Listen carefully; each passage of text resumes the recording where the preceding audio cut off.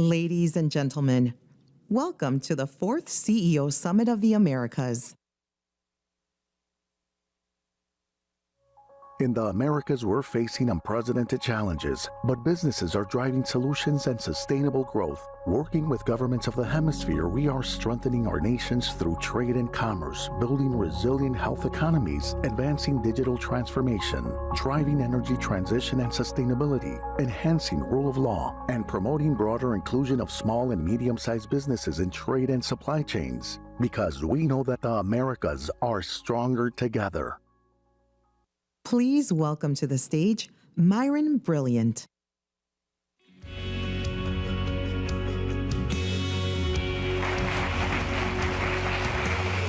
Hola, buenos dias.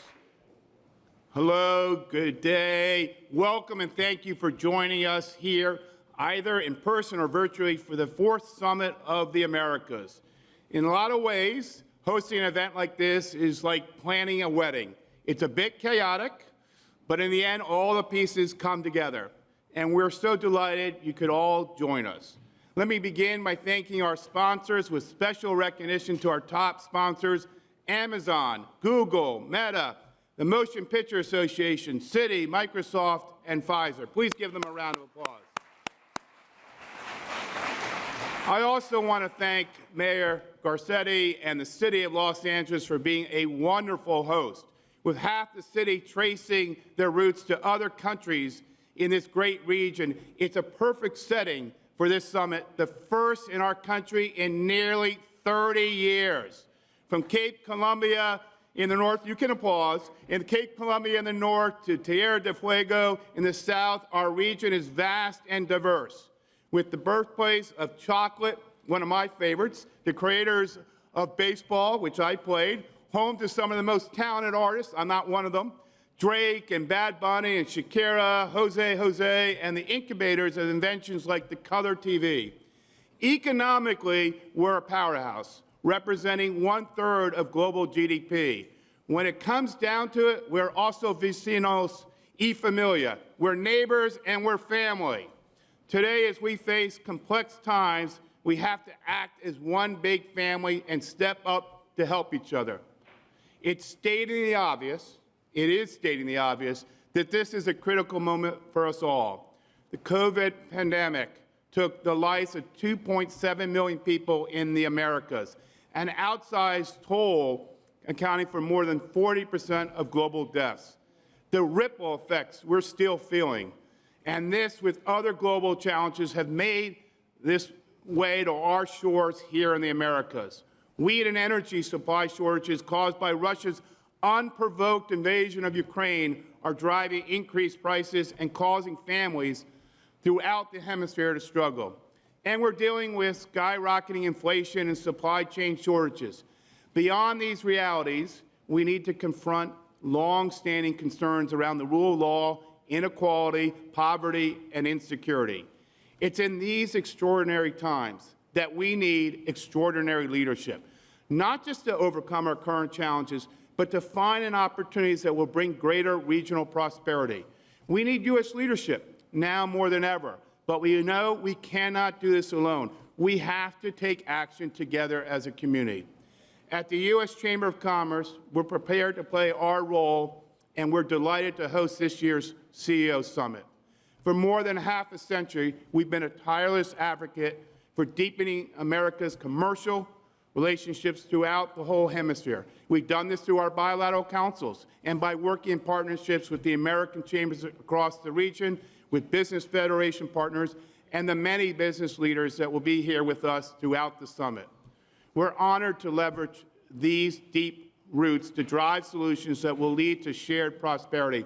But we also recognize that none of this is possible without close cooperation and coordination with governments in the hemisphere.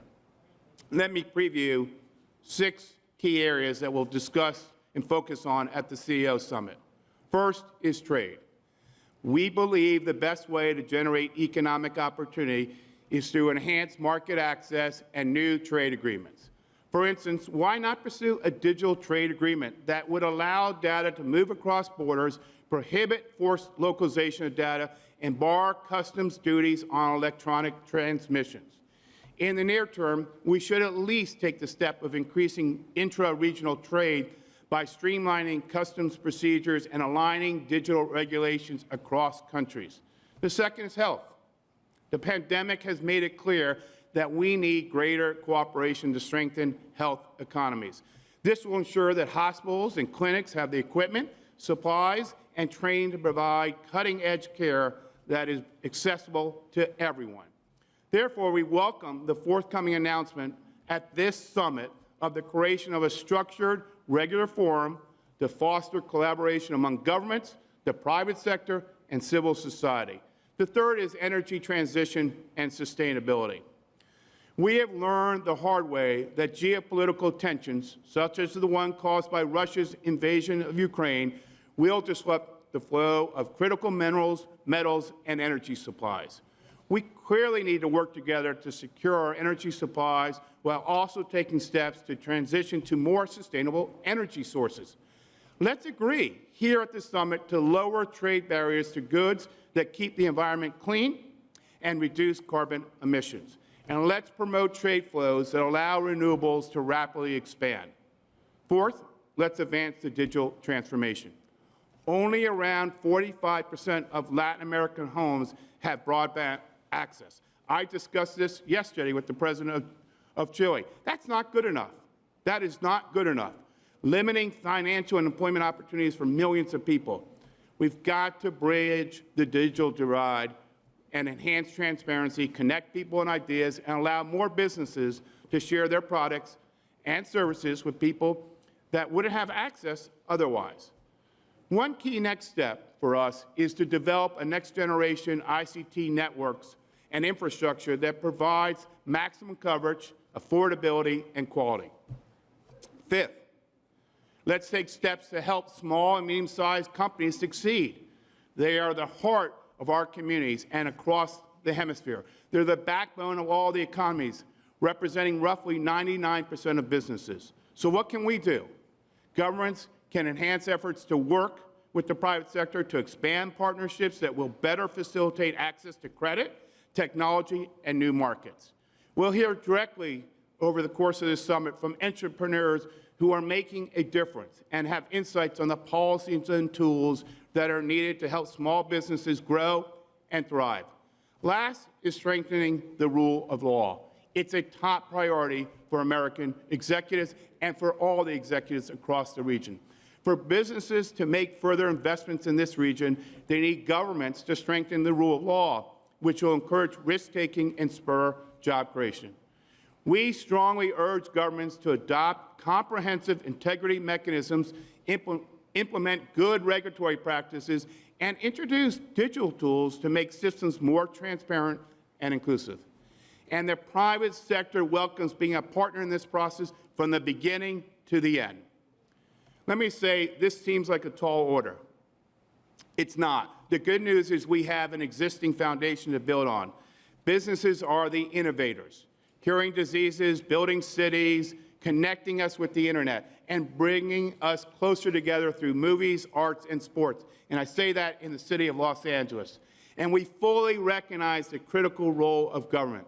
For us, it's a no-brainer that the partnership between the public and private sectors has to be strong if we're going to tackle the challenges and seize opportunities that are before us. The summit is a critical opportunity to have candid conversations. But let's all recognize and accept that the work doesn't stop after this week. Remember, we're one big family, and the time for us to act as one big family is now. Thank you again for joining us. Enjoy the next couple of days. Thank you.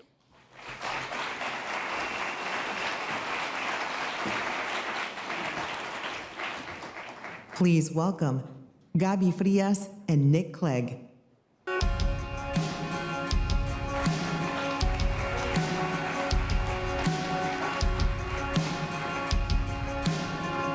I'm going to sit over there.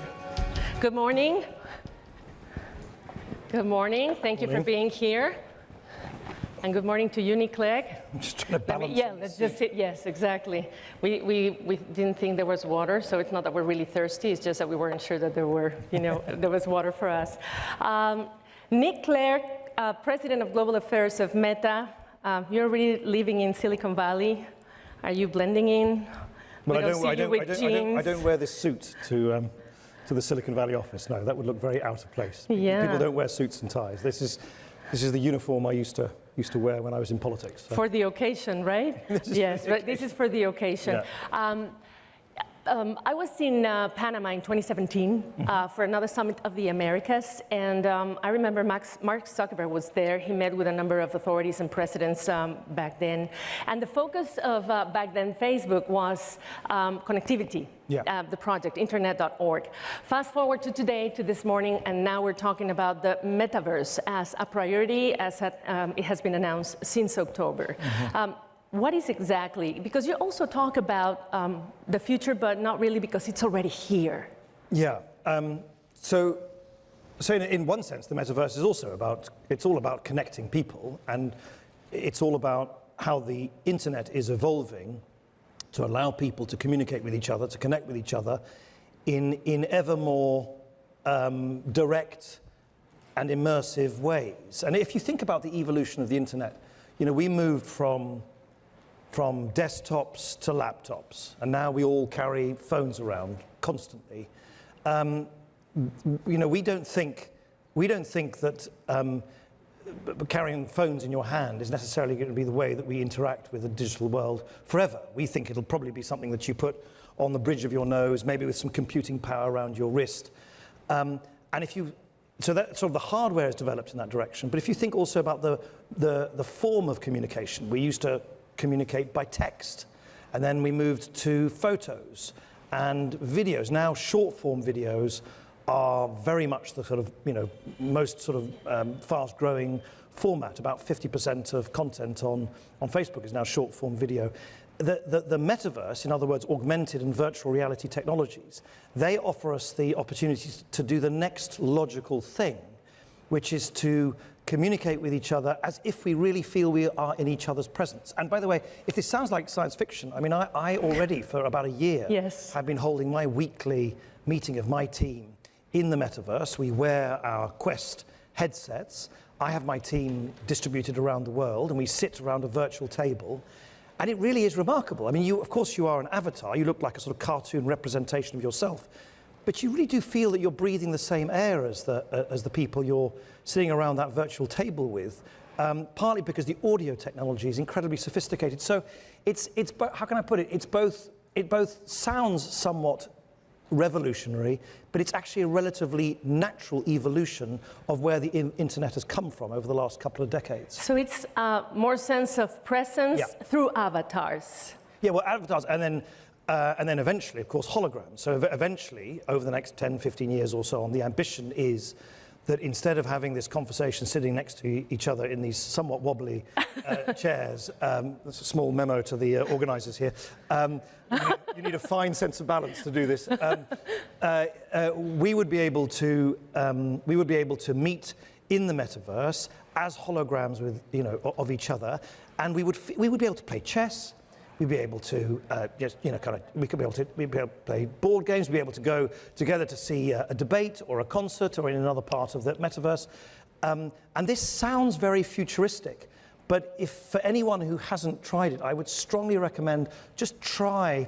In our case, I mean, Microsoft and Google, everyone's got their own different products. We've got something called Horizon Worlds. Yes. You can use a Quest headset to enter into the Horizon worlds. And it's of course, we will look back on it in 10 years' time as being somewhat primitive at the moment, that we're all bobbing around in the metaverse as sort of cartoon avatars of each other from the waist up. Yes. You don't have legs yet in the metaverse.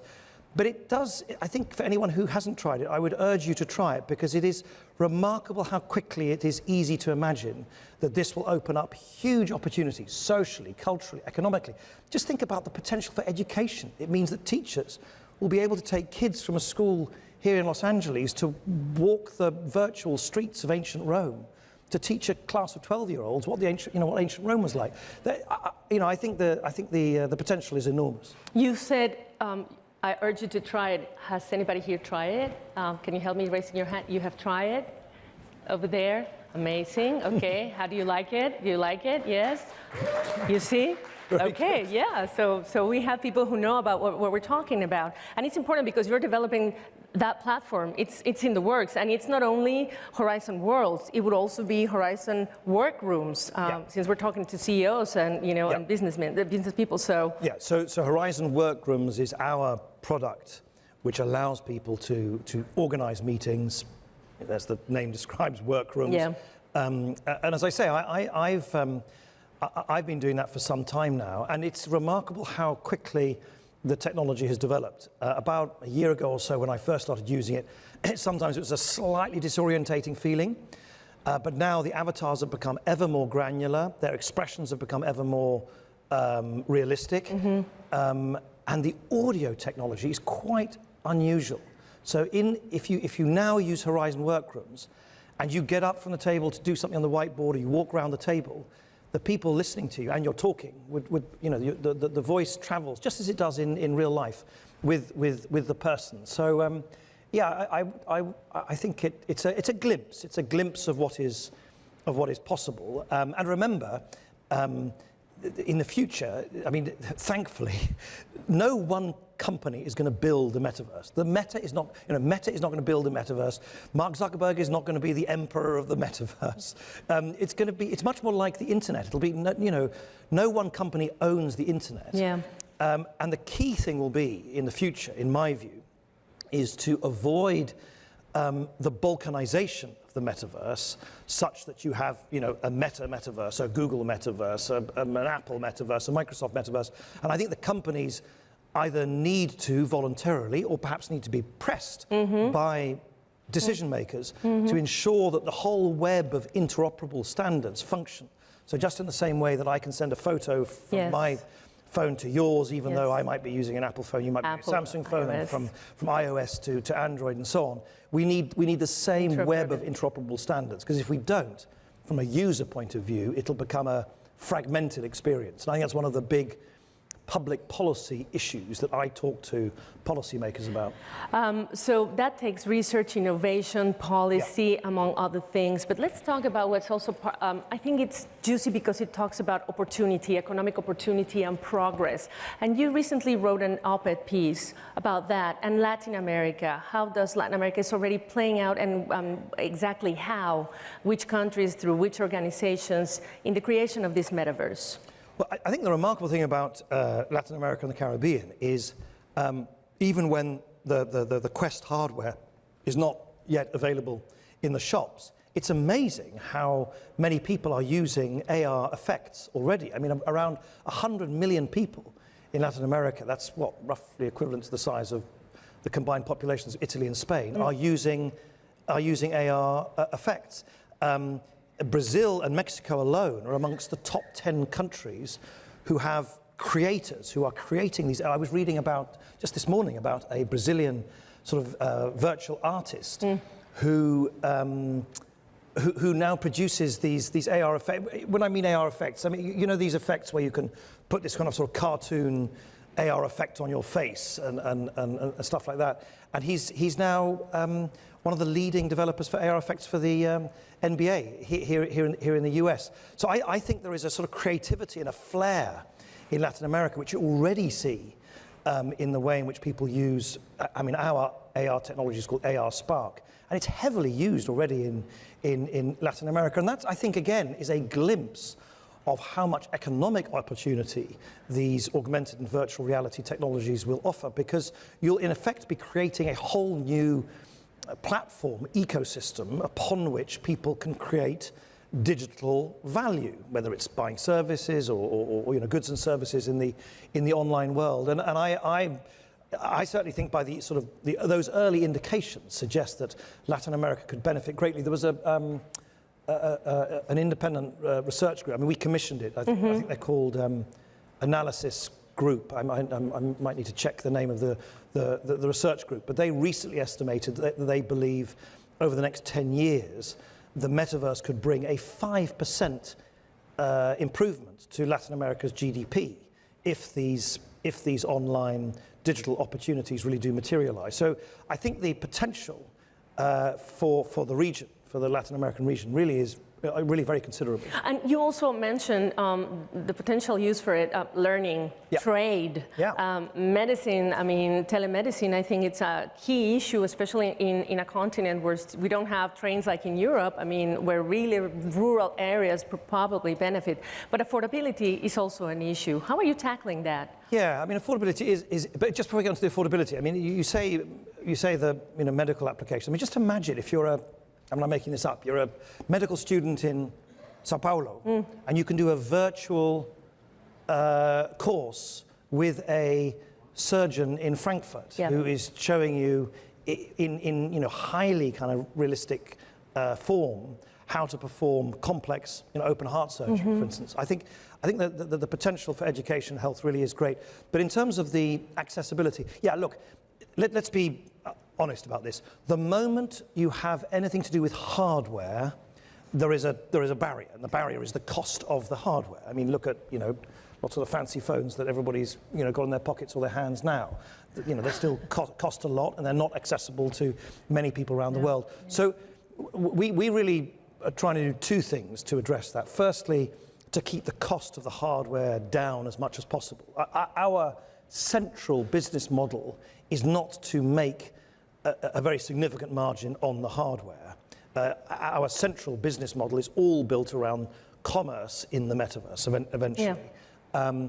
And secondly, and I think this is very important, and you'll see some announcements from us in the coming weeks and months, we shouldn't think about the metaverse as something which only exists through 3D hardware. It can also be accessed through your phone. So one of the things you will see us announce, I hope relatively soon, is new ways in which people can access our AR and VR worlds and apps and services through their phones. And I think that will that'll create a sort of bridge to the metaverse, if I can put it like that, in a way which will be much more accessible than if everybody had to wait to buy the latest headset. It sounds promising, but also at the same time, since it's being built up, and there are lessons learned from past experiences with platforms, social media, etc. How do we avoid this tool of progress becoming a tool of more division, more polarization, more risk to children? Yeah. And all and probably the direct question would be, is the Facebook playbook applicable to the Meta playbook? No, I really do think it's very different this time. I mean, if you look at the sort of back over the last 15 odd years, certainly as far as social media is concerned, you had these apps which just erupted the growth of Facebook, Instagram and so on, and now TikTok, the fastest growing social media app ever. It's just so explosive. These network effects are so powerful. And in many ways, I think what you've seen over the last 10 years is we've gone from sort of this huge mood swing where, 10 years ago, social media was the solution to all of our problems, and now it's alleged to be the source of all of our problems. Neither are true, of course. It's always somewhere in between. And you've seen this pendulum swing from tech utopia and tech euphoria a decade or so ago to sort of tech pessimism now. And I think that, and I think, and you now see governments catching up and passing laws to put in guardrails which were not in place a decade or so ago. I think this time we can do it very, very differently. And the reason for that is because the metaverse is going to take really quite a long time before it properly materializes. I mean, this technology that I'm talking about is going to take 10, 15 years to really fully mature. And my view is we need to take that time to put those guardrails in place at the same time as the technology itself is evolving. And that's why, for instance, Meta, I've come together with my counterparts in Google and Microsoft in a forum which is chaired by the World Economic Forum to ask some of these foundational governance questions about the metaverse. We've created industry-wide something called the XR Association, which is asking some of these big questions about interoperability, safety, integrity, and so on. So I'm optimistic we can avoid the kind of the sort of reverse chronology that we've had over the last 15 years, where the technology came first and then the guardrails came second. I think we should try this time to do both in parallel, and I'm pretty optimistic that we can do that. Including, of course, and let me just mention, mental health for children, not weakening democracies, since there's a lot of polarization, and I'm sure you, coming from the UK, know what that means, and especially on social media. It takes a village.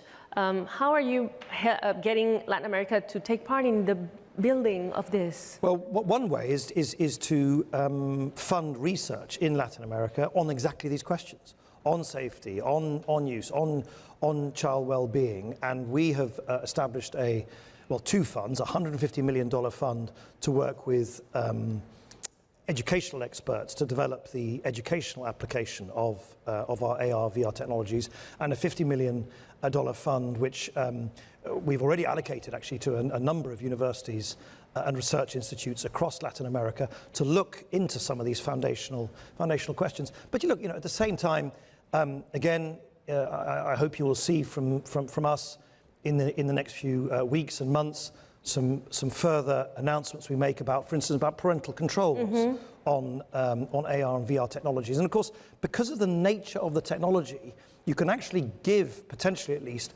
parents a great deal of real-time visibility to what their kids are doing, much more so than necessarily what kids do when they post things on social media. So the immediacy of communication in the metaverse also offers opportunities when it comes to protection and safety and so on. If you feel you're in an uncomfortable position in the metaverse, or you feel you encounter someone who's saying things you don't like, you literally just leave. I mean, you can just literally, in a millisecond, you can literally just abstract yourself from that situation. And also the content doesn't lie around, doesn't sort of go viral like it does in social media. It's a very different form of communication. It's much more ephemeral. It's much more like this kind of speech that you and I say the words and maybe someone's recording them, but you know what I mean. So the speech in the metaverse is quite different to the persistence and the permanence or the semi-permanence of posts that people post and then share in social media. And that, I think, means that we need to think about how you moderate that content or seek to try and check what people are doing in a very different way. I think, in other words, I think the analogy with social media is actually in many ways potentially quite unhelpful because it's quite a different form of communication. I read Mark Zuckerberg was just projecting that it can reach 1 billion people within the next decade. Yeah. Where are we at this point? And probably the call to action, what would you say to the CEOs that are here today when they're hearing about the metaverse in Latin America and the opportunities it can create? Well, I think my message would be it's an enormous opportunity. It's very exciting. It has applications which are commercial, which are societal, in health, in education, in how you run your companies, how you organize the workplace, but also how you think in future in terms of the goods and services that your companies provide. The metaverse is, in a sense, a bit like, it's a new computing platform. That's the way to think about it. It's literally the next generation of the internet. And in the same way that everybody's businesses and everybody's work life has been affected by the current internet, it will be by augmented and virtual reality technologies as well. So if you haven't, try it out and take some time and work out how you think it might affect your work in the years to come. And that implies probably rules and standards, even for companies when they're using it, no? Yeah, of course. And we have our rules and standards. Societal rules and standards will develop as well. Industry-wide rules and standards will evolve as well.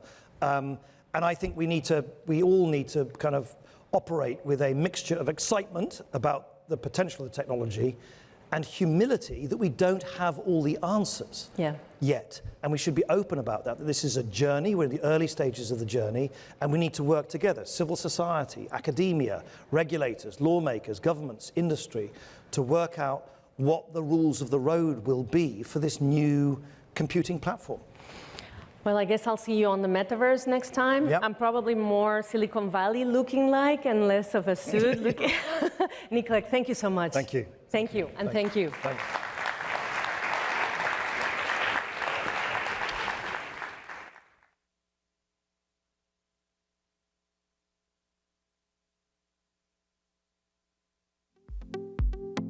Small and medium businesses are the backbone of economies across the Americas, representing roughly 99% of enterprises and a significant percent of private sector employment. Fostering small and medium businesses, in particular those owned by women and other underrepresented communities, is essential for inclusive growth. SMEs throughout the Americas are making significant contributions to economic growth and pandemic recovery by harnessing the power of e-commerce and digital technologies to find new customers, grow jobs, and deliver new and innovative products and services to customers. Luna Sundara was a small project at first where we wanted to start a company with a product that we were familiar with. So Sandra, being from Peru, she reached out to artisans and farmers and was able to establish relationships with these people to create our first product, which was Palo Santo. It's incense from Peru. Being able to sell on Amazon allows us to focus on different parts of the business. Being able to have them fulfill all of these orders, it's a gift because it would be very hard for us to move forward without it. We sell on our website in a month where we sell on Amazon in a day. Meu nome é Letícia, eu tenho 26 anos. Comecei desde pequenininha trabalhando com confecção na empresa dos meus pais. Cresci vendo eles trabalhando ali, produzindo as peças deles. Comecei a ver no e-commerce uma forma de ajudar a empresa da minha família a crescer, a mandar o nosso produto para lugares diferentes, para pessoas diferentes. A maior dificuldade que a gente encontrava era a logística. Por exemplo, eu queria muito mandar nossos produtos mais para o Nordeste, atender melhor o Nordeste do Brasil. A gente não conseguia por causa dos altos custos logísticos. Estando dentro da Amazon e participando do FBA, a gente conseguiu suprir essa necessidade de ter preços atraentes. Para mim, essa parte foi a mais importante, conseguir atender o Brasil inteiro bem, com preço legal. Decidimos empezar en Amazon porque no teníamos distribuidores en todos lados. Y la única forma de tener... And the only way to have access to any place due to the pandemic, I have spoken, and Santiago and Dave saying we are going to try to reach the U.S. And thanks to that exposure we have of our products there, we're in Houston, in Denver, in Florida.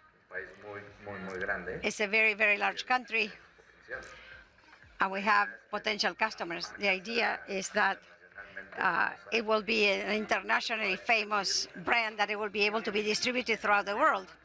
And hand in hand with Amazon, we make it easier. The process of internationalization, borders disappear. We have created material for schools. Our pedagogical system allow students to have a deep knowledge of the world around us. Our system provides all tools to students that they need for their daily classes. As provider of Amazon services, we are able to allow children to have that. Sectors coming together to support small and medium-sized businesses in the U.S. and across the Americas in fully utilizing e-commerce to grow and thrive, providing training and other tools to support these companies. Women-owned businesses and entrepreneurs from underrepresented communities, in particular, struggle with these challenges. Governments must also focus on addressing critical regulatory and other challenges, including those related to payments, customs, and cybersecurity in order to empower small and medium businesses to utilize new technology tools to thrive at home and in global markets. Together, the private sector and governments can partner to help close opportunity gaps and deliver inclusive growth across the Americas. Please welcome to the stage His Excellency Gabriel Boric, President of the Republic of Chile.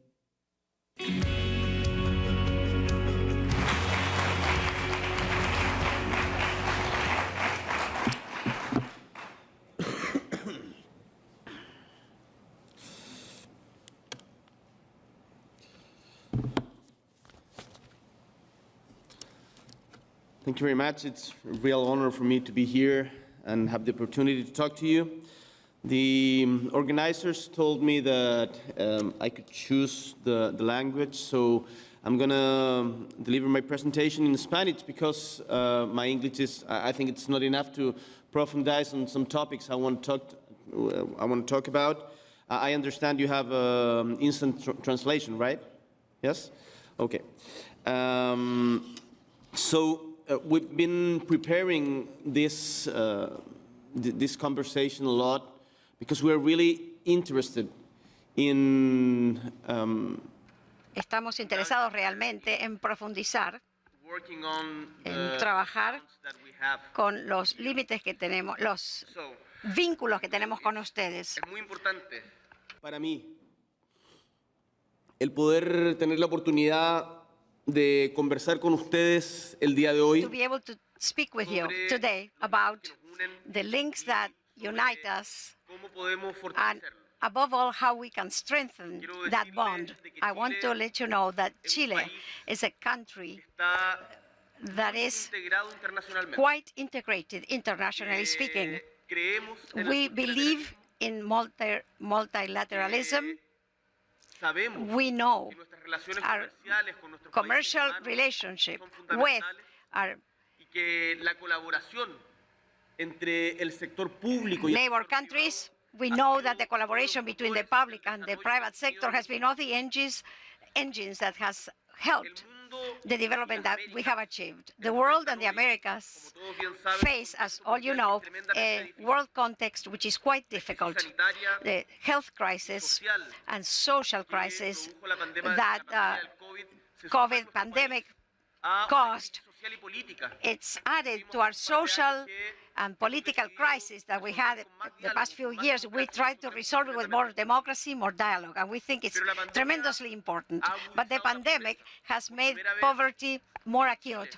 For the first time in Chile, La extrema pobreza the aumentó. extreme poverty increased in the last few years. Y esto sumado And con efectos this, de added to the a nivel global, climate crisis and the global aspect, and the unacceptable aggression of Russia into Ukraine, has caused resentment in the economy, hard one. And then also, of course, the supply chain.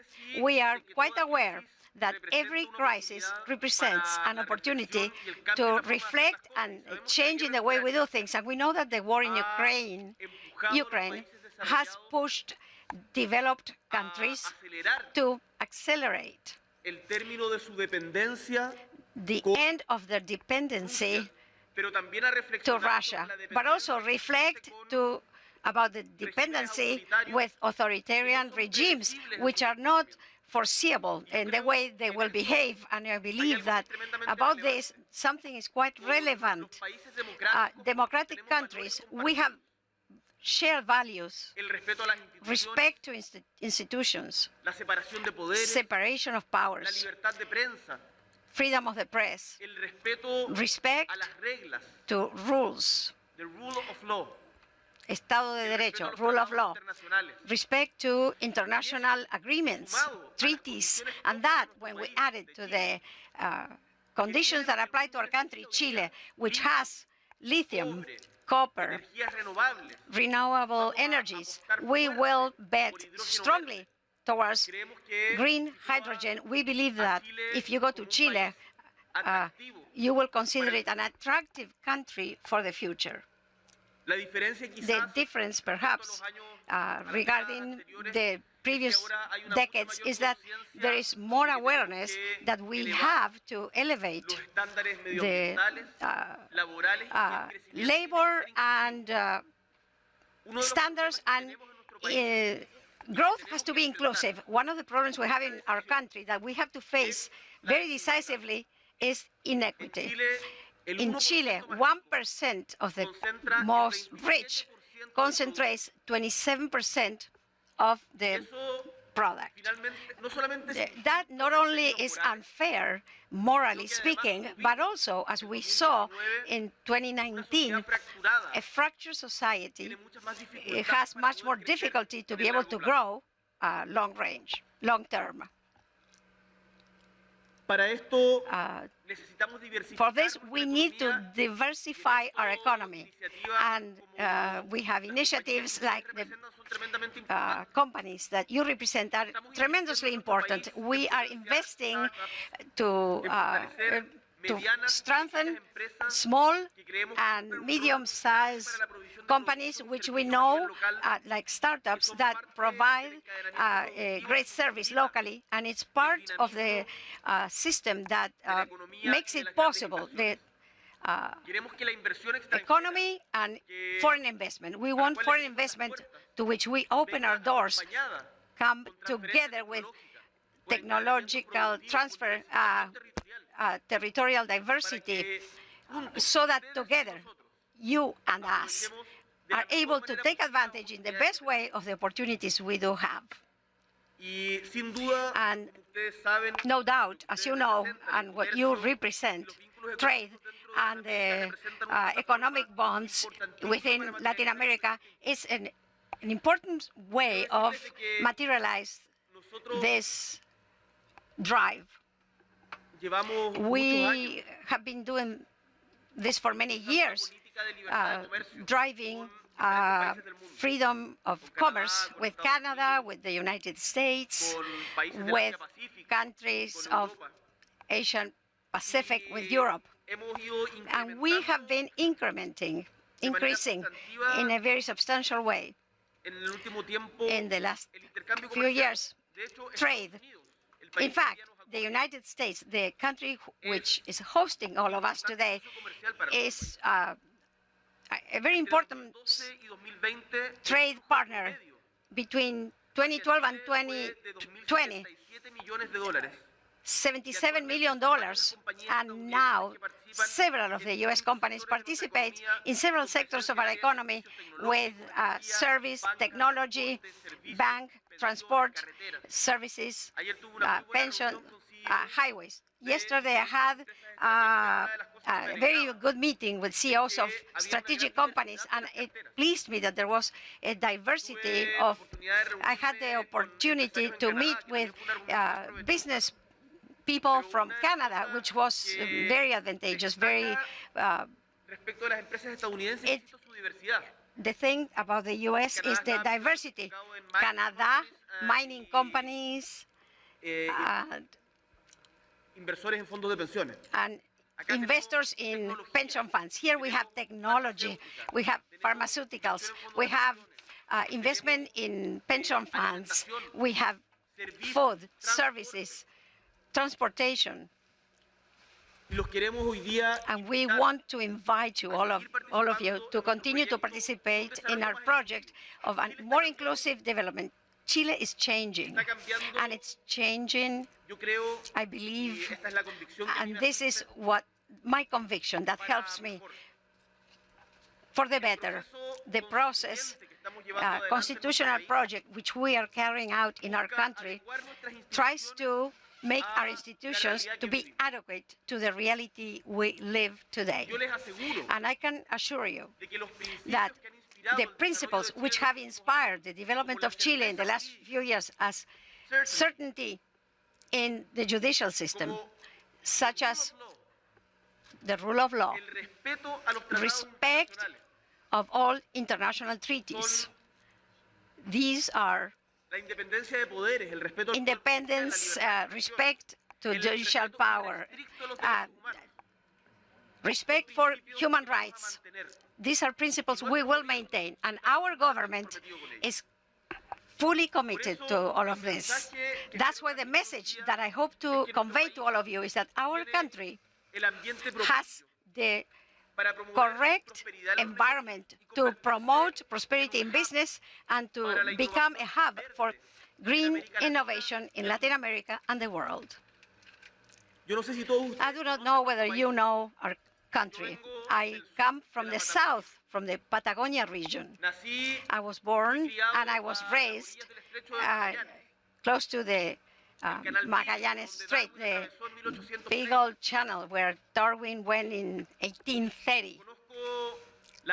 I know Antarctics and tremendous potential, scientific and more.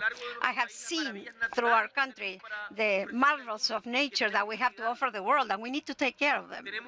We have a territory with vast natural resources, copper, wind, sun, the best skies in the world, the universe, which seemed to be so far, we can see it, great extensions of agricultural land, long shores, ports that are first category, that we have the duty to modernize and a potential to offer sustainable tourism. But I'm aware that we have problems. And I do not want to come here to sell you an image of the paradise that was lost or the city of Caesars. No, Chile is a country that is in convulsion. We're facing tremendous drought, 13 years of drought. 13 years that we have had to adapt. Yesterday I had a very interesting meeting. Is it possible to lower these panels?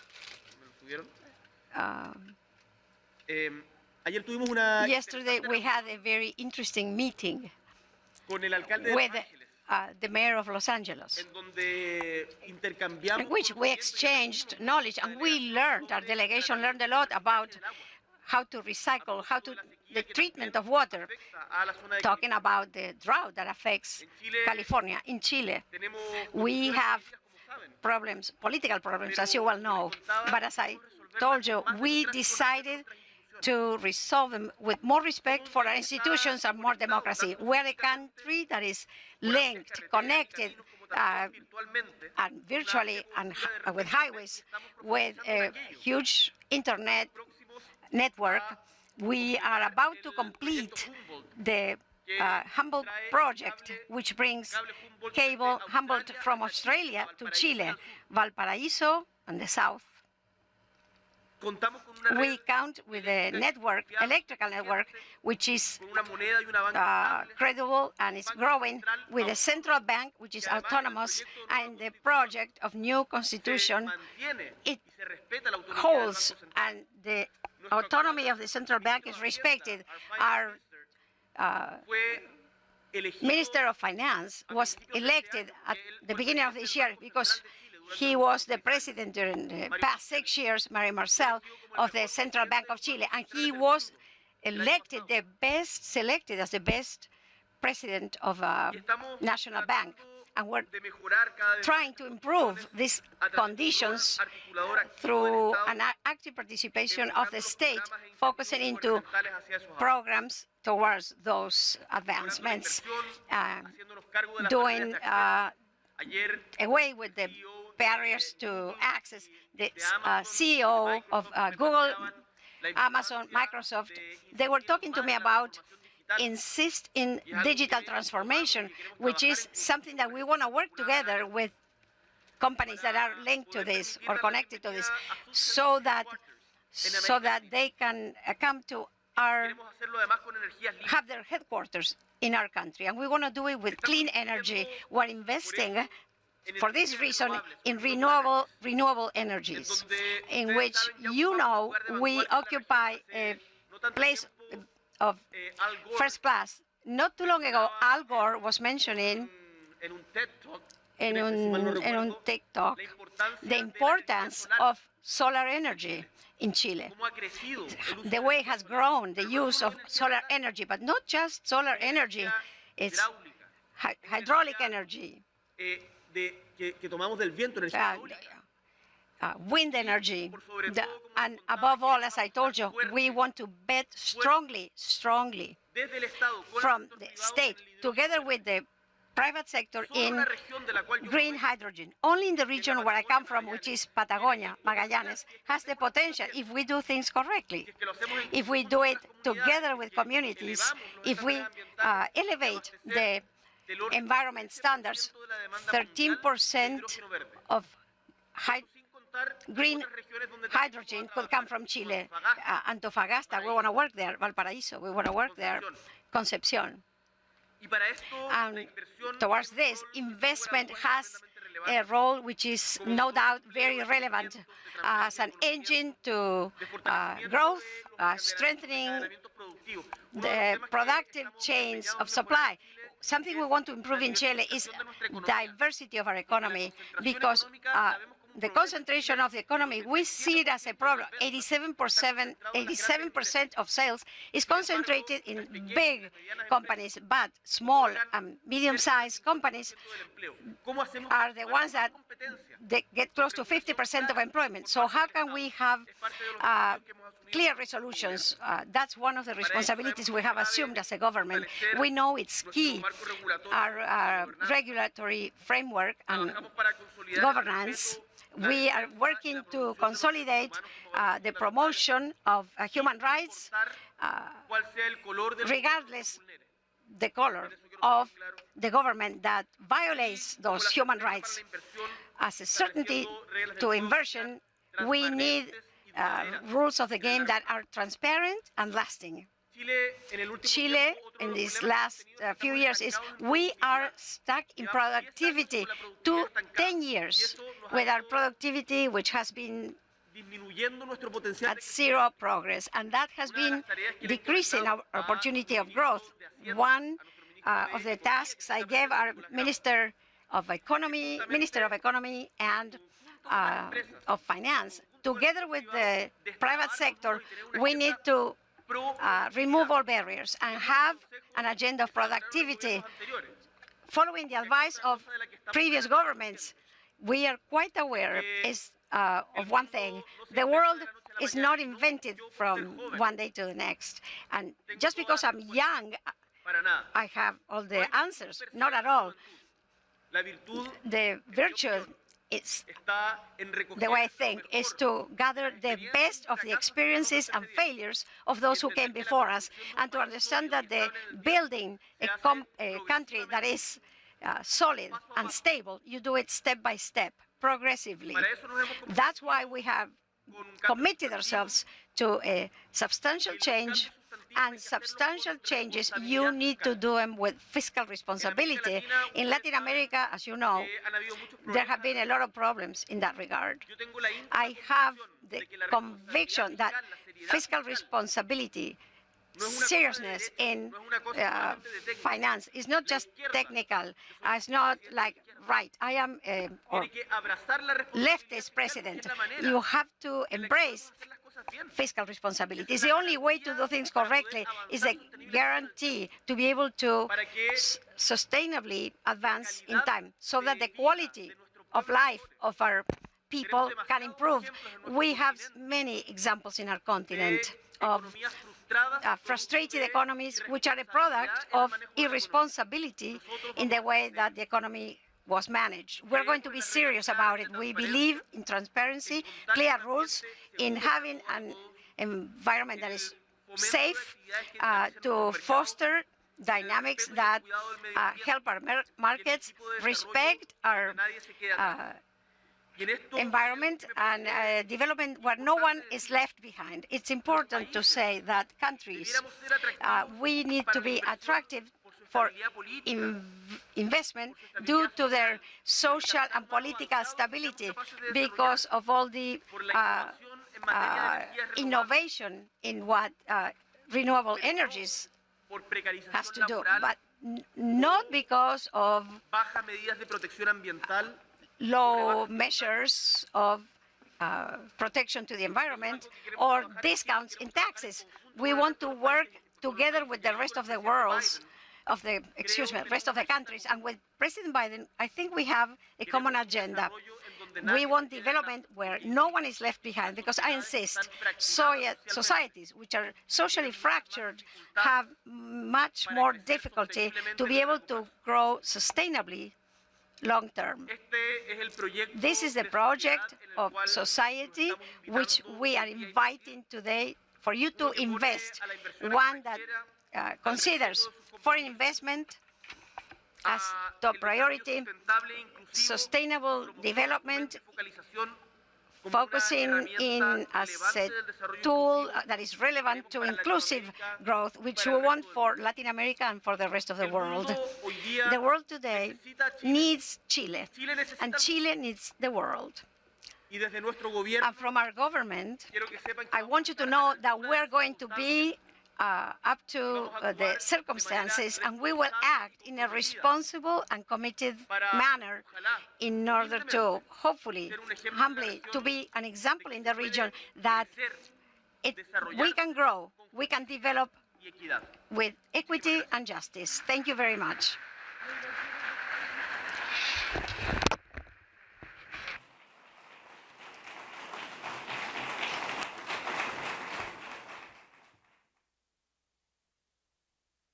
Please welcome Myron Brilliant and U.S. Secretary of State Antony Blinken.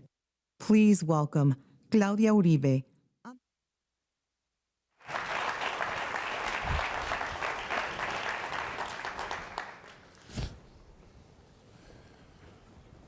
Well, Mr. Secretary, first off, let me just say thank you for being here with us today. And I just want to acknowledge up front the strong partnership that we've had with the State Department in putting together the 4th Annual Summit of the Americas. And I want to give a shout out to Jose Fernandez, the Undersecretary of State, and to Assistant Secretary Brian Nichols, but to your entire team. Thank you. Because this is going to be, I know, a crazy week for the State Department. And I want to begin by just acknowledging how complex and challenging a time it is for the U.S. government, for the world community, the conflict in Europe, obviously the challenges with the U.S.-China relationship, and more broadly, the issues you're grappling with. So the fact that you're here today at this summit, we very much greatly appreciate. Thanks, Myron.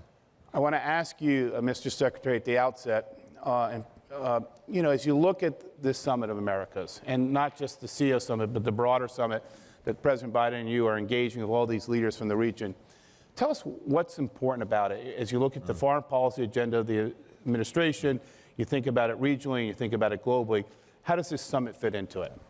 Well, first, Myron, thank you. Thank you for this partnership on our end, too. We can't do it without you. We've had a partnership in so many ways with the Chamber across so many issues. I think it's especially important in our own hemisphere. So I'm grateful for everything that you've done, that the Chamber has done, to be such an important presence here at the summit over the next 3 days. Usually important. And this is a critical moment for us. On one level, it's pretty simple, and it's obvious, but it's no less important for being obvious. No other region in the world has the same direct impact on the lives and livelihoods of Americans than the hemisphere that we share. It's as simple as that. So to some extent, as goes the hemisphere, so go we. And so we have a real stake in making sure that together we get this right. And again, to state the obvious, this is a time of incredible challenge for all of us. We've had a confluence of almost perfect storm events over the last years that have had a profound effect here in the Americas. COVID, climate, some democratic deficit, migration, and of course the daily and changing impact of technologies on the lives of everyone. You put all that together, we've lost 2.7 million lives from COVID in our hemisphere. Our hemisphere has suffered the most from COVID.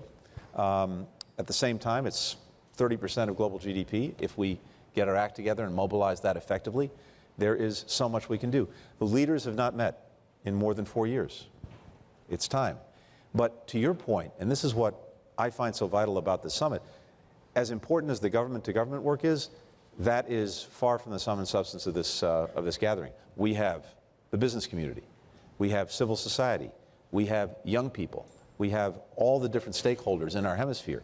And if these 3 days, 4 days, can galvanize some collective action together, and then we can take that from the summit, I think we'll have done a good thing.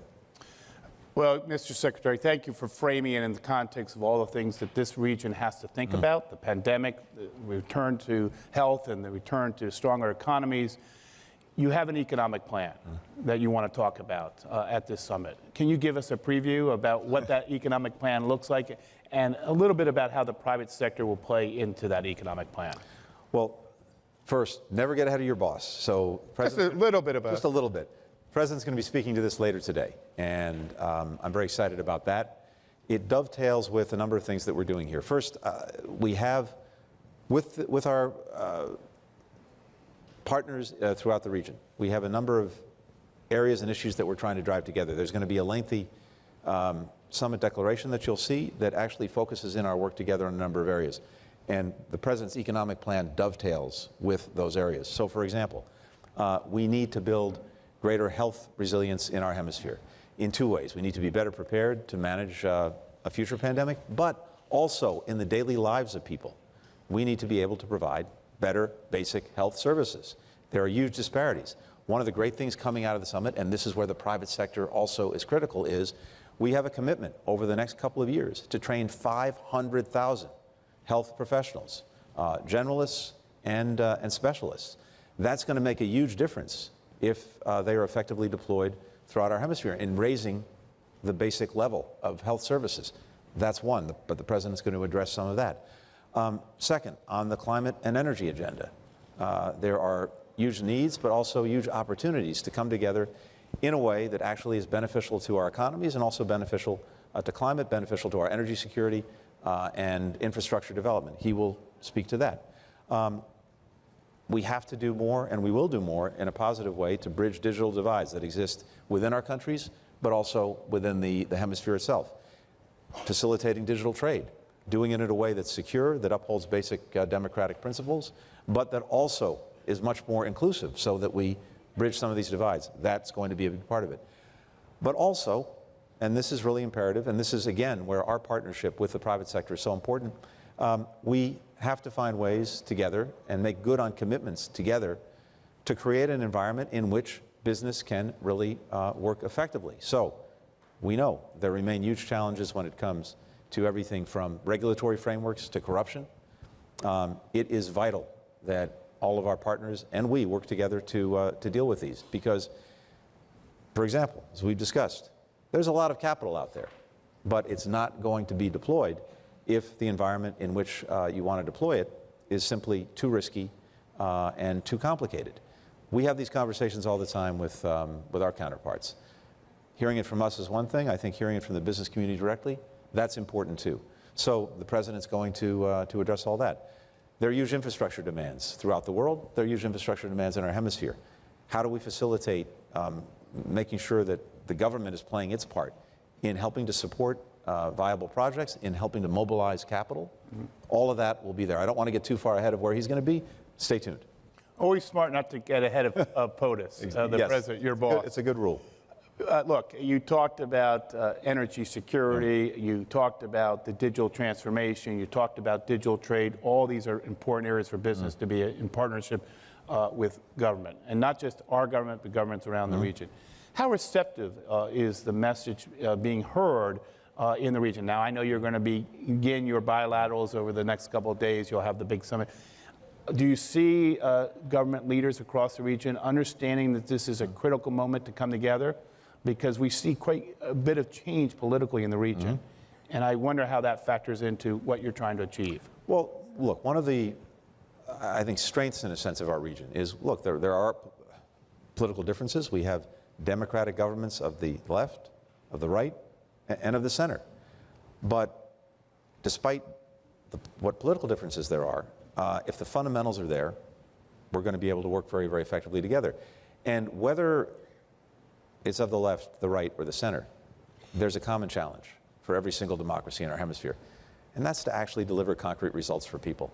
One of the reasons you may see changes in governance is simply because people have lost faith in whatever the current existing administration is in a given country, whether it's left, right, or center, in its ability to deliver practical things, concrete things. So my sense, Myron, is in our conversations, governments are very motivated to figure out how do we actually deliver? And it's partly because it's the right and necessary thing to do. It's probably the politically self-preservation thing to do as well. So I think we have to work with that, work with partners, and find ways together to support change that creates the right environment. Again, to among other things, mobilize capital throughout the hemisphere. Well, all those are very important principles and issues to think about. The one thing that you've talked about, but I want to get a little deeper on, is the rule of law. And, you know, for business leaders, the rule of law is fundamental. We need certainty, we need transparency, we need accountability. And by the way, we want to be accountable also to the system. Talk to me about the Alliance for Development and Democracy. You have this pathway with a couple of countries in the region. I'm sure you want to expand that to others. How does that fit into this narrative, and how does it link up to the business community in terms of us working with you? So I think this is a terrific initiative, and it brings together, as you know, Costa Rica, Dominican Republic, Panama. In fact, I had my counterparts from those countries in Washington 3 or 4 months ago for a meeting of this alliance. And we're focused on very practical things, like how do we make governance work better for people? How do we make sure it's inclusive? And how do we make sure that it does exactly what we're talking about? It creates a better environment for, among other things, investment. So one of the things we've talked about is using some of the digital tools that have been developed to make sure governments adopt them. That's a way of combating corruption, which is one of the single biggest challenges we face, not only in the hemisphere, but around the world. It cuts through red tape, so that also helps create a better business environment. These are the kinds of initiatives that, in a very practical way, we're trying to bring together. And if we can demonstrate among a small number of countries that this works, I expect that'll expand to others as well. What does success look like at the end of the summit? You know, after our CEO summit, after your summit with the president leads, what does success look like?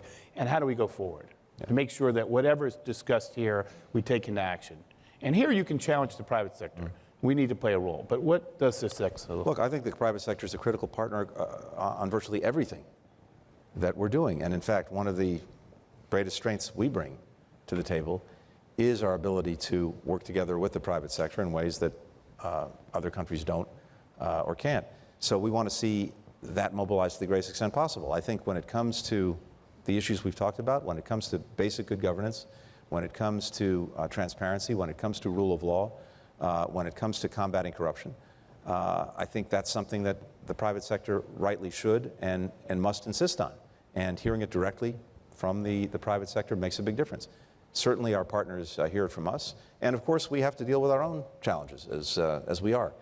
But what does success look like? It's two things. Yes, it's what gets agreed at this summit. There'll be important commitments, there'll be important initiatives, there'll be important declarations of intent. All right. But 3 days is not 365 days. This has to be done over 365 days. We have to hold ourselves accountable to what is agreed here, the commitments that all of us make to try to move forward, and then really see where we are at every step along the way. Are we delivering on that intent? We're not going to know that right away. So, look, I think we'll have important, the lingo that we use, deliverables. We'll have good deliverables, but the deliverables are only as good as their implementation. They're only as good as a sustained commitment to getting them done. So, maybe we should come back together in Los Angeles in a year's time and see how we're doing. Los Angeles or others? Well, this is a city of angels, so I shouldn't say other cities, but we've got a lot of great cities in this country that would be happy to have this forum. Look, I know you have limited time, and I want to ask you just sort of what should we be thinking about? What should the business community be thinking about? You've mentioned the big issues, but what is it that we all need to be thinking about to drive home success, underscoring everything you just said? So for me, it's a pretty simple proposition. Not a single one of the issues that we're working on and that are actually having an impact on the lives of people in every country in this hemisphere, not a single one can we effectively deal with alone. And by alone, I mean no single government can do it, and even a group of governments can't do it, because we need to have partnerships with the private sector, with civil society, with other major stakeholders. Climate, COVID, emerging technology, migration, all of these things defy unilateral solutions, either unilateral, again, on the part of a single government, or unilateral on the part of a single stakeholder. So it's, in a sense, as basic as that. If we can't find ways to effectively partner, we're not going to meet these challenges. If we don't meet these challenges, we're not going to be responsive to our citizens. And if we're not responsive to our citizens, they'll let us know. So we need to get this right, but last thing I'll say is this, and I think you'll hear this from the President this afternoon, because he is the eternal optimist, and it's an occupational requirement. There's huge opportunity here. You all know this better than anyone. You can see it, you can feel it, and you're doing it. The Vice President, with the call to action for investment in the Northern Triangle countries, that's been a remarkable success. $3.2 billion in new investments generated just in the space of about a year. So the opportunity is there. The question is, how do we effectively work together to seize it? And here, Myron, with the Chamber, hearing from you, working with you, engaging with you so that we understand from the perspective of the business community what's needed. And then we can use what influence we have to try to help create that environment. That's usually important. We'll share the same with you. And I think if we're working together, we're going to get a lot done. You take a step at a time. Doesn't feel like you're traveling too far. As I say, in a year's time, maybe we'll see that we've actually covered a little bit of distance. Well, one thing, and I know we have to run, is I would add to the agenda is food security. Yeah, absolutely. We talked about energy security, rule of law, governance. All these are important. I think also at this time with what's happening in Europe, we have to work together on the food security issue. And I'm really glad you raised that, and I know we're over time, but let me say a quick word about that because it's usually important. We have here again, historic food insecurity crisis that is global in nature. 3 years ago, there were roughly 100 million people around the world who were considered severely food insecure. That went up to about 160 million people last year. Now, with Russia's aggression against Ukraine, we're adding another 40 million people to those who are severely food insecure around the world. So about 200 million people. This is reaching historic proportions. And here too, we know we've had a perfect storm. This has been the result of COVID, it's been the result of climate change, and now it's the result of conflict. So we obviously have to deal with the underlying conditions one way or another, but that's going to take time. In the meantime, what we've done is we've tried to bring countries together around the world to deal with the immediate challenge as well as the long-term challenge. We had the presidency of the UN Security Council in the month of May, rotating presidency.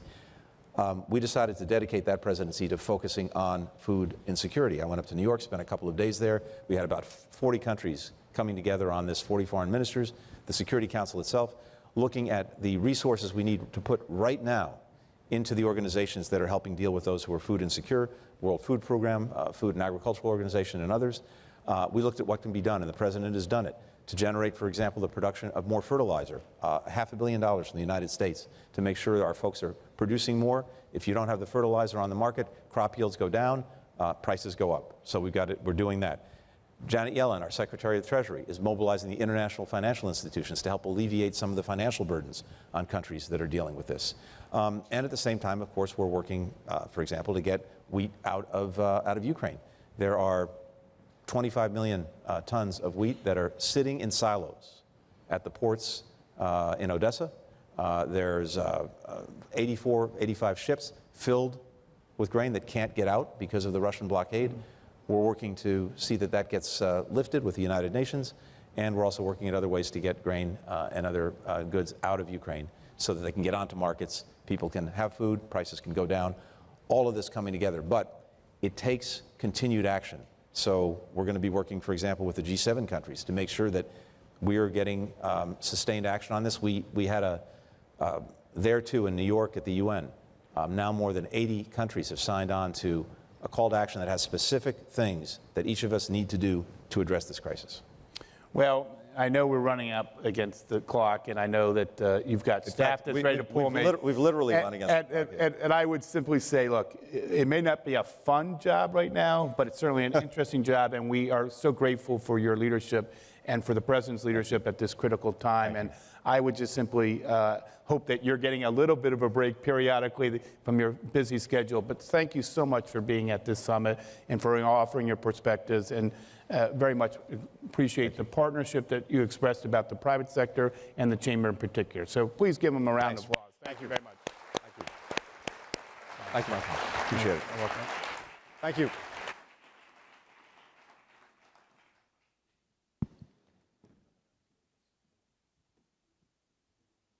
Please welcome Sarah Jane Gunter and Tatiana Cloutier.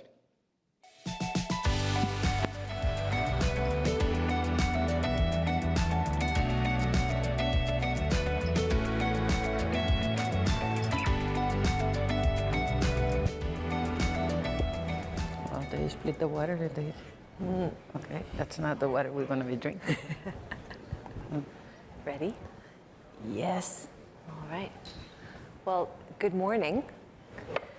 Thank you to the U.S. Chamber of Commerce and the U.S. government for inviting us to this important occasion. My name is Sarah Jane Gunter, and I'm the Vice President for Latin America at Amazon for the consumer business. In this role, I have the privilege of overseeing Amazon's innovations for our customers across the region. Our discussion today is an opportunity to highlight the critical role of small and medium-sized businesses in reactivating economies and creating a resilient and equitable region. In the US, for example, small businesses employ almost half of all American workers. And throughout Latin America and the Caribbean, small and medium-sized businesses represent 99% of businesses and 67% of employment. While the pandemic has created daunting challenges for these entrepreneurs, it has also demonstrated the critical role that digital tools like e-commerce services, online payments, and cloud computing have played in maximizing the resilience and export potential of SMBs. In fact, a recent study conducted by the U.S. Chamber of Commerce found that 92% of U.S. small businesses that export their products rely on digital tools such as e-commerce websites and online marketing services to reach new markets. It's clear that accelerating access to technology and e-commerce trainings, including helping sellers develop technical skills and execute key business activities, is essential for maximizing economic opportunity throughout the Americas. At Amazon, supporting small business is a fundamental part of our work and an extension of our customer-centric culture. That's why, as part of the e-commerce for growth agenda, Amazon is working with governments across the region at the federal and state levels to train tens of thousands of small and medium-sized businesses to help them build and grow their business. We're investing in innovative tools, programs, and logistics services to help small and medium business sellers succeed. During the early days of the pandemic, we pumped more than $18 billion into these efforts worldwide to better assist Amazon sellers throughout 2020.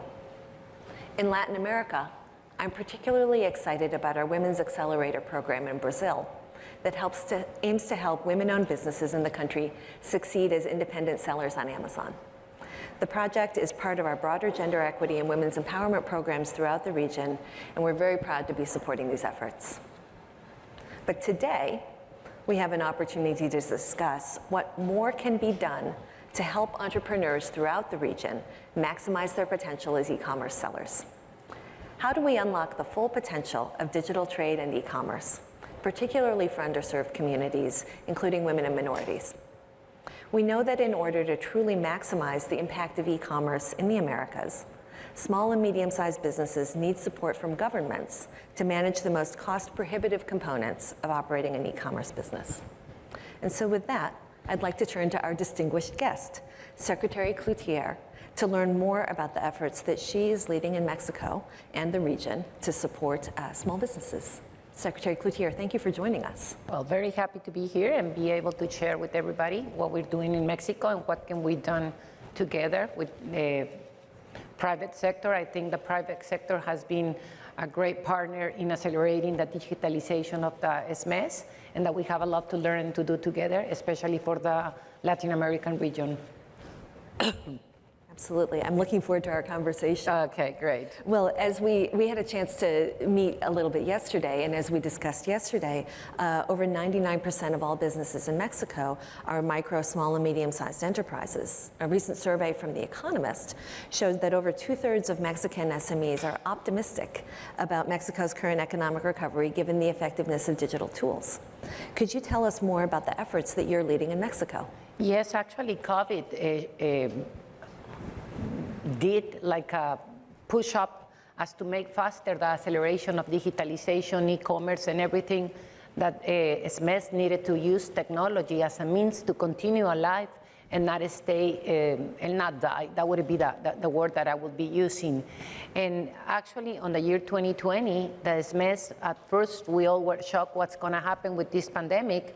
And all of a sudden, we started seeing how the technology was a must, and that was the tool that we could be using as to move faster. So the things that we started to do, started to put the SMEs. First of all, we did some pages for e-commerce for them. We landed a page that was called Mercado Solidario, and Mercado Solidario was a way for local business to be selling among them in the community within Mexico. Then we did another one that was how to get them or help them get across.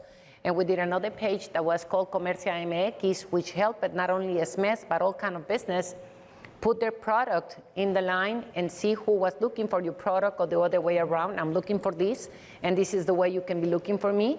But also, and maybe the main thing that we did, we looked partners like you and with the private sector, and we found more than 8 partners in technology and accelerated the process for digitalization of this SMS, and also the digitalization especially of women that we're facing, because we have a lot of, let's say, business or women running their own business that were doing things at home and they were not able to be selling those ones. So we put the e-commerce into track, and we accelerated those sales for those women. Now those ones move on, and they are now even exporting. So we are very happy with this, and we also help them with some bonds as for them to be alive, no? For the difficult times that they lived at the beginning of the pandemic. Yeah. Well, that's wonderful, and we're really delighted to be working with you on these efforts.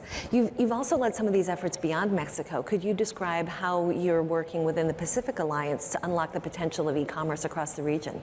Actually, the Pacific Alliance is one of the great means that we have as this free trade agreement that we have on the Pacific Alliance is an excellent model that allows us to have not only the free trade agreement and the moving of goods, but also moving of students in education. But we are using digital tools as to have the e-commerce coming in and going. And that's one of the things we believe could be copied to other parts of Latin America, as to be included some other countries and have this in progress to have more moving of goods and products in benefit of our communities and our countries. Yes, it seems like helping small and medium-sized businesses reach an audience across the region would be really critical to economic development. I think that the technology is a must on these ones, no? And there are things that we are learning how to take care of those ones, no? There are difficulties that you face through the moment, and that would be, no? How do we help this small business get across with all the customs things? And that's part of what the kind of help that we are getting, not only from you, but from all other companies that are helping us on the shipping, on the training, on the facilities. And we as governments, it's part of what we do, no? Actually, I have a story that I tell pretty often, and actually I told you yesterday, I remember when we were celebrating the first year of entrance of the USMCA last year. Ambassador Catherine Tai was in Mexico, and she was telling the difficulties that she found when she was gonna put a product to be sent to another part in another extreme of the world.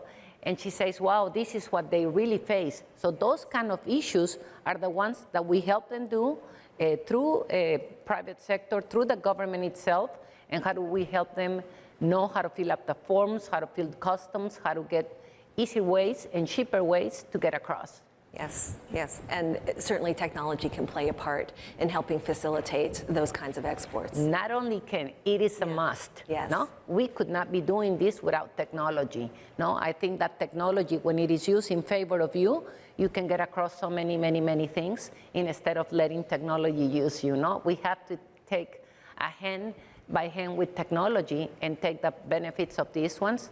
We couldn't have lived through the pandemic without technology. Yes, I agree. And it's really exciting to see the impact that access to e-commerce has had on the sellers that you've been describing. Well, actually, and I can make a commercial here, no? If you enter the Twitter and the social media of the Minister of Economy, you can see these stories of women who were helped, and you are seeing how they are telling you what are the benefits that they got, but also the fine results and how they feel stronger because their products are being presented everywhere in the world. That's wonderful. That's a great commercial for the Ministry of the Economy. You mentioned empowering women. Can you say a little more about what the AMLO administration is doing to advance economic opportunity for women, and maybe how e-commerce and digital tools are playing into that strategy? Yes, actually, as I said, no, we have 1, 2, 3, 4, 5, 6, 7. We have signed agreements or MOUs, not only with you, but with 7 more companies. And we are training women, and I'm going to go from smaller to broader, no? First of all, we think that digitalization of women and small business, it is not only a must, but it is a way to shortening the gap between leaving some women behind, and especially in areas that are more difficult, or the women have been hit the most during the pandemic. So we started programs from digitalization, learning to use the tools in favor of them, for selling the product, for accelerating their accounts and finances on the company. And those things, actually, with one of the companies that we signed an MOU to, we have more than 25,000 women being part of that and graduating, depending on the areas that they felt they were not doing good. We are also working with some other company in coding for teaching women coding, and that will be allowing them to go to a higher level of finding other type of jobs that is not only working with their hands, but also working with their minds, and that gets a better pay. We have also been doing with through the technology, everything, and maybe this is the part that benefits not only SMEs, but everyone, no, is facilitation of commerce, no? The trading and passing the customs in an easy way. We know we have a great area of improvement there, but that's one of the things that technology it is doing the most in favor of commerce. Yes, well, that leads to my next question, which is, as you work to help SMEs export abroad, what steps do governments need to take to facilitate cross-border e-commerce? First of all, now, one of the things, and we have, I'm going to make another announcement for the Minister of Economy. We did a page for Exporta MX, which this page, what it does is help you how to export and what are the things that you have to be learning depending on when are you going to go to. If you're going to be exporting to the USA, if you're going to be exporting to Europe, if you're going to be exporting to the Emirates. And depending on that, they show you what are the things that you have to be following and what are the approvals that you need or certifications that you need depending on the area that you're going to be moving to. And then that's where we get as government hand by hand with you and follow you on the paths and help you through training to workshops so you can be doing the whole thing hand by hand with the government and be able to reach new continents, new markets. That's wonderful. I'd like to switch topics for a minute. Migration is also one of the key focuses of the summit. I know the Mexican government has been taking a range of steps to create opportunities for citizens across Mexico and Central America. Can you talk a little more about what the government is doing to encourage people to stay in their home countries? I'm going to tell you what the government of López Obrador is doing. What are we doing together actually with the International Development Bank? And what are the plans that we discussed yesterday that could be done? First of all, President López Obrador has been doing and working a program that is two programs. One of them is called Jóvenes Construyendo el Futuro, which is about youth that did not study or did not work. And it's a program that catches them up and start them doing like a dual training and teaching them certain activities for a year, and you get paid with a bond, and in that way you can be trained for that year, and at the end you decide whether you're going to be staying in that company or with that thing that you learn how to do. You can employ you yourself or look for another kind of employment. And that's one of the things that he is doing with some of the governments from Central America.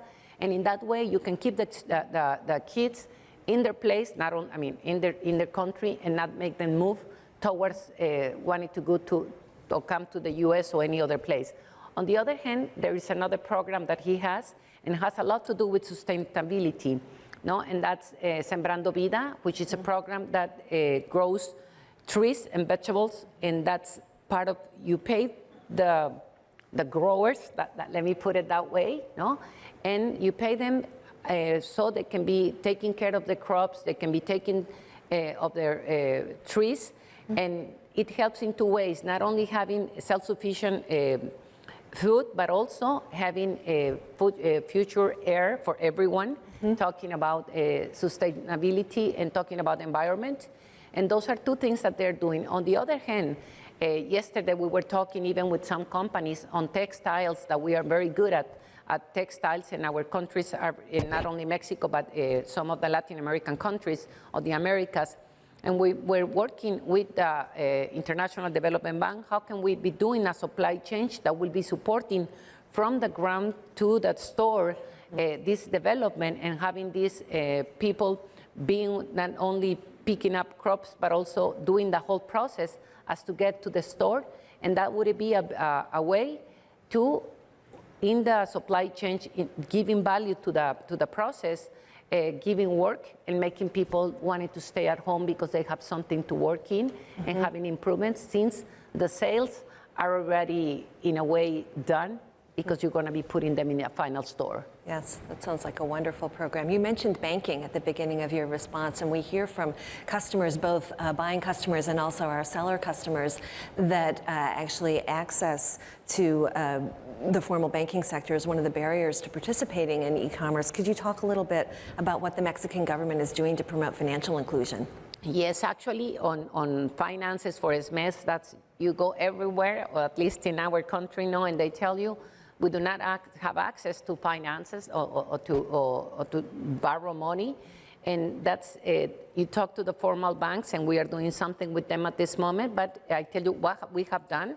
One of the things we did is we had a program, especially where we had loans for micro, small business and medium enterprises. And we gave them the money with the fund. It's called FOSIR, which works with the rural areas. And that was one of the bonds that we gave them, and we accompany them through the process. So it's not giving you just the money, what you do with the money, so that cannot be lost. No? On the other hand, we have a development bank we call Bancomex, and Bancomex has 4 programs to help SMEs. One of them has to do, depending on how much sales do you do on a year, and we have an amount that it is, you cannot go higher than that one, so you can receive the loan. And be clear that we are helping SMEs. Another one that has to do with strategic sectors that we are looking for to develop in Mexico or to make them grow. That has to do with aerospatial, automobile, and electronics. Those are areas that we have a lot of potential in Mexico, and we want to grow the supply chains with local products. So by the time you export them, they have more local content, and we are putting money into those ones. Also for equipment, if you're going to improve your equipment, you can get a credit on that, and also with lower rates, which is something that it is important. And the other one, that's the one we're talking about, has to do with woman being the head of the business, no? So those are the 4 programs we are putting into the table at this moment through Bancomex. And once they get there, what do we do as the Minister of Economy? We follow, if you need that help, we follow on you, so you can be stepping and giving the right movements as to be able to have the benefits, but not only that, as to be able to pay back on the long run, because you are doing better on the business. That's wonderful. Effort on many, many fronts. Yes. One of the other barriers that we hear, probably the last barrier, is about connectivity. Could you talk a little bit about what the government is doing to help ensure internet access? Yes. Connectivity, when we talk about connectivity, I think about when you look about Mexico, and you have very, very different areas. We are extremely multicultural, but not only that, the access to be able to get to any community is not so easy. So what the government is doing, we are doing one thing through, the government itself has a program that it's called Internet para Todos, and they're doing as much as they can to reach the smallest area in the country, where there are very few people, or where it is, you have mountains and everything, and that it would be harder to get there. It has not been something easy. We are not able, or we have not been able yet, to cover the whole country. But we believe that if we do not reach every single citizen in Mexico, they're going to be kept behind in many ways. It is when we were talking about long ago, do you know how to read or not? If you do not give the people the opportunity to have the basic infrastructure, that is connectivity, you're leaving them behind, not only in the sense of advances, but also in the very basics, being able to reach, to have money, because money goes through digitalization already, health, No, you are able to reach them too, also through the connectivity. Give them the pandemic will not have been able to be faced in a better way if it wouldn't be for technology. So we are doing that on Internet para Todos. We have not been able to reach the whole country. That's a very important program for the president. And we as Secretary of Economy are giving with some cable companies. We give them loans so they can be reaching even smaller communities. That's wonderful. I couldn't agree more that access is the key. Well, one last question. How can governments and the private sector work together on these efforts to enable small and medium-sized businesses to access technology for growth? First, I will say I will not think that we could be moving on alone. Not even the private sector, not even the government alone. No, the technology and especially what should you be doing, what somebody else is doing already and are good at what they're doing, no? So this is what I'm thinking about the 2030 agenda, where it talks about alliance. And I think that the best way to move on faster is with alliance, no? As I was telling you, we have many MOUs and agreements of alliance with many companies. And I think that every one of them has their own profile that allows you to get to a different specific areas that you want to get to, and that's the way we make a whole. So I never think that you could be moving alone if we would not be working with the private sector in any area, but especially in this one that has to do with technology. Yes, well, I couldn't agree more, right? I look forward to working with you on partnering on enabling access to e-commerce for growth across the region. Thank you very much. Thank you very much. It's been a constructive and informative discussion. We look forward to a partnership together. Thank you. Thank you all for joining us.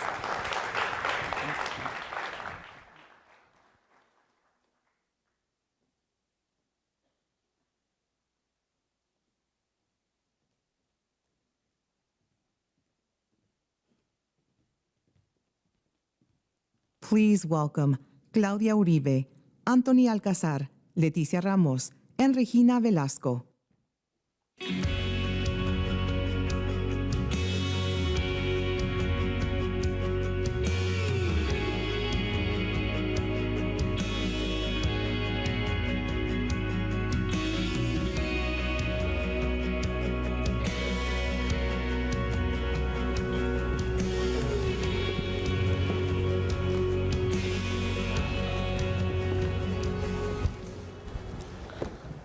Good morning, everyone. Welcome to this panel related to the e-commerce and digital transformation. I am very pleased to moderate this panel and to really start the discussion related how these companies, family companies, all of them, are really working in the e-commerce and getting the best for their own companies and their countries. Let me start introducing our panel. Here I have Regina from Mexico. She is a marketer by heart. She definitely is passionate of tourism and also loves Mexico a lot. And she decided to work always in creating companies and creating products from zero to the end. Then I have here Leticia Ramos. Leticia Ramos is from the Zambas country. She's Brazilian. She is someone who started a business with her sister. They created the company Lenas, and they decided to create quality and price products, fashionable products and accessories too, to really sell all over Brazil. Now she is interested in exporting out Brazil their products. And now I have here Anthony Alcazar. Anthony is an entrepreneur. He's defined by himself as innovator. He created a company with his brother that is also a company here himself, Ronald, and they have Mr. Tortilla in Los Angeles. I am very pleased to start now asking to you quick questions. Please be concise, take account that we don't have lots of time to really share with everybody what is happening with your companies. I will maybe highlight before that as all of us know very well, e-commerce and digital platforms have played a critical role in supporting economies at the global pandemic. They have enabled small and medium-sized enterprises to promote inclusive growth and generate economic value throughout the hemisphere. Now is the time for the public and the private sector to collaborate and foster effective ecosystem to promote e-commerce and digital training, digital payments, promotion programs, and financial literacy. I guess with this introduction, maybe we can start introducing yourselves, your companies, and I will, Regina, ask to you the first question, that is, could you tell us about the origin of your company and how it is going on? Okay, thanks, Claudia. I'm Regina Velasco. I'm really in love with my country and with all the traditions that we have. And as I'm a marketeer, I want to convert this passion with my country, and we create products that you can use in your daily life, like a souvenir or a gift. And our premises are that they don't weight, doesn't broke, and easy to transport. And we have been making this like 5 years ago, and we are now selling all the world. Now it's your turn, Leticia. Well, thank you for the invitation, first of all. Lena's is a family business. Everything started with our parents like 15 years ago. We are based in São Paulo, Brazil, and we are dedicated to the manufacture of bags, briefcases, and backpacks for men, mostly. Everything is produced with our family. Our father is actually our stylist, so we have a lot of passion for everything we do, and for all the products we can send to the whole Brazil with a fair price and high quality. Thank you, Leticia. Now, Anthony, it's your turn. Thank you so much. Hey everyone, thank you for having me. For you guys to really understand what e-commerce means to me, you have to know my story. So I'm gonna take 10 years and tell it to you guys in 2 minutes.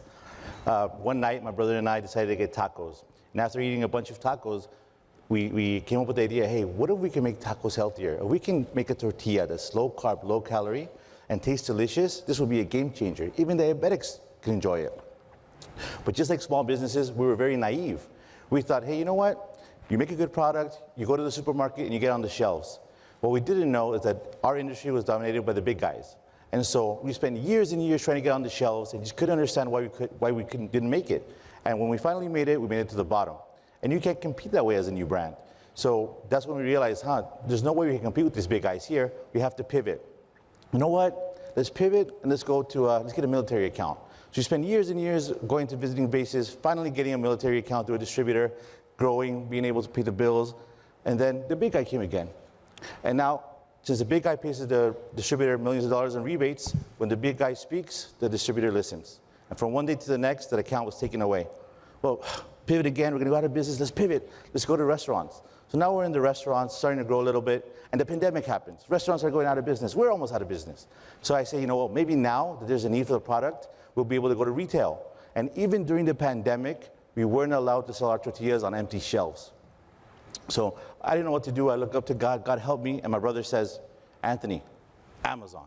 Amazon, Amazon, Amazon. So, are you serious? Making money on the internet? That's a folktale, that's not real. And he says, no, Anthony, listen. On Amazon, the consumer chooses who's number one.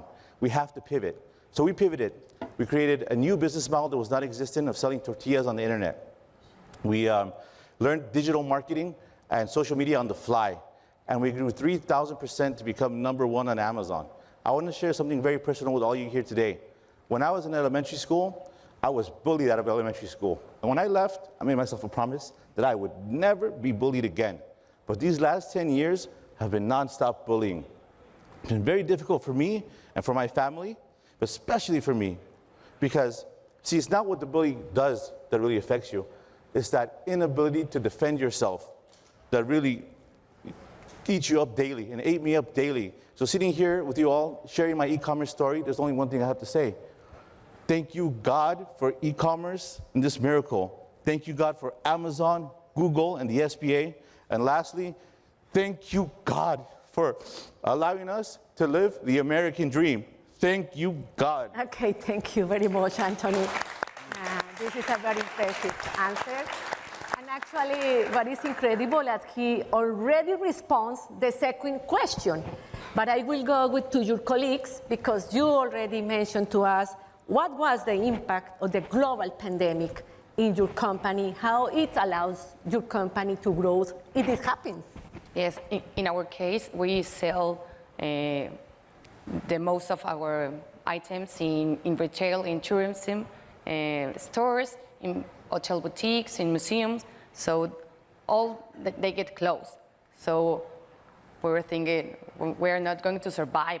So we already sell in Amazon, but we use like a side business to reach other places that we cannot have distributors or wholesalers. So we have the time to study more how to use Amazon. It was wonderful. Thanks for this e-commerce area that pushes a lot. We can survive. And also we thought that nowadays we don't need a big retailer to enter to a big leagues in sales. You can create at your own way to make your sales at the level you want. Yeah. So for us, thanks to Amazon and e-commerce, we can survive this pandemic and we increase our numbers. Very impressive. Thank you very much. Now with you, Leticia. Well, we were already online when the pandemic started, but it presented us a new challenge. No one had lived this before, so we were kind of lost for a couple of months. But maybe that was the push we need to start looking for other tools, other fulfillment services. That's when we started using Amazon FBA program. That label, that Prime label really changed everything for us, because having the Prime label the shoppers could see that they could trust on us, because Amazon was behind us. Amazon was assuring the customer that he would get his product really fast, safe at home, and most of the times with no shipment fees. So it was a hard time, but it was a trouble that pushed us to finding new customers, new tools. So it was actually, it helped us grow. Thank you very much. Actually, I now would like to move to something that is related to how do you see the major challenges for the growth for all small and medium-sized enterprises, including yours, in the Americas? Please take into account that not every single country has the same access to internet that we have, for instance, here in the US, in Brazil, and Mexico. Over to you, Regina. Okay. I prefer to change the word of challenge to opportunities, because, okay, we are in a globalization world now, and it's more difficult to make business, but you can change that mindset, and you can use a lot of new digital tools that is more easy to become worldwide. We use Amazon like a window for the world. I don't know, we think sell to the United States or other countries will be very difficult, and we now know that isn't that complicated as we think. So I think we have more opportunities than challenge if we know how to use the digital tools for selling. Thank you very much for this approach, Leticia. Well, we are facing it's not a great time for Brazil. I guess in general, we are facing many problems due to the pandemic and politics. But I would say that the government should structure more its base to help small business. We have a very heavy tax burden, and we don't feel that it comes back for us. We don't feel that all these taxes help us in the future. And as Claudia said, Brazil is a really big country, so half of the country doesn't have access to the internet until today. So the government should really worry about making, I forgot the words, but should help not only small business to grow, but give these basic tools for every person so everyone can have the opportunity to shop online. This is not a reality for the whole country right now. And we are a big country, a rich country. Brazilians are hardworking and creative people. We just need support for the business and for the people. You mean that also training is needed? Training? Training, I mean, we have a program to support small business in Brazil. It's called Sebrae. It's a really nice program, but we only had access to this program like after 7 years we had opened our company. So maybe if we had this help from the bottom, we could have grown faster and more effectively. Okay, thank you. Anthony. Well, as I shared in my story, we tried everything to grow, everything possible. And it was just impossible to grow without e-commerce, without Amazon and the tools they give you, right? Because you need a lot of capital. And so e-commerce really allows you to grow and gives those small businesses the fighting chance to compete. And that's what we need. Okay, thank you very much. Now, let me go to the last question. And I would like to hear from you what should be the public policies that would be helpful for the companies to grow and the SMEs to develop in this ecosystem. In Mexico, I think it's very important that the government support entrepreneurs because it's very difficult to survive the first 3 years. So if you don't have family and friends financial, it's very hard to be loaned for a credit in a bank or a project for the government. So other thing, it's like only the 50% of Mexicans have a credit card. It's an elitist way of payment. So they have been a challenge to find another ways to make convenience store payments or prepaid cards. So I think that is an opportunity area to increase the digital market. Thank you. Leticia. Yeah, as I was saying, we have a great program in Brazil that aims to help little entrepreneurs and small business, but this program should be more accessible to anyone. So we can start our business having the confidence that we are doing everything right and we can grow faster. Anthony, you are in Los Angeles. Yeah, I'm in Los Angeles. This is my hometown. Tell us. Yeah.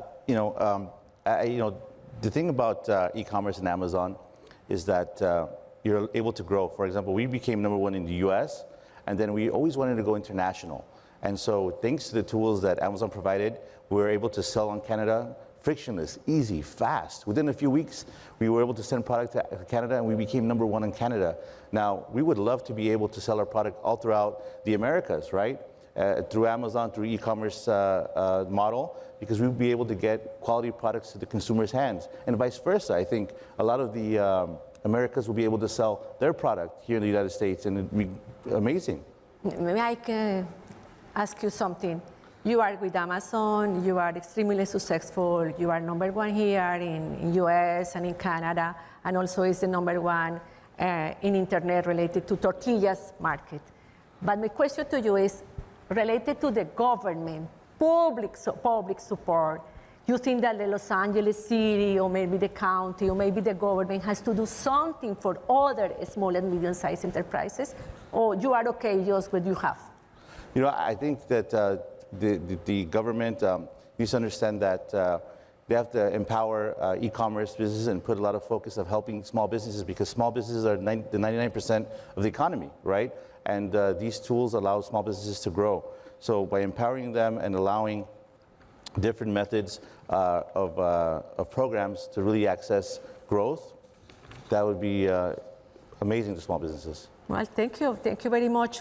Actually, I guess this panel is extremely interesting because, as I mentioned at the beginning, those of my panelists, they have their own companies, family companies. That is something that I really to highlight. You started with your husband, you with your sister, you with your brother. And this is something that is incredible how young people are partnering with the family and having this incredible business in the e-commerce and digitalization. This is the first thing I wanted to highlight. The second issue is my panelists come from countries where internet is relatively solved, is relatively high speed, and you are from the capitals. You are in a very well located. But this, in my concluding remarks, I would like to highlight that having experiences from the International Trade Center when I work, implementing projects for real farmers, micro entrepreneurs, and real small entrepreneurs all over the world, but particularly in the Americas, I have seen that the major problem for them is internet access. And I guess it's something that we can ask to the public sector to reconsider how we really extend the networks for people to have internet access. The second issue is, and I guess definitely something you highlight, governments has to really support these kind of businesses, to really promote training, to really allow people to get access to the tools, to learn about the tools used by Amazon or provided by Amazon that you already use.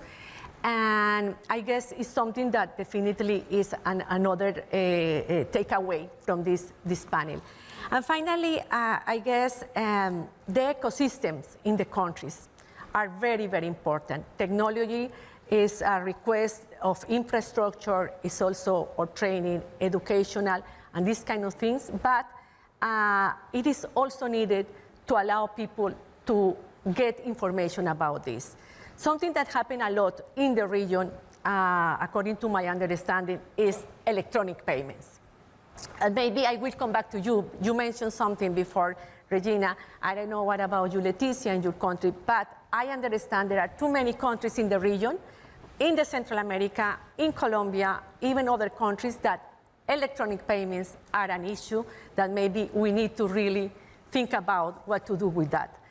And finally, I guess we really need to identify how spread away all the region, the benefits of e-commerce, and just not to have isolated cases that are fantastic, like the Mr. Tortilla case or Lena's case or Buy Mexico case, but other companies all over the continent that could be benefit of this. With this, I guess I am ready, except if you have something to add for this panel. Thank you very much. Thank you. Have a nice afternoon.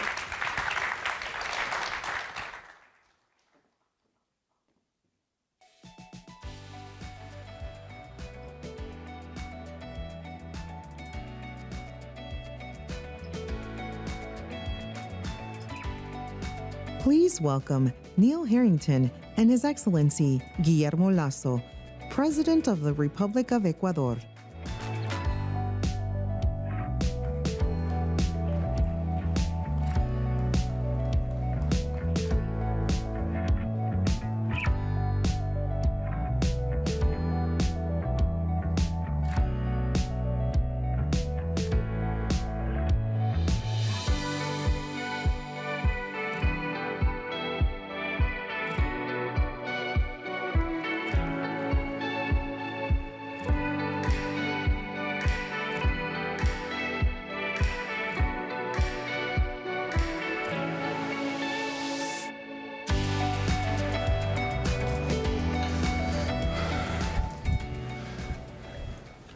Bueno, muy buenos días a todos. Vamos a conducir una pequeña... Good morning. We're going to have an interview in Spanish with Mr. President. Mr. President, it's a great honor to give you the most cordial welcome to this summit. We thank you, your disposition to share our perspectives about commerce under your leadership in Ecuador, talking about the private sector and the regional sector, not only the U.S., but the region, or your ambitious efforts to insert Ecuador more into the world is one of the most positive economic developments in the hemisphere. Thank you. Thank you for the invitation. I greet all of you. Our policy is quite clear. More Ecuador in the world and more world in Ecuador. What is it that we're seeking? More trade of Ecuador in the world and more investment from the world in Ecuador. Not only commercial and investment, but in other many activities of the Ecuadorian society. But what has to do with commerce, I want to share with you that from the first day of government, we initiated conversations with different countries around the world. First of all, with Mexico. We are very close to finalizing negotiations between Ecuador and Mexico. This free trade agreement with Mexico is fundamental. It is a requirement to Ecuador entering as to the Pacific Alliance with full rights. To us, that is very important in order to recover wasted time due to ideological reasons, where countries like Colombia, Peru, Chile, Mexico, and Ecuador had the opportunity to do it, did not do it at the time. We're trying to recover that wasted time. With United States, our main social partner, economic partner, Ecuador, Colombia, Peru, and the U.S. had their trade agreement. We did not enter that. We're trying to talk to the U.S. about the need not to leave out a small country, which, painfully so, the government during that time caused that damage to us. But we are in conversations where advancing in something that we cannot call it a free trade agreement, but they are commerce protocols that allow us to take a few steps forward. Then in February, I spoke to Xi Jinping, President of China, about that treaty of free we are negotiating it, and we want to have it completed at the end of this year. Also with South Korea and with Israel. The objective of Ecuador in my government is to try to reach close to the 80% of global product, to reach the largest economies. Ecuador is a very small country. What Ecuador is complementary. For example, flowers to the U.S., shrimp, except the area of the Gulf, Mexico. We are the first producer in the world of shrimp. I feel optimistic that Ecuador will reach its objective, its goal, in the next 3 years, to reach at least between 10, 12 free trade agreements with the largest economies in the world that will open markets to Ecuador. And then with local investment, I hope that with the next question, we'll be able to talk about it. Is that yours or mine? That's a way to do trade. Bueno, hablemos un poco más profundo. Let's talk a little bit more about the economic bilateral trade relationship with the United States. The U.S. continues to be the first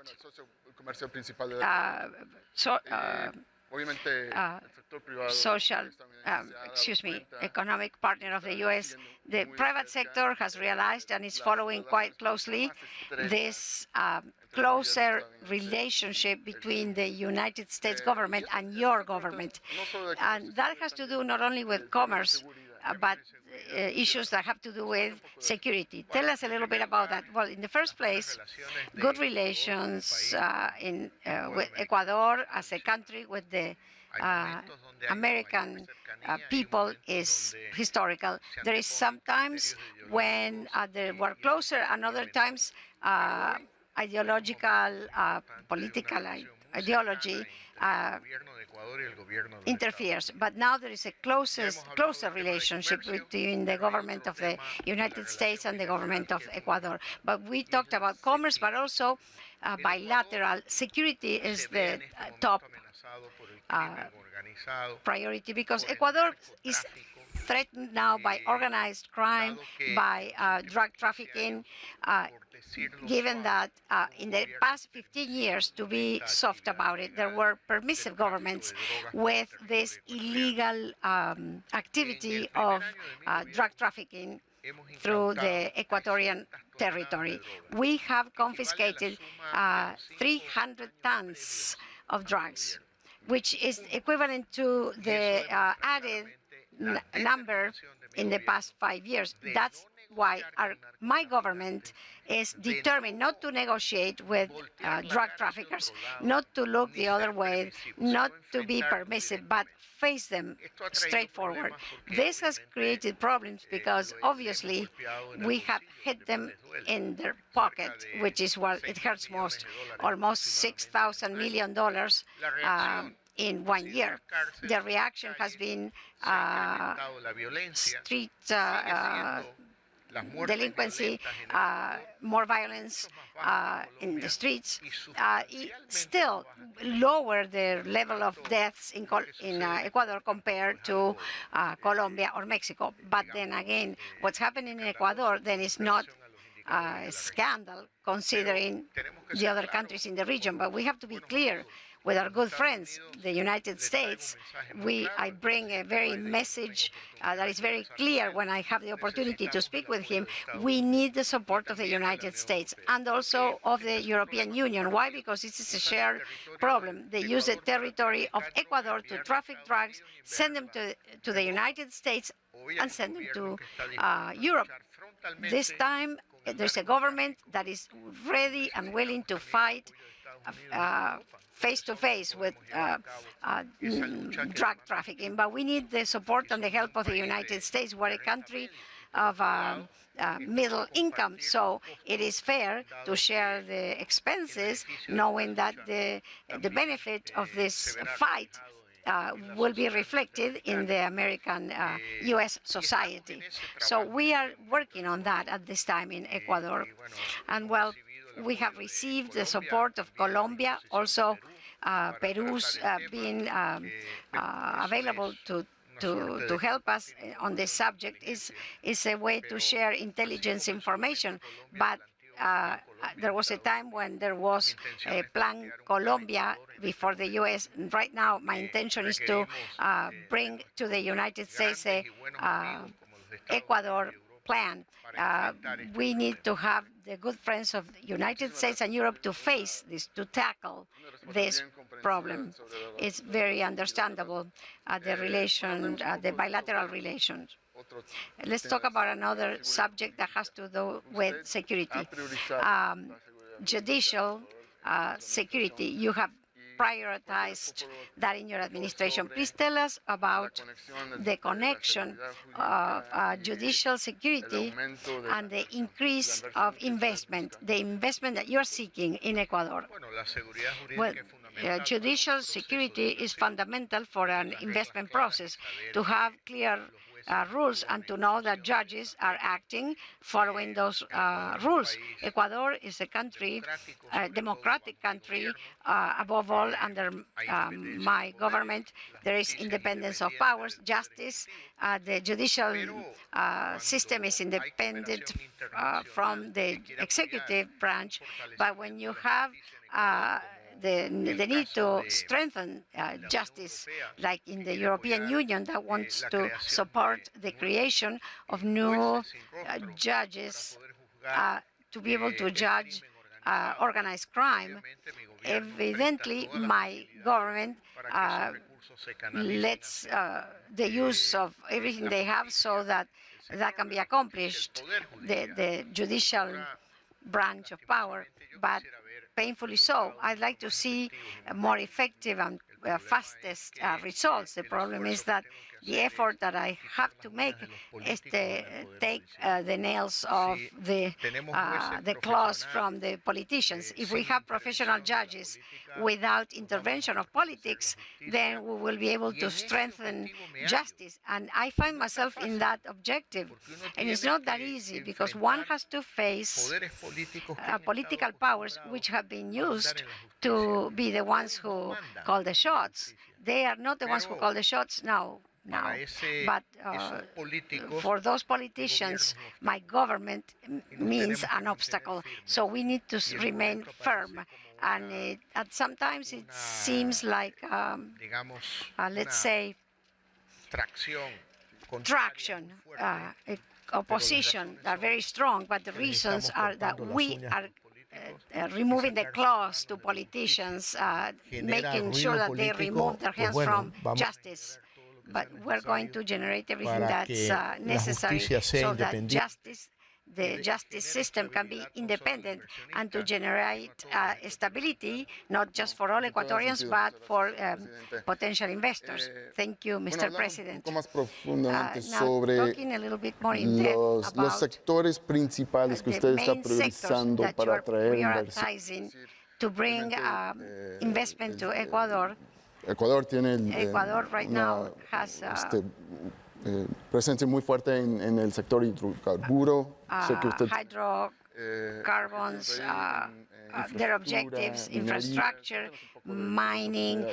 Tell us a little bit about the opportunities for investors. Ecuador has petroleum. It produces 15,000 barrels daily. The objective of my government is to initiate in a short term something that could help us duplicate the oil production. That $12 millones en inversión. $12 million Y in quienes están aquí investment. presentes Those who are pueden here ubicar present can cada proyecto place each project en el campo de los in the hidrocarburos field of en la página web hydrocarbons in the ecuadoropenforbusiness.com. page, Ahí está cada proyecto, lo que demanda en inversión y lo que potencialmente puede producir en barriles de petróleo. Segundo, energía. El Ecuador produce 5.200 megavatios al año y consume 4.200. Pero tenemos una capacidad de inversión en el sector de energía para llegar a una producción de 30.000 megavatios al año. Y eso en energía limpia, energía renovable, con fuentes de agua, con eólica, energía eólica, con energía fotovoltaica, con energía geotérmica. Y también en la página de Ecuador, openforbusiness.com, pueden encontrar los inversionistas cuáles son los proyectos. Por ejemplo, el más grande es el proyecto Santiago, que es un proyecto con capacidad de generar más o menos 2.000 megavatios al año y que demanda una inversión aproximada a los 4.000 millones de dólares aproximadamente. Y luego podemos pasar al tema de minerales. El Ecuador produce ya hoy cobre, plata y oro.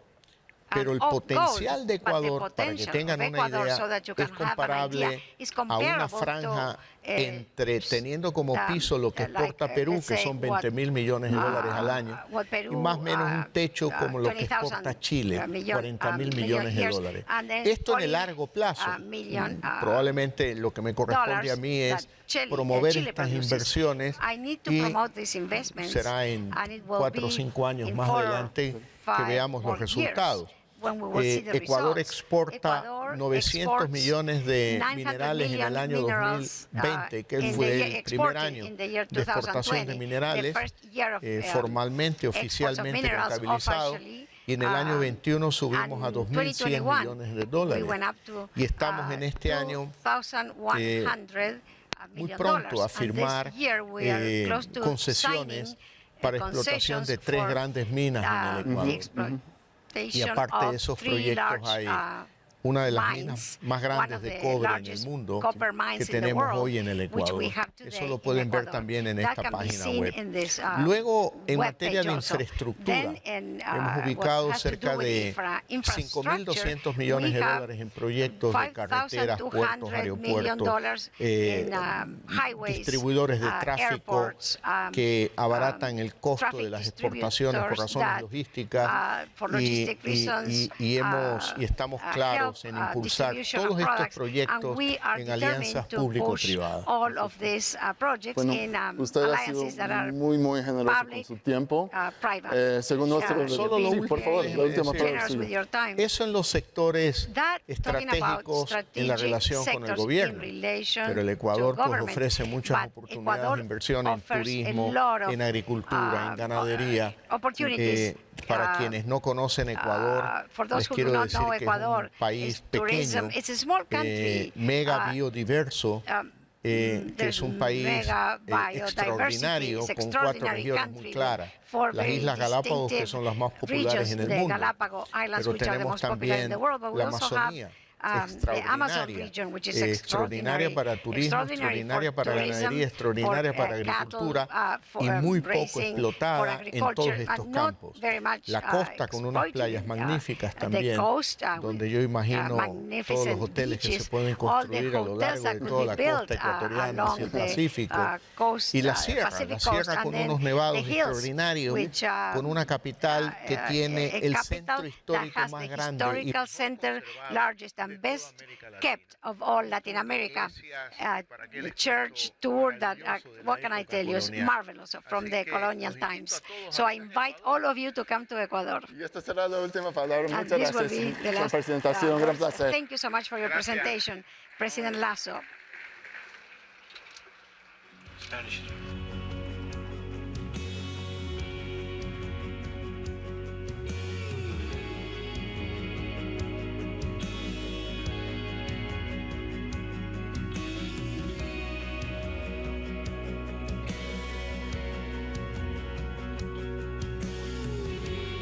Ladies and gentlemen, please remain in your seats. The program will resume momentarily.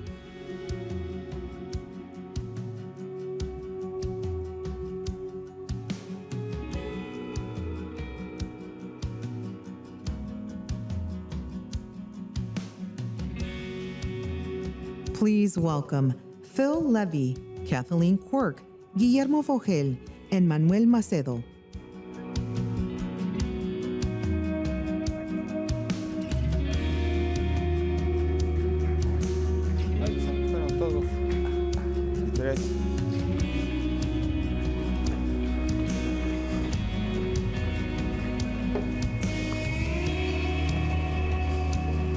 Mira qué bien nos portamos, Manuel. Híjole, qué dura está la luz. All right. Hello, everyone, and welcome. I'm Phil Levy. I am Chief Economist at Flexport, and welcome to our discussion on building resilient supply chains in the Americas. We have a terrific lineup here with us today to discuss these important issues. I will introduce them in just a moment, but let me first frame the issues a bit. In some ways, supply chains is just a fancy term for making things, how companies make stuff, and how they deliver that stuff to market. In other words, it's something that businesses do, not governments. However, governments do have a rule, and government officials have obligations that they have to meet, such as caring for the public health. And they have difficulty meeting those obligations if critical supplies are not available, as we saw at various points with pandemic-related shortages. So policymakers' goals are going to differ by the product. And let me say a little bit about 3 goals that one prominently hears put forward in thinking about sourcing and supply chains.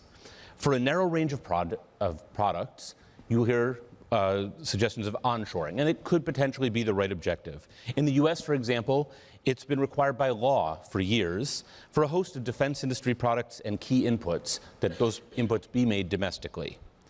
This may make sense for certain critical or cutting-edge technologies, perhaps say quantum computing, but it's for a very limited range of products. And trying to onshore production of many other goods can result in costly mistakes. Plus, we're at 3.6% unemployment. That's why they put an economist on stage. For a second set of products, nearshoring or friendshoring may be the right goal. This can shorten supply chains, it can diversify supply, and potentially make good business sense. It might be a good goal, for example, to encourage more production of medical goods in places like the Dominican Republic, rather than being completely dependent on single sourcing from a foreign country far away. For a very large third category, however, the proper public policy goal may simply be resilience. Here the goal should be to mitigate risks by appropriate inventory management and sourcing for a wide array of geographies while being mindful of cost imperatives. This can help ensure that companies get the inputs they need regardless of lockdowns, natural disasters, or other unexpected shocks around the world. So that's meant to set the stage. Let me now introduce my colleagues here on the stage. They are Kathleen Quirk, President of Freeport-McMoRan, Guillermo Vogel, Vice Chair of Tenaris, and Manuel Macedo, President of Latin America for Honeywell. All right, so Manuel, over there, let me start with you. Okay. So Honeywell makes a diverse array of technological products for business, for the aerospace sector, also PPE, among other areas. What did the pandemic teach you about supply chain resilience? Well, thank you, Phil, and first of all, thank you also to the U.S. Chamber of Commerce and the government of the United States for the invitation. And yes, it is a fact. I think everybody knows that the pandemic created a disruption.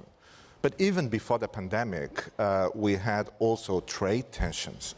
So the impact on supply chain is not just because of the pandemic. So why? Why is that? It's important to understand that companies want to have profit, and in order to sustain that strategy, they need to have and to keep up a competitive advantage. That can be done, and Michael Porter told us, a few years ago very well, be it through differentiation or cost leadership. And that's where the problem starts, when your supply chain, our supply chain, is impacted in a way that we cannot keep up with that competitive advantage. So if our products are not arriving to our customers because supply chain is blocked, or if the cost of logistics is so high that will take away your cost leadership, you are in trouble. And that's where the pendulum somehow of globalization that we're moving in the past 30 years, actually, after the Industrial Revolution it started, but lately in the past 30 years with clear global supply chains, that's when it got stuck and turned to nationalism. But the solution is not necessarily one or the other, is to find solutions that either way keep that competitive advantage up. So we need to make sure that, be it the nearshoring, the reshoring, that whatever it is, that I completely agree, needs to keep up with competitiveness, needs to make sure that productivity is there, otherwise things will not work. And as an example, Honeywell, and we work across many different verticals, had already started back in 2018 streamlining its supply chain, manufacturing footprint, delivering, we reduced 1/3 of our plans. So we were capable of doing both demand planning, supply planning, and being close to our customers in a clear way. However, we learned two things: that we did not know probably as well as we should all our suppliers, and the suppliers of our suppliers, tier 1, tier 2, tier 3. So that's a clear learning that all companies need to do, and we've been doing it. And the second one, which is as important, is the need to dialogue with governments and to understand what is the legislation, what are the policies, and to make sure that they are not against the business. So finally, as a conclusion, this is about collaboration between all stakeholders. That sounds like quite an agenda. There's a lot to do there. We're going to come back to some of these points, but Kathleen, let me turn to you next. So critical minerals are one of the supply chain issues we hear the most about. The energy transition can't advance without these. They're essential to electric vehicle batteries, wind turbines, many other applications. Can mining companies keep up with the demand? Well, that's the question of the moment. You know, there's really a whole new element of demand emerging in the economy, and that's this decarbonization. As you said, it's very metals intensive. Electrification can't happen without commodities like copper. And the industry is not prepared, doesn't have the projects today in the pipeline to be able to move quickly enough to meet this demand. Some people estimate it requires 3 to 4 times more copper in a electric vehicle or in wind power or solar, renewable energies than the traditional methods of electrification. And some people estimate that copper demand is going to increase twofold over the next 15 years. And at the same time, the industry is mature. The industry has been working to identify projects that can be invested in to develop new supplies, but we can't, as I said, we can't move quickly enough. It takes probably 10 years or more to develop a new copper mine. And so we're all working very, very hard to identify new investments. It's going to require, you know, multi-billion dollars of investments. We are working hard to get more out of what we already have, which brings in the whole question about technology and digitalization and new artificial intelligence techniques that we can use to get more out of the resources that we already have. But it's a big challenge for our industry. It's going to require more than just investment. It's going to require innovation, and it's going to require new things like more substitution, more scrap.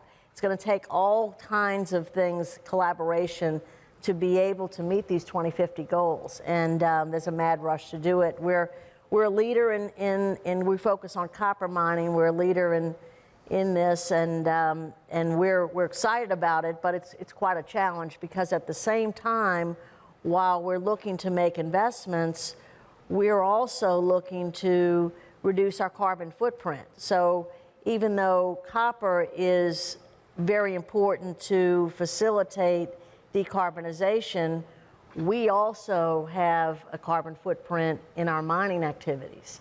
And so we're working with vendors to make sure that we use the latest and greatest technologies to have the lowest carbon impact we can while we produce a product that society needs. So being a responsible miner is also very relevant in today's discussion. It's not that we can take any shortcuts. We need to do it in a very sustainable way. So it's quite the challenge and quite the opportunity for our business. But in a nutshell, it's going to be a challenge to meet the demand. Yeah, it sounds like it. As we sort of continue on timely topics, Guillermo, you're with Tenaris, which is a leading manufacturer of steel pipes, especially for the oil and gas sector. Prices are soaring for your products and for the energy products that you support. How are your supply chains evolving? Well, first of all, thank you. Thank you to being here, for the invitation to the chamber, to the U.S. government. And, you know, we have manufacturing facilities 16 countries all around the globe. So, you know, the teachers have been different in terms of, you know, the regions where we operate. So, for example, we're having a hard time in Europe because of the cost of energy. Europe is losing competitiveness. And it's going to be a big challenge in the short term to really regain competitiveness in Europe because of the structure and the dependency that they have created, especially on gas with Russia. So we have had that effect. The Russia and the Ukraine situation has affected us has affected the whole steel industry very much because they have been a very, very important player in terms of the global trade. When you see, for example, they represented 30% of the metallical charge in global trade. They represent a big portion in ferroalloys, for example. If you talk, there are certain ferroalloys that they had more than 40%. When you see semi-finished. So really the ability that you have to move from one source to other, the problem that you face in terms of the transportation limitations that we have had, not only in terms of how the costs have risen, but in terms of the availability of the transportation. So it has been, I would say, a painful experience to adapt to that. But I would say that when we analyze the whole region, what we are perceiving is that we're seeing that a regionalization of a lot of the supply chains. We're seeing, for example, one region, which is Asia, where China is really the core of that chain. We see one more in Europe with Germany, and we see one in North America, which is the USA. And my question is, what is going to be the play of South America in this realignment of the supply chains? And when you see what has happened from the beginning of the 2000s to now, there was a very interesting article in The Economist where they show that at 2000, all of South America countries, I think with the exception of Paraguay, where the US was their main trading partner.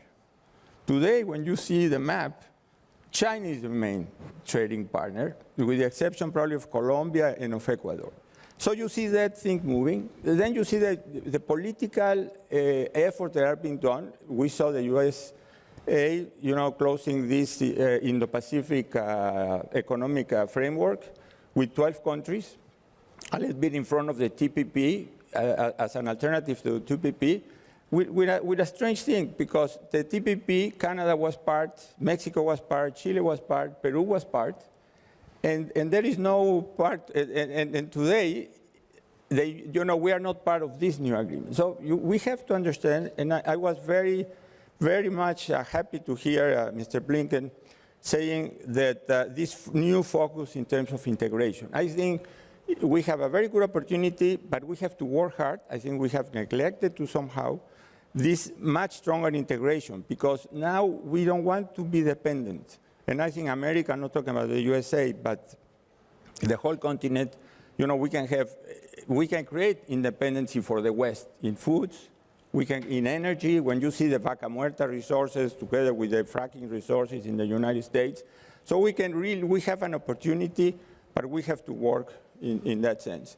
And in terms of resilience, I think that now after this experience, we all are thinking, okay, how can we adapt ourselves to really be able to confront, very difficult situations without losing the operation of our supply chain, maintaining the operation of our supply chain. And I think there are two aspects there that I think are important. Obviously, it's all what we can do internally in terms of what you mentioned, reviewing your inventory policies, changing your just-in-time processes, looking in terms of, different sources, especially in different regions, so that you lose one region, you can face one. But I think one very important thing that we are trying to develop is really a much stronger digitalization of the whole supply chain, so that you can have a transparent view of what's happening in real time.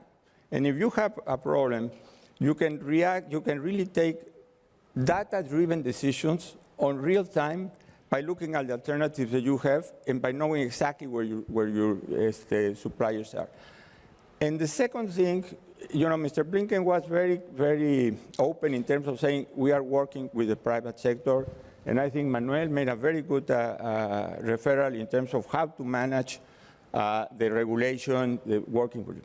But I would like to take it one step further, and it's something we have been working in Mexico and the United States, which is I think the private sector of both countries, or of the countries that we will be analyzing, have to work together in order to together propose policies to their two governments.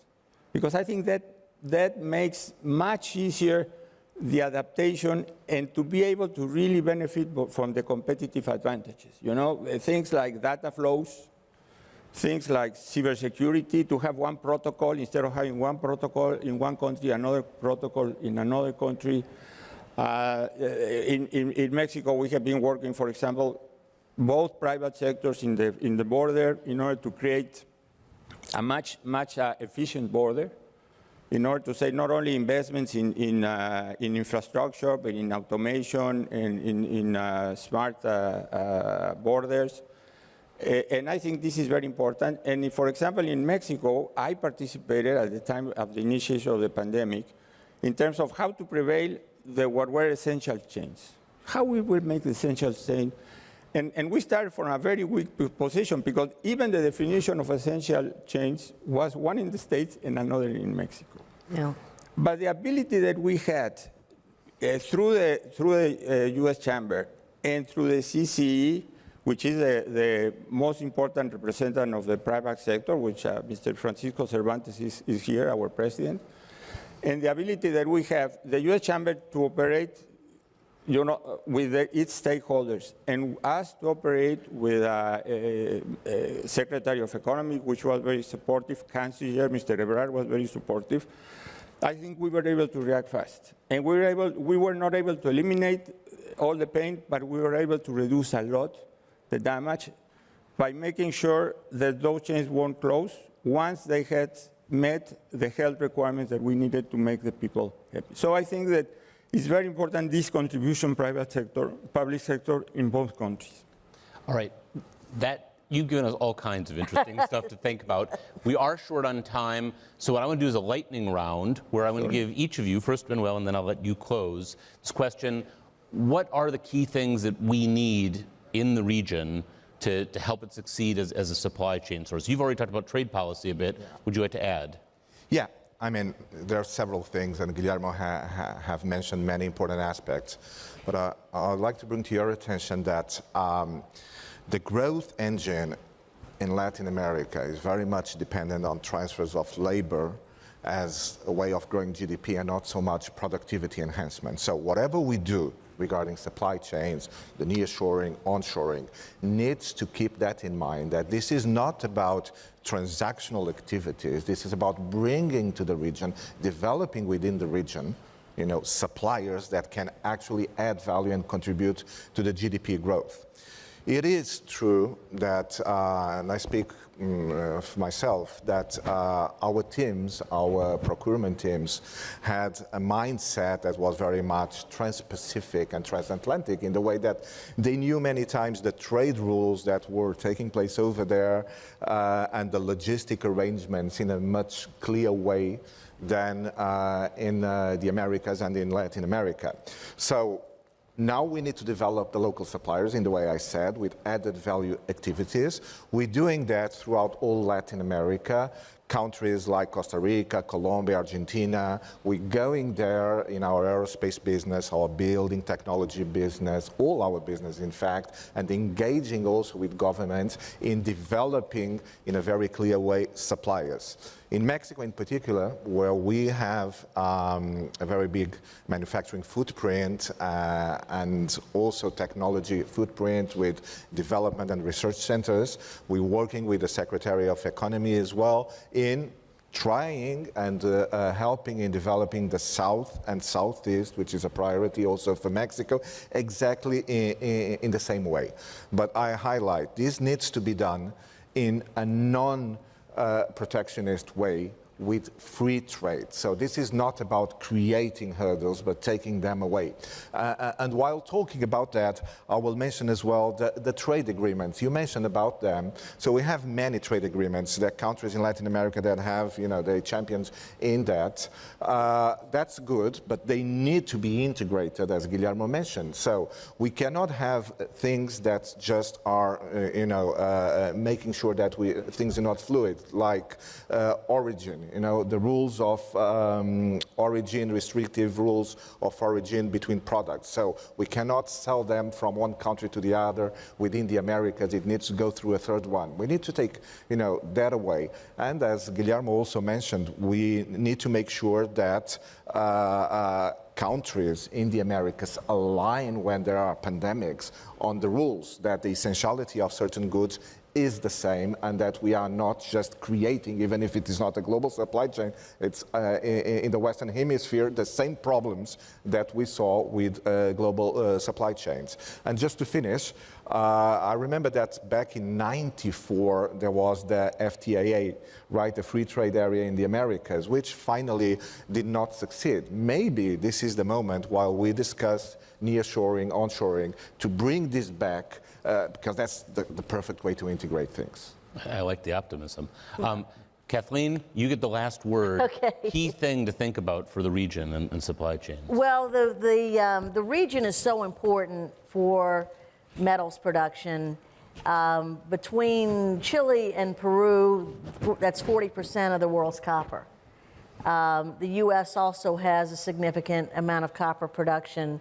So collaboration and working together, trade's important, but putting together a framework for mining investments, it's very capital intensive. Investors need some sort of sense for what the framework will be, because it takes a very long time for mining investments to pay off. Collaboration with communities, regulations, the framework around how we do business there. Corruption is always something that we want to make sure that we have a clear line of sight, that there's no tolerance for corruption when we make investments. So I think there's a lot of momentum around collaboration. I think a big recognition that we need to find additional sources of supply, miners that can have a sustainable future, develop communities, develop resilient communities, and have a win-win and alignment between private investment and host countries. And that's what we're focused on as we look forward. Terrific. Well, we heard leaders ask for a bunch of ideas from the private sector for what we worked on, and thank you all for providing a lot of those. Thank you. Thank you very much. Ladies and gentlemen, the Vice President's remarks will begin shortly in the plenary. And you'll let me know. Please welcome the Vice President of the United States, Kamala Harris.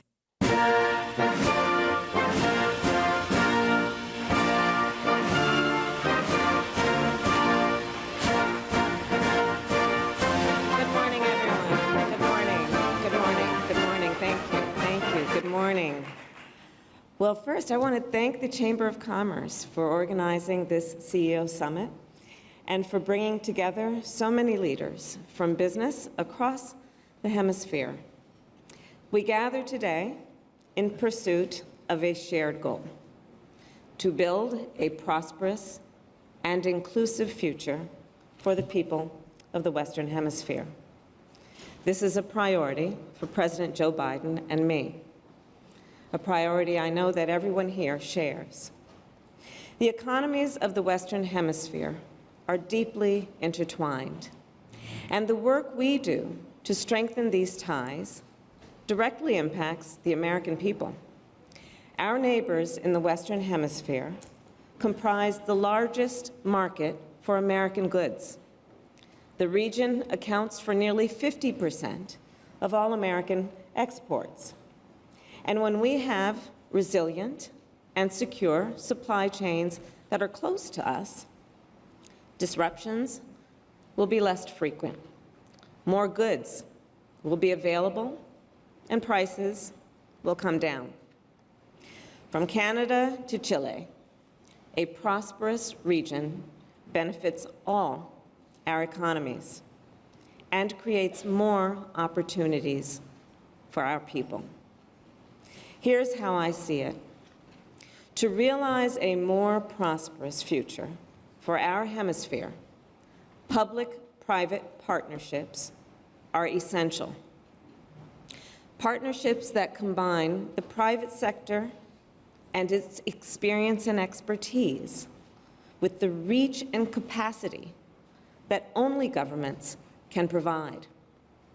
By working together, we can unleash growth and opportunity that far exceeds what either the public or the private sector would achieve on its own. I want to offer a scenario. Imagine what could happen when governments and companies collaborate. So picture this.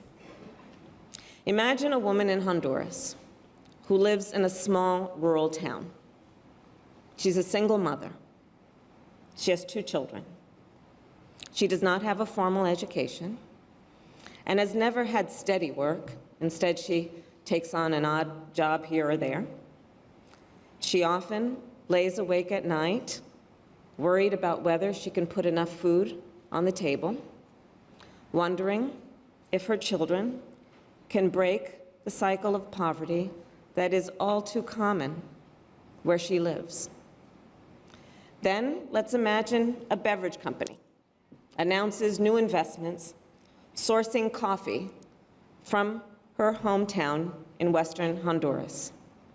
Imagine that the company then offers her a job cultivating that coffee. Imagine an international aid program provides lunch for her children at school, improving their nutrition and their health. That a financial company helps her open a bank account in the form of a digital wallet.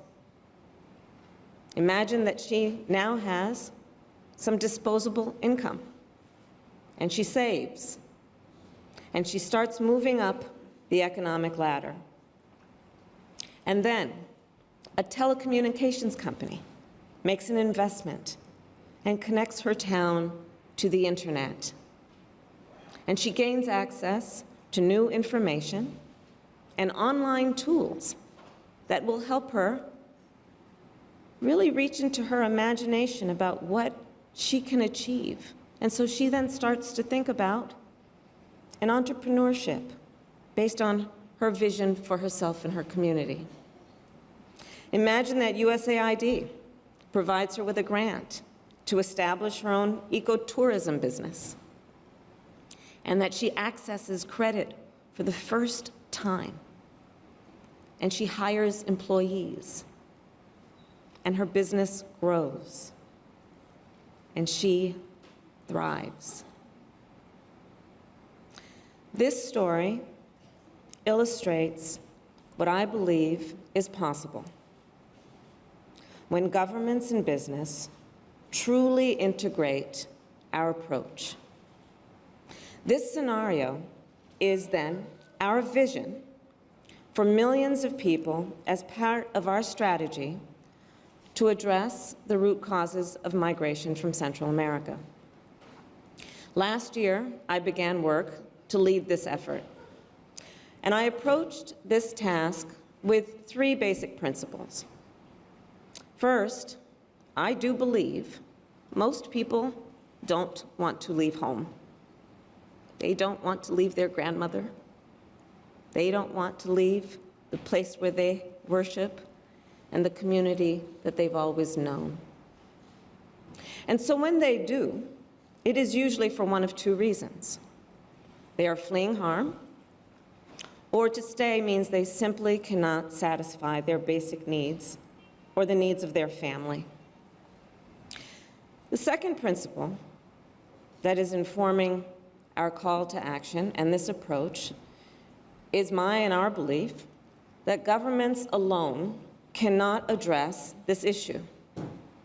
We must partner with the private sector if we are to have lasting impact and if we are to maximize our capacity.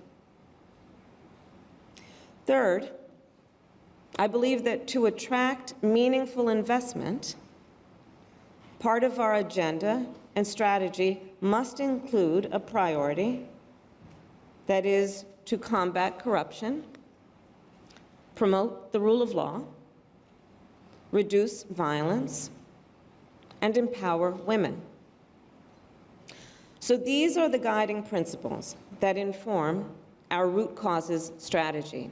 And this strategy is aligned with the importance that many of the leaders here know and live, the importance of paying attention to a good return on investment, consistency and predictability, a skilled workforce, and reliable infrastructure. As part of this strategy last year, I launched the call to action, focused on Northern Central America, and encouraged companies and civil society to deepen their commitment in the region and to expand collaboration, to invest, and to contribute to long-term development. In particular, I'd like to thank the Chamber of Commerce, the Partnership for Central America, and the 40 companies and organizations that have made commitments thus far. These are long-term efforts, and we are making progress. Yesterday, I announced we have now generated more than $3.2 billion. This investment is on track to generate tens of thousands of jobs. It will help more than 10 million people access banking services and credit, and 2 million people already have been connected to the internet, with millions more to follow. In parallel, we are taking steps that only government can. Our administration has made tackling corruption a top policy priority. This work incorporates an understanding that rule of law, consistency, and stability are necessary for economies to thrive. Another pillar of our strategy is to train, protect, and empower women, and to address gender-based violence. I think we all know protecting the safety and security of women is the right thing to do, and empowering women drives economic growth. Experts in top universities are now in the midst of studying our call to action as an innovative model of public-private partnership, a model for development efforts in other regions. It is apparent to me that the best approach entails the full involvement of the private sector, governments, and civil society. And of course, the idea of a public-private partnership is not new. But what I believe distinguishes the call to action is the integration of so many efforts in one ecosystem. This ecosystem includes some companies that are even competitors with one another. This ecosystem also includes civil society organizations and the convening power of the United States government and our ability to scale. The call to action brings all of these sectors together to collaborate, coordinate, and share lessons learned. Yesterday, in fact, I met with several business executives who made new commitments as part of this initiative.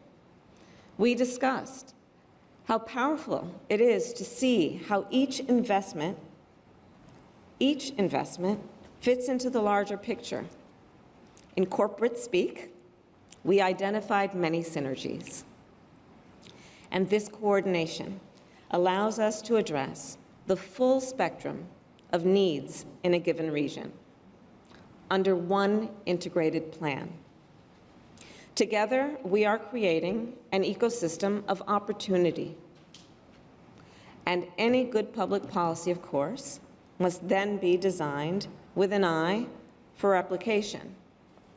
I believe, truly, that our approach can indeed be applied elsewhere, on other issues, in other parts of our hemisphere, and even by other governments.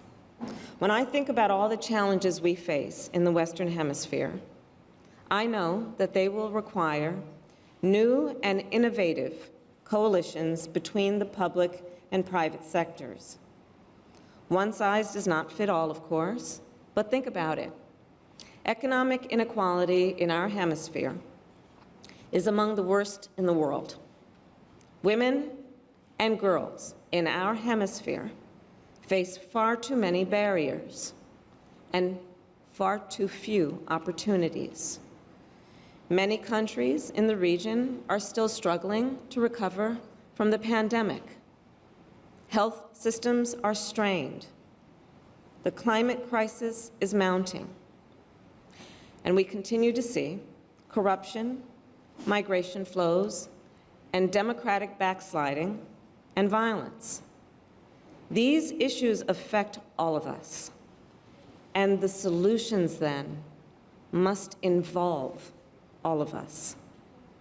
I believe there is untapped potential for us to partner in these areas and so many more, in the area of clean energy, food security, health, supply chains, infrastructure, and more. Later today, President Joe Biden will officially open the Summit of the Americas to lay out his ambitious vision for shared prosperity in our hemisphere, now and into the future. Our ongoing partnership with the private sector will play a crucial role in realizing this vision. And I urge all of the leaders here to consider what you can continue to do to partner within the context of the vision I know we share.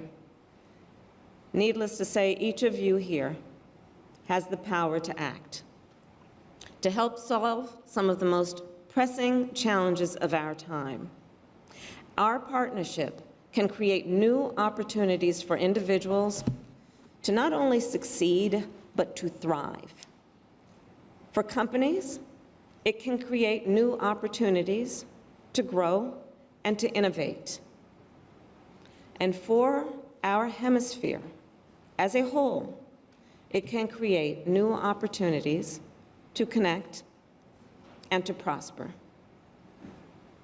I look forward to partnering with all of you in the months and the years ahead. I thank you for your leadership, and I look forward to the work we will do. Thank you.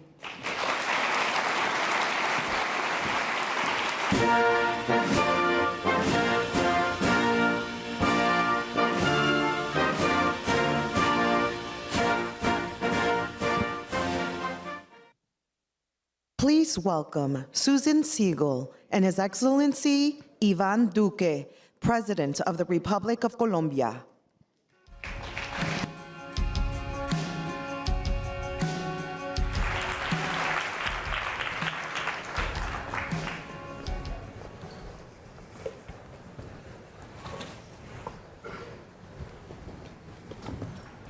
You okay?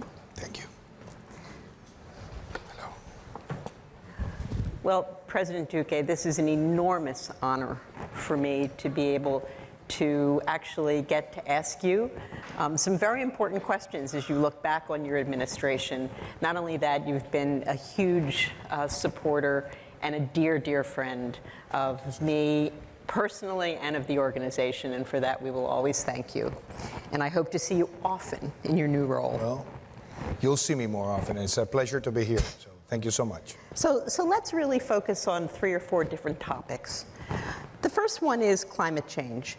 That was really one of your main priorities for your administration, and you set a really ambitious agenda, such as increasing its renewable energy generation and protecting rainforests. But as you know, climate change knows no borders. And so while you may be working and taking action, there are other countries that also touch the Amazon and care about climate change. So can you talk a little bit about how you see the coordination within Latin America on climate change, and particularly related to the Amazon? Well, thank you so much, Susan, and thank you so much for that question. It is a great honor for me to be here at the CEO Summit of the Americas. So for a long time, there was this phrase that was used by Kenichi Omae, where he said, you have to think globally and you have to act locally. Well, I think you have to act globally and you have to act locally. And that's why the strategy that we have put together in Colombia is not only focused on our behavior inside our country, but also how much we can contribute to the climate action that is needed worldwide. So why Colombia, Susan? Colombia only represents something close to 0.6% of all the world CO2 emissions. But we're one of the most affected countries by climate change. So we said, we have to make big decisions and set big goals. We said we want to be carbon neutral by 2050, reduce our carbon footprint by 51% in 2030, but we made some policies available and possible within a very short period of time. Today, we have been able to pass from 28 megawatts of installed capacity of non-conventional renewables to be having by the end of the year 2,800 megawatts of installed capacity, which is 100 times what we had at the beginning of the administration. And we have 4,500 more that will be put in place in the next 2 years. And we have a potential of something close to 40 gigawatts to be installed in the course of the next decade in Colombia. So that's issue number one. Issue number two, we launched a green mobility bill in Colombia. And as of today, we already surpassed the objective that we had, that was more than 6,000 vehicles. We have now more than 8,000, and maybe we'll get it by the end of the year with 10,000. But we have now, on per capita terms, and also public transportation fleet and cargo transportation fleet, we have the biggest cargo fleets with electric vehicles. Wow. So that's also a major achievement. And last but not least, another big milestone of our policy has been the protected areas. So we signed the Leaders Pledge for Nature in order that by 2030 we will have 30% of the country declared a protected area. But we decided we're not waiting until 2030. And we said in 2022, we're going to reach that goal, and this is going to happen before the 7th of August. Just on those three main policies, the advancements have been spectacular. And last but not least, which I think is also a major milestone, Colombia has committed to the 1 Trillion Trees Initiative with my good friends Mark Benioff, and we launched that at the World Economic Forum 3 years ago. We're going to get to the 180 million trees planted by the end of the year, and we have already planted 126 million, wow, which is also a marvelous outcome in the midst of a pandemic. And are a lot of those in the protected area? Yes. Actually, our goal was also to recover something close to 300,000 hectares. But another thing that has happened is that when we think about low carbon production, we committed ourselves to have 100,000 hectares of silvopastures, in order so that the cattle production could have more rotation, less area, and reduce the carbon footprint. As of today, we have reached 158,000 hectares with silvopastures. So we're trying to connect every industry with all these big goals. And as I have said it, if Colombia is taking this path, the countries that have contributed the most to this climate crisis have to follow our lead. That's great. I mean, that's a real accomplishment and quite unique, and something that should be publicized a lot more than I think it has been globally. So another really important issue, and I can remember the very first time I saw you after you became president, was the orange economy, and bringing, more production, more technology, really push entrepreneurship in the tech sector. And you've accomplished so much, because I see that entrepreneurs have flourished. All these companies have been created. Can you talk about how you see your accomplishments in this space? I believe that creative industries are as important as any other conventional industry that we used to have in our top of mind.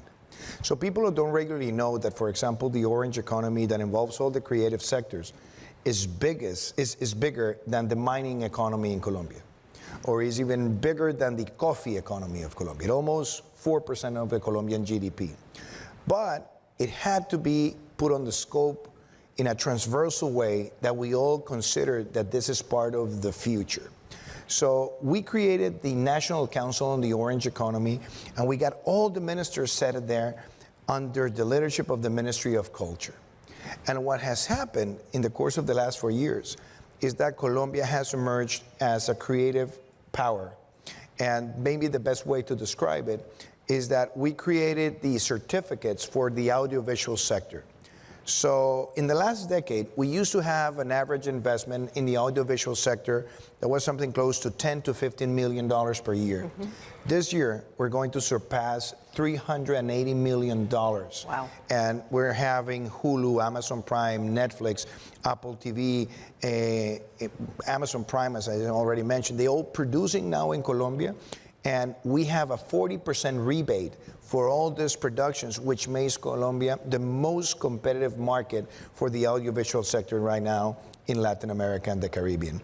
But the nice thing is that 95% of the jobs that are being created right now, based on all this audiovisual development, are local workers, are local jobs. That's great. So it means that we not only recovered 100% of the jobs we lost during the pandemic, but today we're having the largest investment ever on the audiovisual sector and in all creative industries. And training. These are high quality jobs. Yeah, because with the National Employment Service called SENA in Colombia, we have trained more than 700,000 students with capabilities for the orange economy, whether it's design, whether it's makeup, whether it's production, post-production, edition.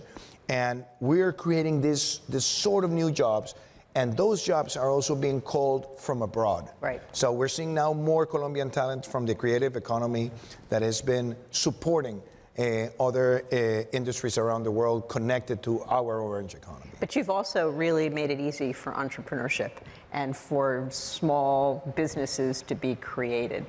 Can you talk a little bit about that? When I ran for office, I said that in order to get more investment, we had to reduce the corporate taxation for small, mediums, and large corporations.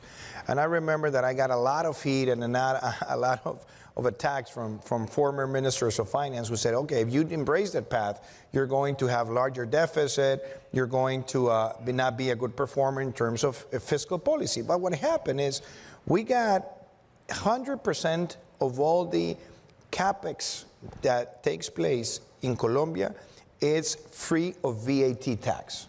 So that made a strong reduction. The second thing we said, we're going to discount 50% of the local taxes on your national income tax. So we made another reduction. Then we eliminated the presumptive income tax that we used to have for decades in Colombia.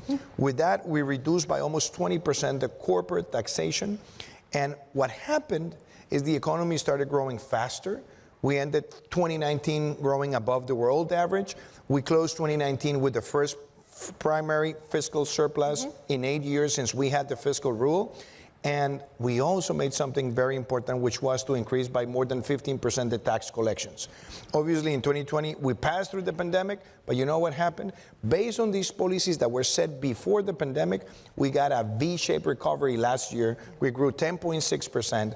And the first trimester of 2022, we got the best first trimester of this century, growing above 8.5%. Wow. So it means that if you build these policies, you bring the investment, and maybe it's good to share this also, that foreign direct investment, not related to oil and gas, in the last 4 years has expanded 196%.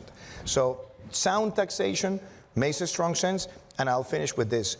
The digital invoicing in terms of sales in Colombia has expanded tax collection like no other time before. Absolutely.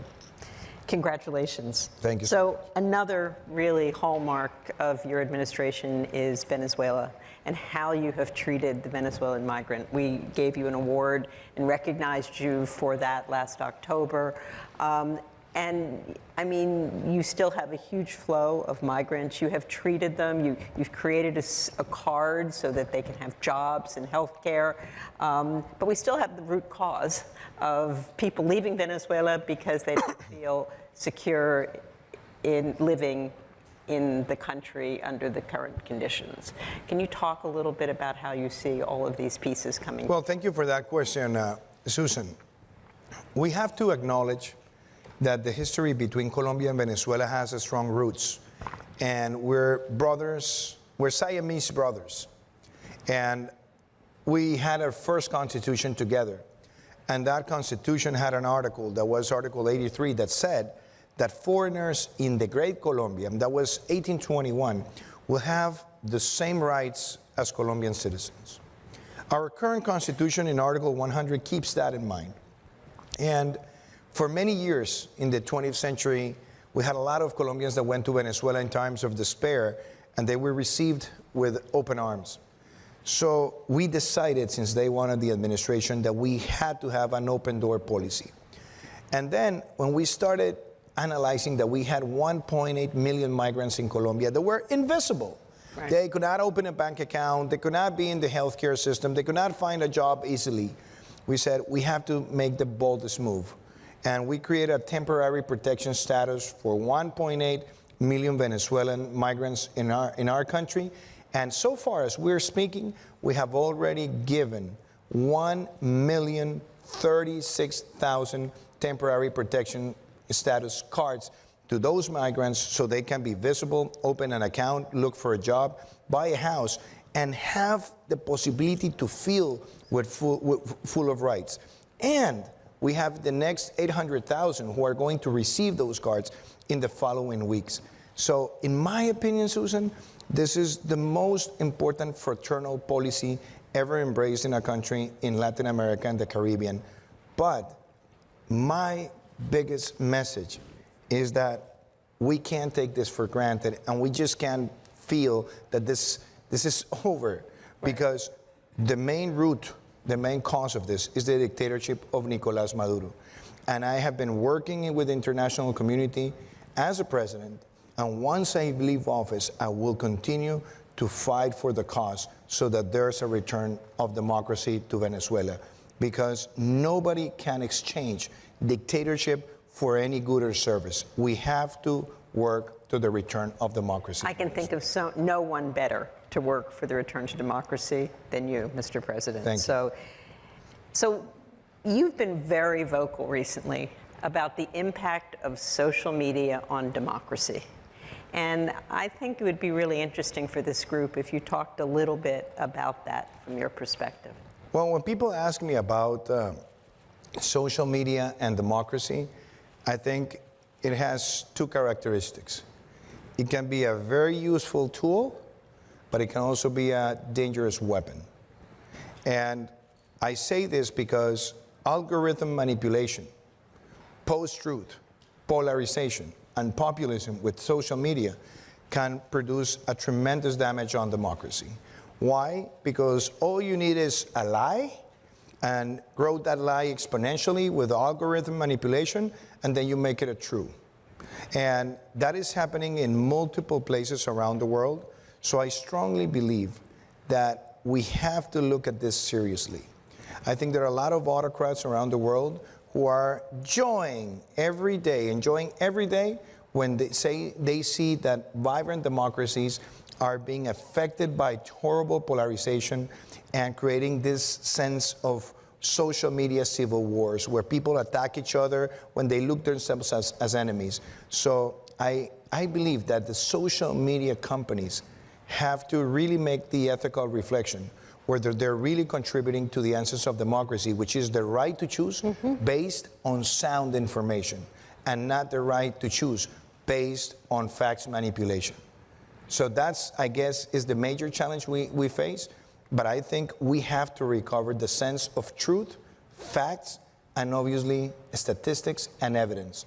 If we let that being destroyed as is happening today, it will become the biggest threat to modern democracy as we know it. And is this something you're going to work on when you leave office as well? I have been working on that, and I will continue to work on that, because I believe that our societies deserve to have sound debates on ideas.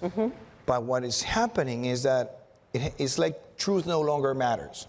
So I remember, for example, I was participating in a debate, and people say, well, on social media, they're saying that you have done nothing for the peace process in Colombia. And then we show the evidence. And then they say, all you're showing us is statistics and facts. So it's like, it doesn't matter. We definitely need to put before the discussion the facts.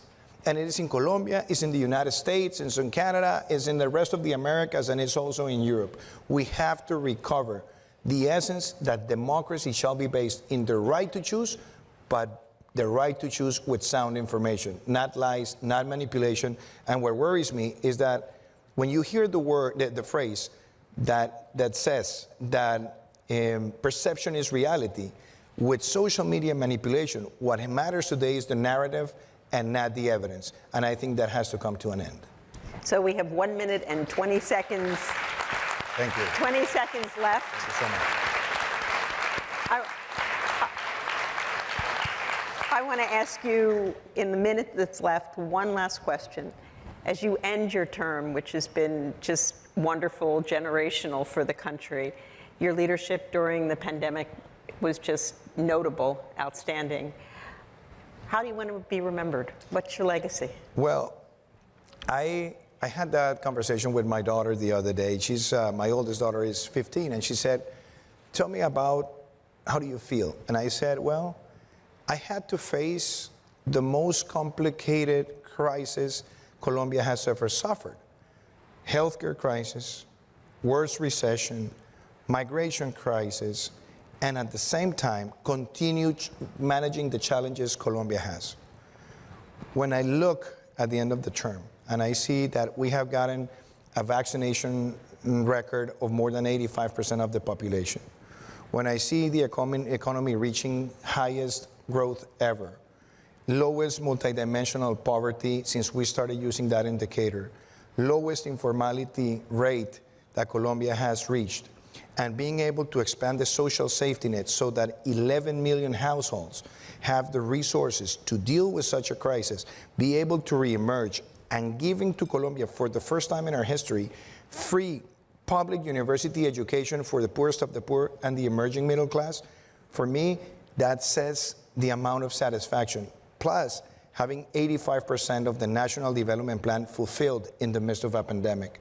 And the essence of that plan was to make Colombia a fairer place. Our Gini coefficient was better in 2021 than in 2019. So how do I want to be remembered? As the president who made the biggest social investment ever in Colombian history, based on facts, evidence, but also the improving of life conditions in our country. Well, with that, we have to end. I want to thank you. Thank you so much. I want to thank you for this interview, and I want to thank you for your leadership. Thank you. Thank you so much.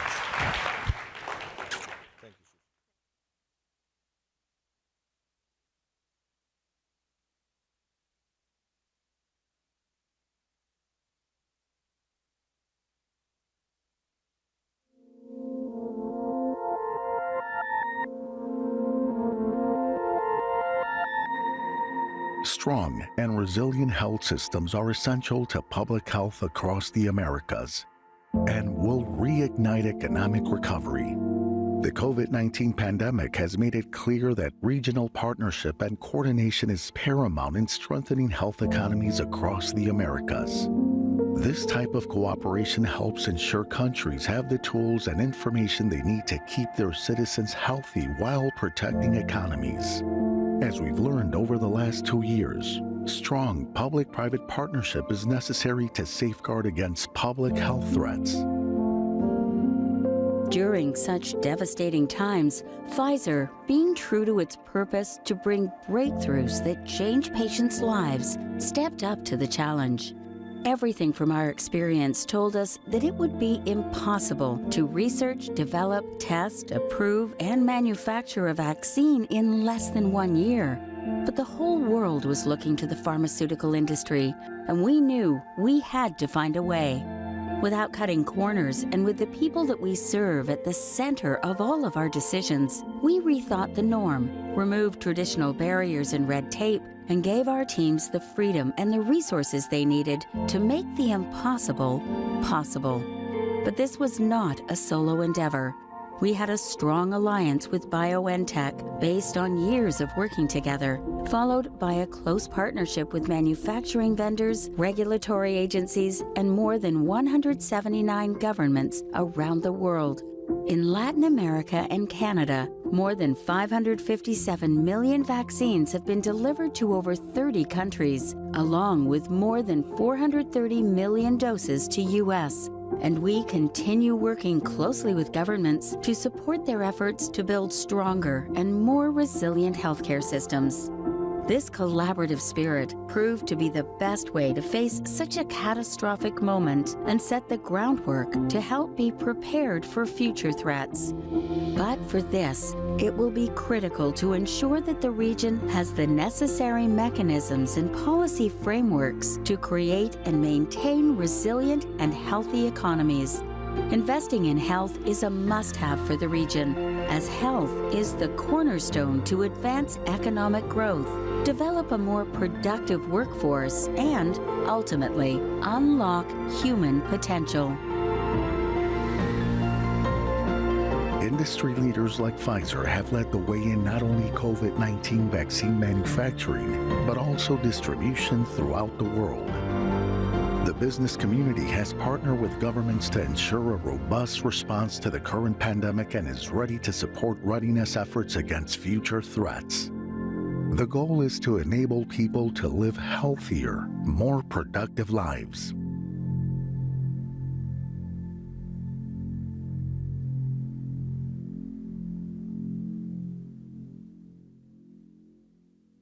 Please welcome His Excellency José Pedro Castillo, President of the Republic of Peru.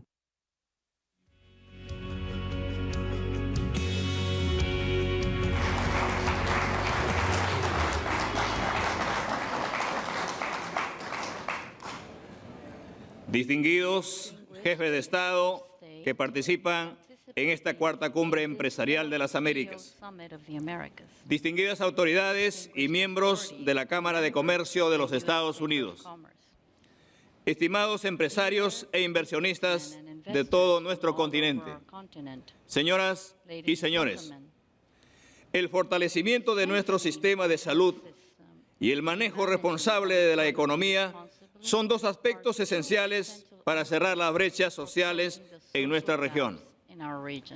Entender esta realidad nos ha revelado la lucha contra el COVID-19, fundamental para construir juntos un desarrollo inclusivo y sostenible en las Américas.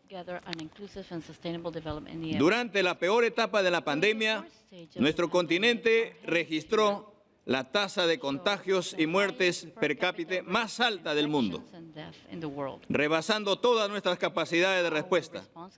La inseguridad alimentaria se triplicó y más de 13 millones de personas en nuestro hemisferio cayeron por debajo del umbral de la pobreza. El Perú no fue ajeno a esta realidad.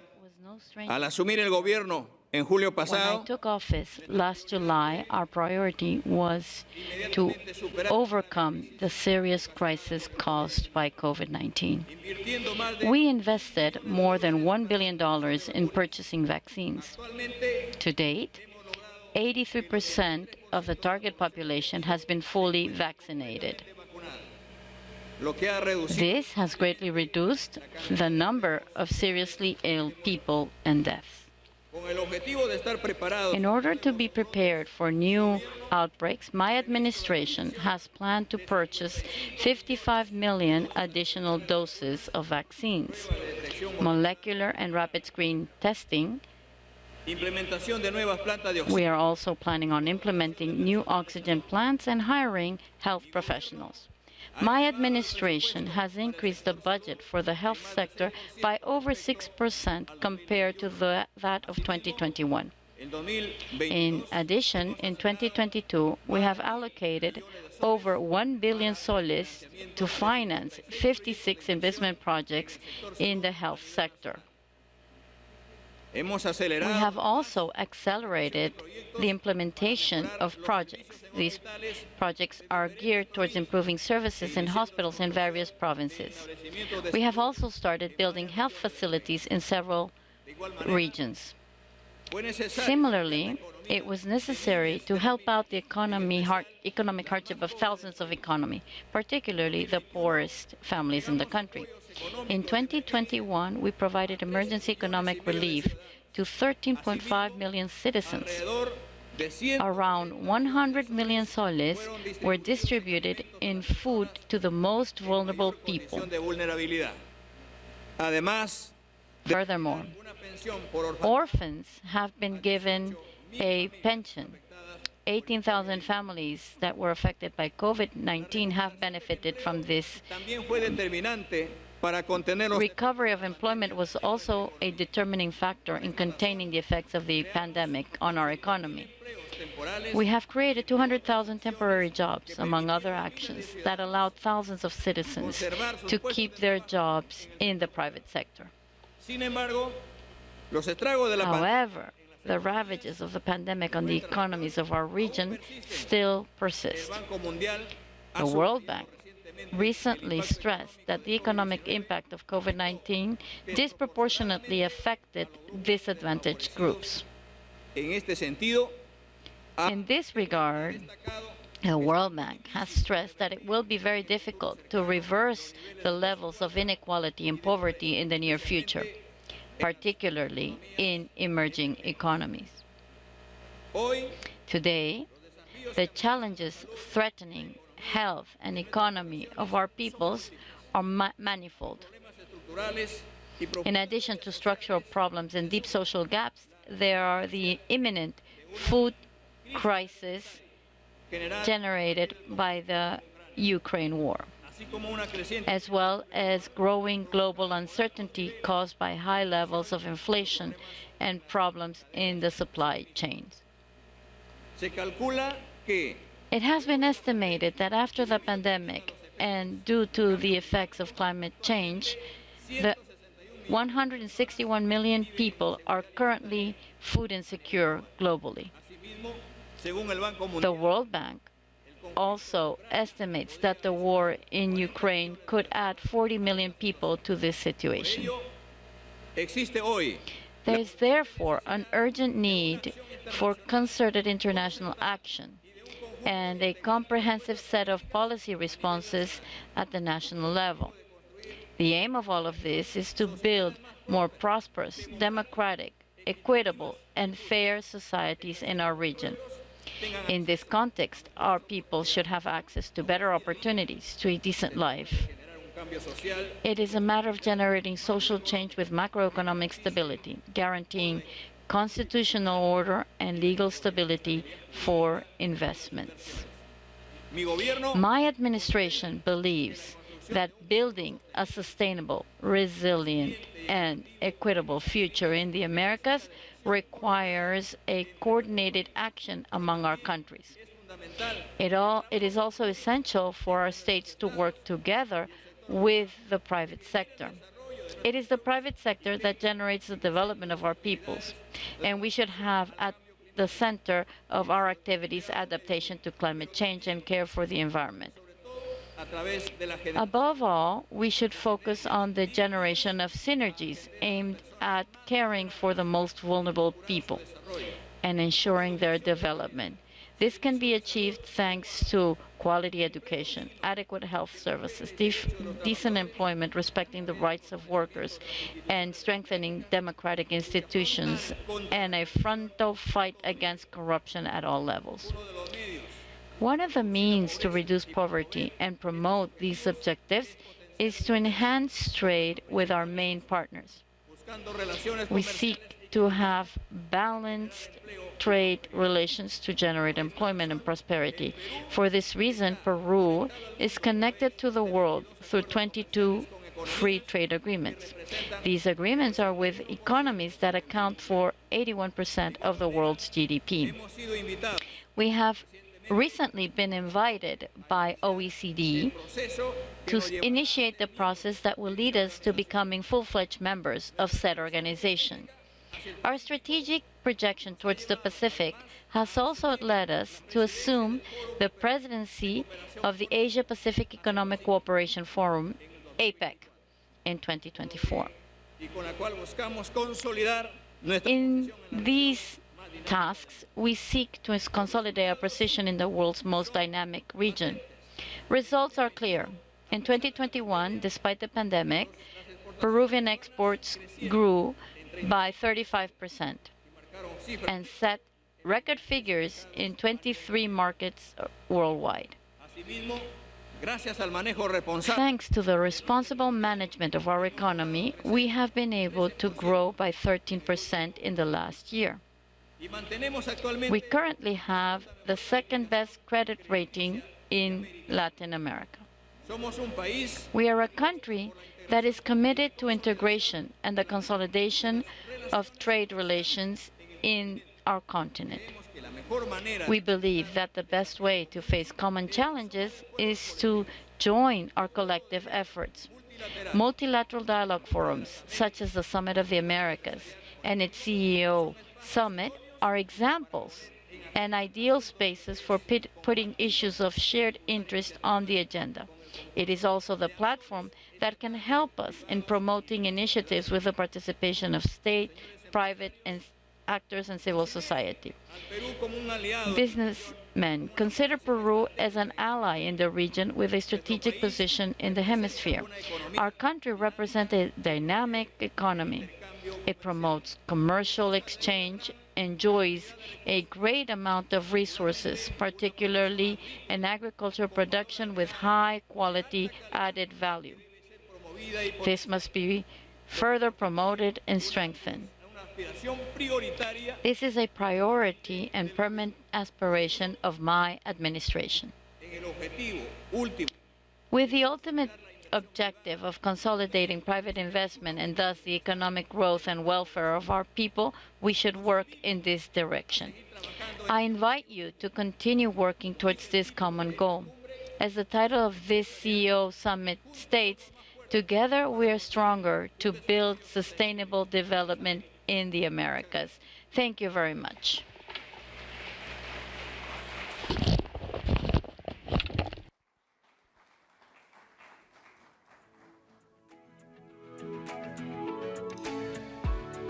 Please welcome Dr. Felicia Marie Null, the Honorable Javier Becerra, Sara Ayosa, Dennis Oswald, Lisa Paley, and Guillermo Pepe.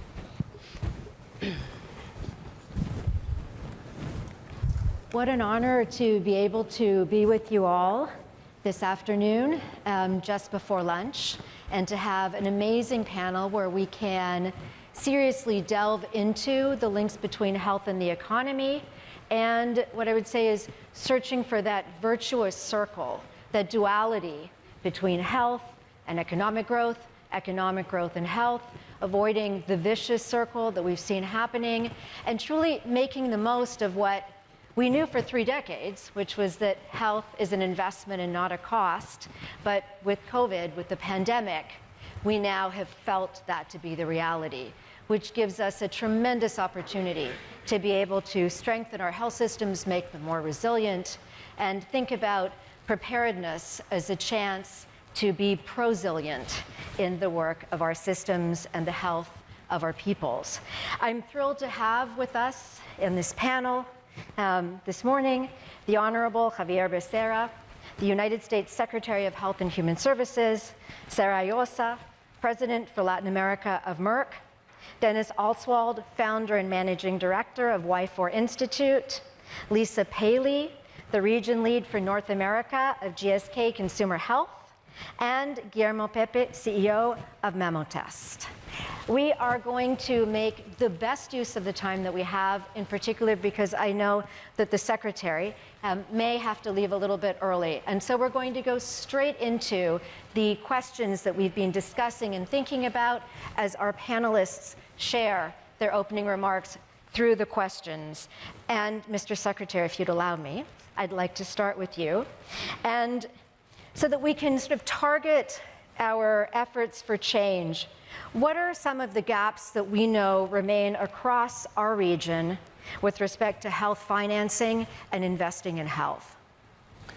Dr. Null, first, thanks very much for moderating the session. I'm pleased to be with such an esteemed panel of experts. I will say this, I don't believe we're past the point where we treat healthcare as an investment. We still speak of it more as an expenditure. You talk to any any person, I don't care what country they're in, and when you mention to them healthcare, they probably think, I'm going to have to spend some real money. And they don't think of it as something they need to do as a long-term investment in their or their family's health. They have to take care of remedying something that's occurring. I think that happens less in the private sector because you have to survive. You have to be in the black if you're going to be in healthcare. So there's more thought of it being an investment. I think the public sector thinks of it as an investment as well. But we still haven't quite brought together the word finance and healthcare to really be unified together. There's where I believe the work that we're seeing done at the G20 and the World Health Organization, where we're now combining the health minister's work with the finance minister's work, will help us speak more in one language about what it means to invest in healthcare. And from there it works. You start to see more of the public-private partnerships. Clearly, COVID proved to us that no one government and no private sector entity could take care of it by themselves. And so when you move in that direction, have solid public partnerships, you gain more success. And I'll close with one final point. Telehealth probably has shown us how well we can do if we work together. I know in the US, we've tremendously benefited from the work we've done on telehealth. But I know there are parts of the Americas where there's even more poverty, more rural aspects where telehealth could be a real goal to achieve if we get broadband out to most communities. And so I think the public-private partnership has to really work, but we really do have to get into this mindset of thinking that healthcare is an investment. Now, Mr. Zinn, we were speaking a little bit about this. The opportunity to leapfrog that we would never have seen to gain, I would say, 15 years, thanks to the pandemic and despite all the suffering in terms of telehealth and telemedicine, we can see a whole new era for cancer and for some of the chronic and non-communicable diseases that truly plague our region. So without question. With that, I'd like to suggest that both Sarah and then Dennis give us some insight and share with us what are some of the lessons learned regarding the links between strong health systems and economic resiliency. Given, yes, the pandemic, but these are longer-term lessons, I believe. And Sarah, could we begin with you? Sure, thank you. It's really an honor to be here next to Mr. Secretary Becerra and this esteemed panel, and I thank the U.S. Chamber of Commerce for the opportunity. So maybe just very quickly about myself and who I am and why I'm here. I'm the daughter of an Ecuadorian father and a Puerto Rican mother who emigrated to the U.S. in their teenage years. And so I take this role as the first leader for Merck Pharmaceuticals, or known as MSD in the region, the first female leader. It only took a century to get here, but I take that responsibility enormously. And that's because, you know, it's not just about advancing women in our region, but of course advancing health. So when I picture the challenges that our people in our countries face every day with gaps in their health care, I picture my grandparents, my aunts, my uncles, my cousins. Those are the faces and the voices that I see and hear. So with that said, lessons learned. I think we are still learning because we're still sort of navigating this pandemic. And I think I'm an optimist, and I hope that this global crisis has really shined the light on what's needed to be able to have a resilient healthcare system in populous nations that should become prosperous ones. They're inextricably linked, health and the economy. And one of the lessons we learned is that we need, strong leadership, coordination across all ministries, health, education, finance, trade, that public-private partnership, as well as with civil societies. We need the right mechanism to do so. And lastly, we need to be able to have the financing, the budget headroom, as well as flexible delivery models with telehealth, with some of the great innovation, for example, from Mammotest that we'll hear about shortly. We need that innovation to be able to reduce these gaps and look at healthcare as a national security issue, if I'm a little bit, and hemispheric security issue, if I'm a little bit provocative. So. Thank you. So, and I'm so glad you brought up the issue of gender and how we can think about this more as a syndemic. The Lancet has written about this. a series of synergistic pandemics that include violence against women and issues and gaps that we need to close in order to guarantee that we can be more resilient. Dennis, would you like to also comment on some of this? Yeah, thank you very much for having me here. Congratulations to the organization and to the US Chamber of Commerce that you put health for the first time on the agenda of the CEO Summit. So congratulations to it. It's important in our days. We need to, and that's my passion. I want to foster the paradigm shift that health isn't a cost factor, but a driver of growth, employment, and stability. And we need to establish this view. The pandemic crisis showed how countries suffered of the pandemic who are not investing enough in health. And as an example, in the Western Hemisphere, every $12 is related, of the wealth is related to health investments. And you need to provide such metrics. And I'm super proud that we wrote a policy paper together with Rifat Attoon from Harvard University about a metrics approach. If you can't measure it, you can't fix it. And we need to measure macroeconomic return values to society to give arguments to political decision makers to act. And in my opinion, in our opinion, I would downgrade countries who are not investing enough or below average. And the average of all the OECD countries is 7.5% of their wealth. A lot of countries are investing enough, but others less. And so why should the investing in health is the future prosperity of a country, the future productivity of countries. So rating agencies should take it serious if countries don't invest enough in public or private investing.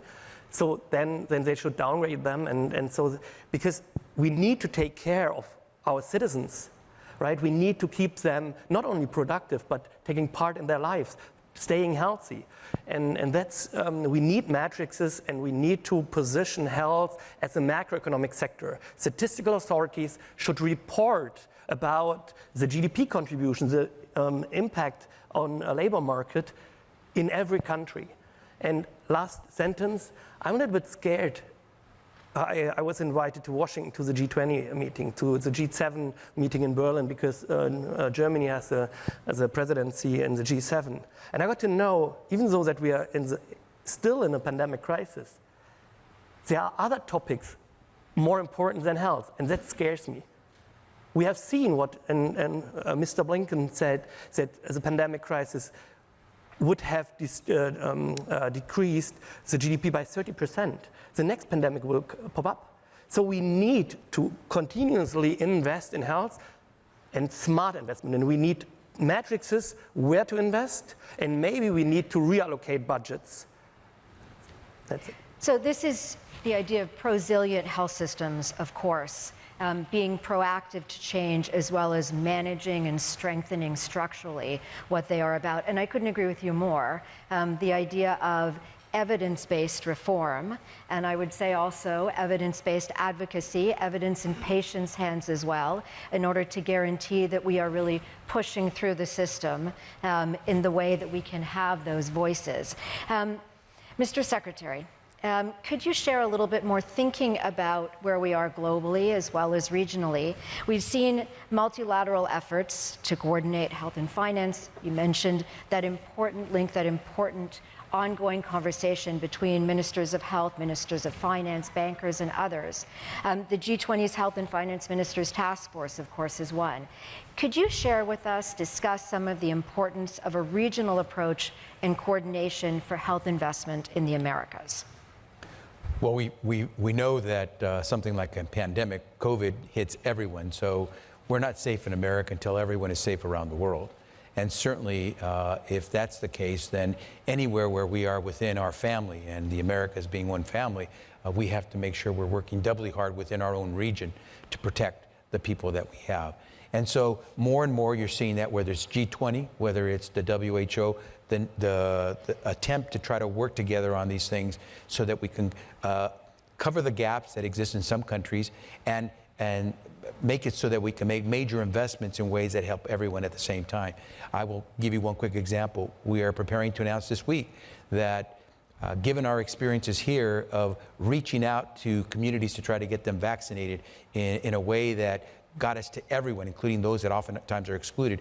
We're now going to begin a core, a service core. We're going to call it the America's Health Core. And what that will entail is an effort using Bajo as the base.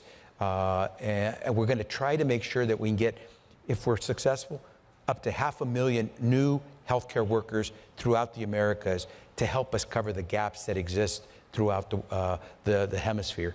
And if we do that, just as we saw in the US where we were leaving communities behind when it came to vaccination, if we work harder by getting the personnel to the places they're needed, we can probably have a healthier America overall within the hemisphere. And so something like this, creating this America Health Core, that could get us a little bit closer to really making sure that no one is falling behind. So I can only say that the University of Miami, my university, está a sus órdenes. We would be delighted to be part in our Hemispheric University Consortium. I realize that the universities, all of our universities, our higher education systems need to help with that, and I'm sure and know that you can count on all of us in any language that we can be supportive. We'll call on you. We're looking forward to it. Mr. Secretary, I know you may have to leave, and I wanted to, there's something I was going to end with, but I do want to throw it out. I think fundamentally, we all believe that we need more money for health, but we also need more health for money. What are those key areas where we can guarantee that we can get the efficiency, but also convince those who can write those checks, public and private, to be investing in our health systems? And I'll be brief because I know we have other panelists as well. I would say two things. One, as we saw with telehealth, there are ways to reach populations and increase their health outcomes and better their health outcomes without having to do it the traditional way. So thinking out of the box. The second thing I think is important to recognize that we have to think in terms of prevention. We always think of remediating. My mother would always tell me, mejor prevenir que remediar. That has forever stuck with me. It is so much easier. Frederick Douglass, a great American leader of a century and a half ago, African-American, said, better to build strong children than to repair broken men. Same concept. It is time for us to think in those terms, because the more we work up front and have a healthier population, the wellness is cared for, the less we'll have to remediate and try to cure what's ailing our countries. And so we can do this. We can do this. So I can say, absolutely. Please, thank you. And with all, I want to excuse myself and let the panelists move forward.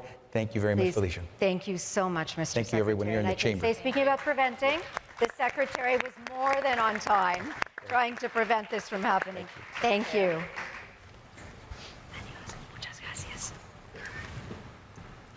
So let's go, and building on what Secretary Becerra has shared with us, I wonder if I can ask Dennis if you have any additional comments regarding, and you did say already something about the G7, G20 meetings. Anything else you wanted to add to that?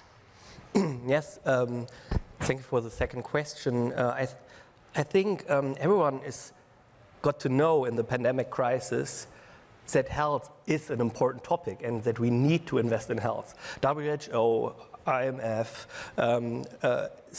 World Bank, everyone is convinced that we have to do something also to be resilient in the next years and decades. The question is, how can we establish more evidence-based metrics? And it's not about, the metrics shouldn't guide politicians to a solution, but they should support them taking right decisions. And I would say we need, on the one hand, establish the health economy as a macroeconomic sector, what I described before, but we shouldn't forget about the USP of the health sector. Everyone in the health sector tries to create better health. Everyone. And so the better health creates more wealth. And coming back to your point, better health creates more money, and we can invest even more. Right? And so I think we need to embed the social perspective, the social perspective of investing in health in the SDG Goal 3. And we need to think about disease-specific matrices. Because in every country there are different diseases we need to tackle. And I think we need to redesign healthcare systems by trying to avoid diseases in different countries, in different disease areas. And then if we set a target as an example, and Mammootess, I'm impressed of your work. If we would, as an example, have a target to reduce breast cancer burden in Ecuador by 30% in 2030, then we can think how we can follow the patient journey, how can we prevent to achieve this goal, and then maybe governments and stakeholders are not restricted to budgets on an annual basis, but they may try to think in targets and investments, long-term investments. So across the continuum of care, yes. And you speak my language when we speak about breast cancer. We'll go back to that without question as someone who has surviving with that disease. And I'd like to give for Sarah and then Guillermo a chance to go to examples. We want to get concrete.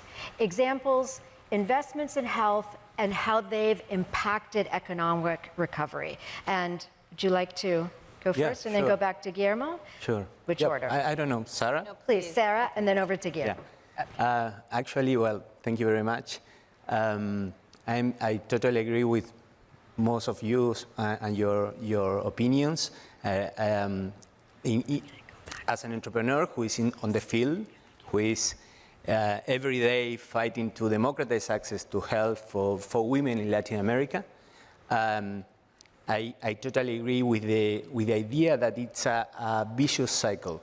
Healthcare, it's in a vicious cycle, it's reactive, it's old right now, it's antiquated, it's behind every other sector in terms of acquiring and using technology, and this is a very important aspect in order to change healthcare for good. What we need to do is take this opportunity that we have after a COVID pandemic and start to fully immerse in the digitization of the system. And why?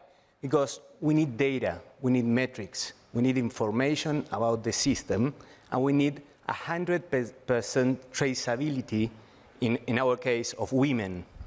We have to go from awareness to high-quality diagnosis, and then patient journey follow-up, and make sure women complete treatment. In the beginning, we were really obsessed about high-quality diagnosis and access to high-quality diagnosis, only to find out that it wasn't enough. Because many times in Latin America, women would get diagnosed, but after that, they cannot follow on with the treatment. So they need assistance and they need support in order to complete the entire patient follow-up. That's why we are developing and implementing technology. In order to do that, I believe we are maybe the first solution in Latin America that is doing this. I'm happy and I'm very optimistic about the data we are going to collect for Latin America. This is the first time in Latin American history that this monumental amount of data is going to be collected in order to fix the system. You cannot change or fix what is not measured.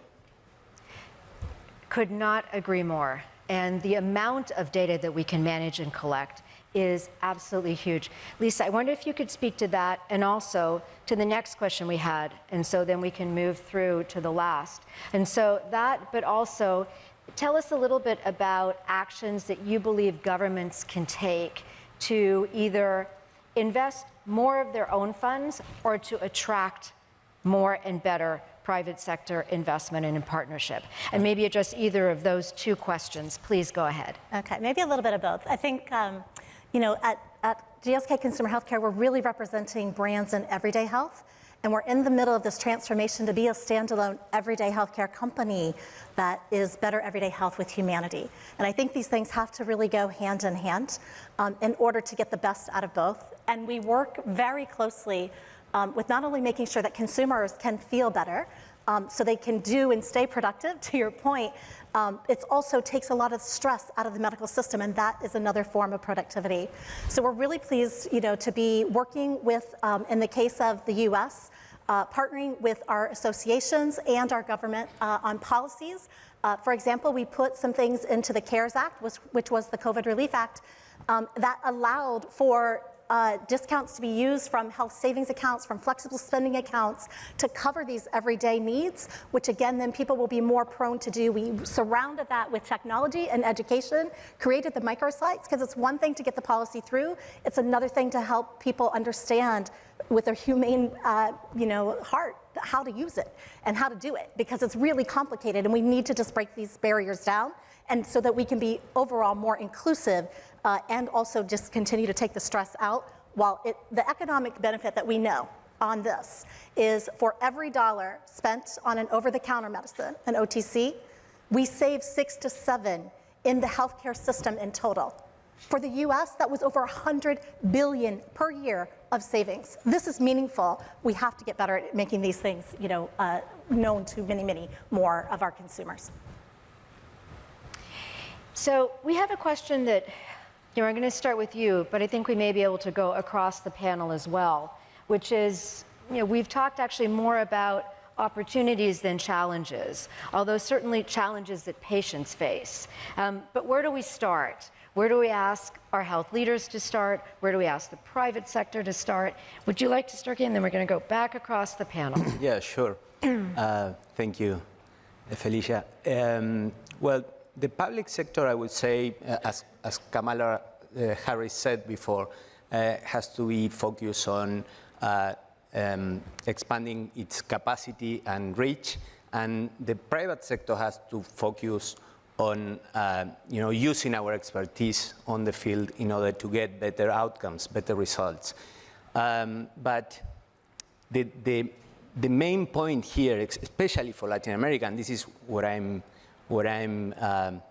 feeling right now, what I'm seeing right now, it's that in order to attract investments, private investments to Latin America, you need this data. And then that's kind of a vicious cycle where, because there is no data, there is no investment.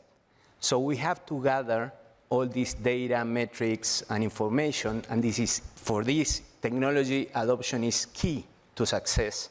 We have to really focus on adopting technology and optimizing the whole process, the entire process of the patient journey, from, as I said before, awareness, diagnosis, and patient follow-up. And that's really important. Once we start having those metrics and data in place, investments will come. But the main difference, and I see it every day when I go and talk to funds, right now we are fundraising, and most of the funds, they don't know about healthcare. They don't know because they see stories in terms of numbers and metrics. And with healthcare, it's not very clear where those numbers and metrics are and how you can, put all of them together. It's like, for them, it's like investing, putting money in, and wishing for the best. And what they want to have is, the assurance that there are going to be outcomes, that we can make things better and have healthier, happier, and more productive citizens. As do patients, when they put money in, want exactly to know that they're going to be okay, that they're not going to suffer catastrophic and impoverishing health spending. I think that leads exactly back into what you were sharing with us. Do you want to comment on that? Yeah, I think, we see these continued opportunities to bring data to the structure in order to enable more spend in the right areas. And I'll use an example of oral health. Oral health is very much a systemic issue. And if you take the data, and we were taking this at the state level as an example, but really, dentists weren't willing to spend their time and energy there because they weren't getting good reimbursement. But there is a real underserved population. But by aggregating that data and making it available in a way that people could understand it and digest it, state by state, we're starting to get more and more support. So we've gotten, like 20 million, for example, in the state of Maryland. Maryland. We're working on 30 million in Virginia. These are meaningful differences because if you make the consumer better, the patient gets better. And the data is the same, whether it's a consumer experience or a patient experience. It's the same person, right, that we're surrounding with the information and the things that we're doing for them. I'm so glad you brought up oral health. And now, Sarah, any particular examples, any comments on what we've been hearing? Thank you. So maybe just a comment, in addition to data, which I absolutely agree that we need the dialogue. We need to be able to come to the table and help governments prioritize because, you can invest, but you can't invest everywhere, right? So we need to have that dialogue and that partnership so that governments can help manage, right? How do you address unmet needs of chronic everyday diseases as well as prepare for the next pandemic or the next hurricane or the next crisis that hits the country. The other piece of that is also ensuring equitable access, right? Making sure that care is for everyone. And so these are areas where we need to have an active ongoing dialogue and leverage the private sector and all our expertise, all our data, right? That's where we can help the governments coming together with civil societies. So I hope, selfishly, that is a deliverable that comes out of the summit because it's not enough to talk, right? We need to put the passion, the energy, our hearts, efforts, and dollars behind the action here to make things better. So I'm glad you talked about the passion, the passionomics, and also that incredible need to all be able to sit down together, not just say private sector solve it, but you can't sit down and talk with the rest of the actors. That is no longer going to work. Dennis, I want to make sure we have just at least a moment to go back for sort of a lightning set of questions. But Dennis, do you want to start with that last word? Following your idea of the dialogue, I think if we talk about health as an investment, we need to place health in all policy areas, right? We need to place it. Actually, our former chancellor in Germany, Angela Merkel, implemented this format meeting with the health ministers and the ministers of finance. I would suggest to invite even though ministers of economical affairs. Absolutely. So, and we need to measure return on investment, so that we support political decision makers where to invest, right? Absolutely. In prevention, in this disease area, in another disease area. So that they need to think in targets. So that's maybe that carbon emissions, the reduction.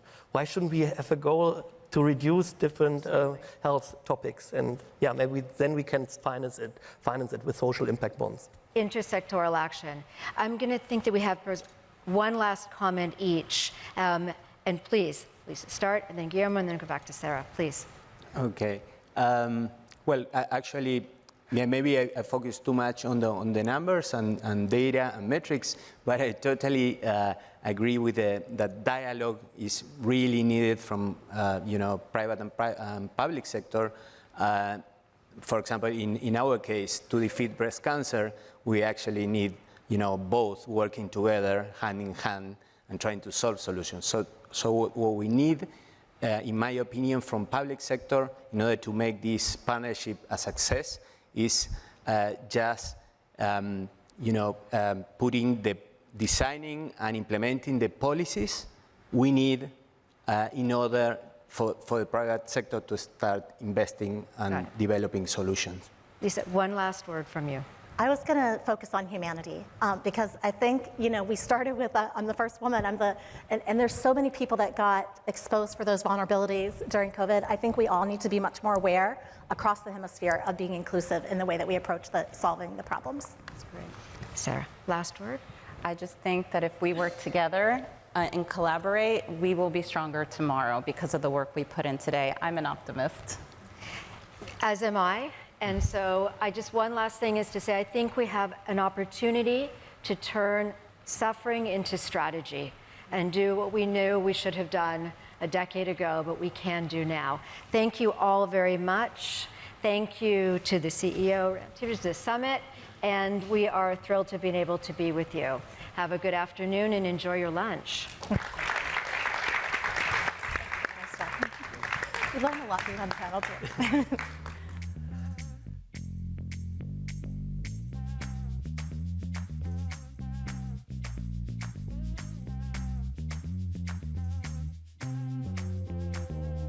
Please welcome to the stage Carlos Murillo.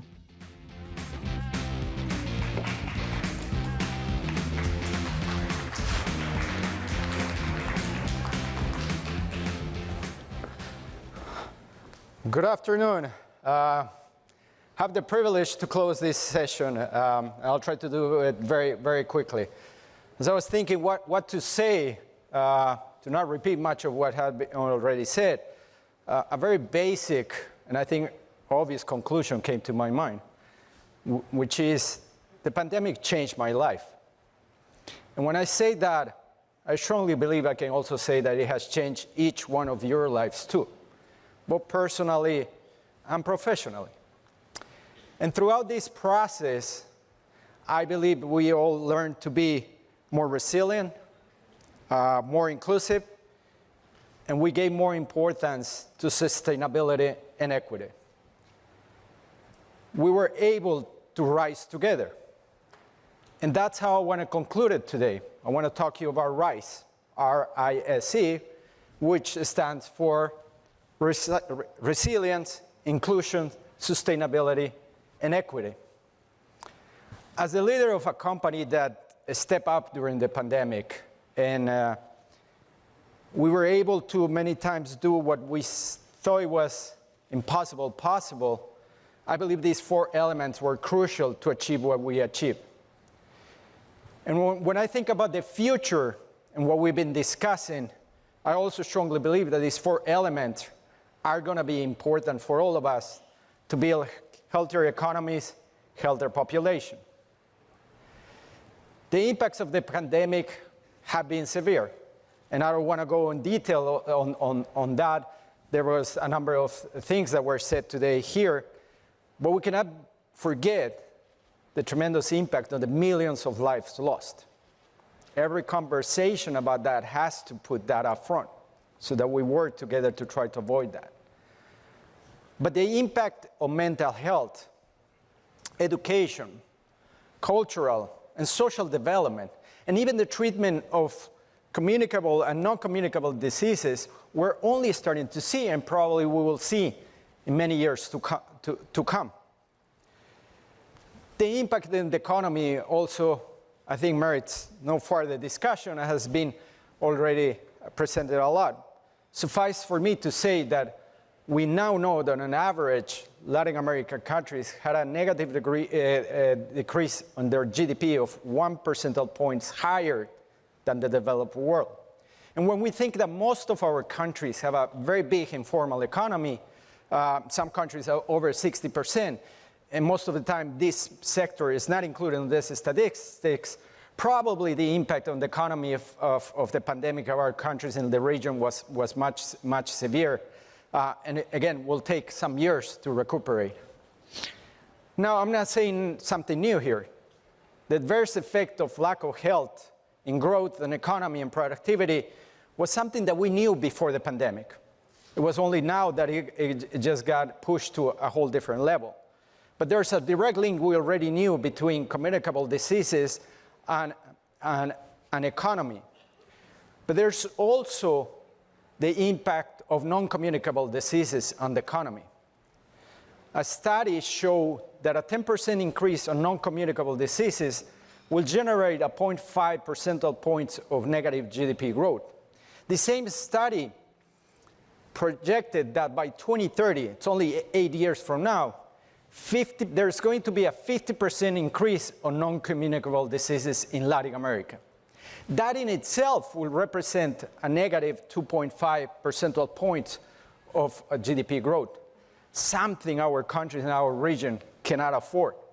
So we have to take measures, as it was being discussed, to prevent this from happening and make sure that we have effective treatments when needed.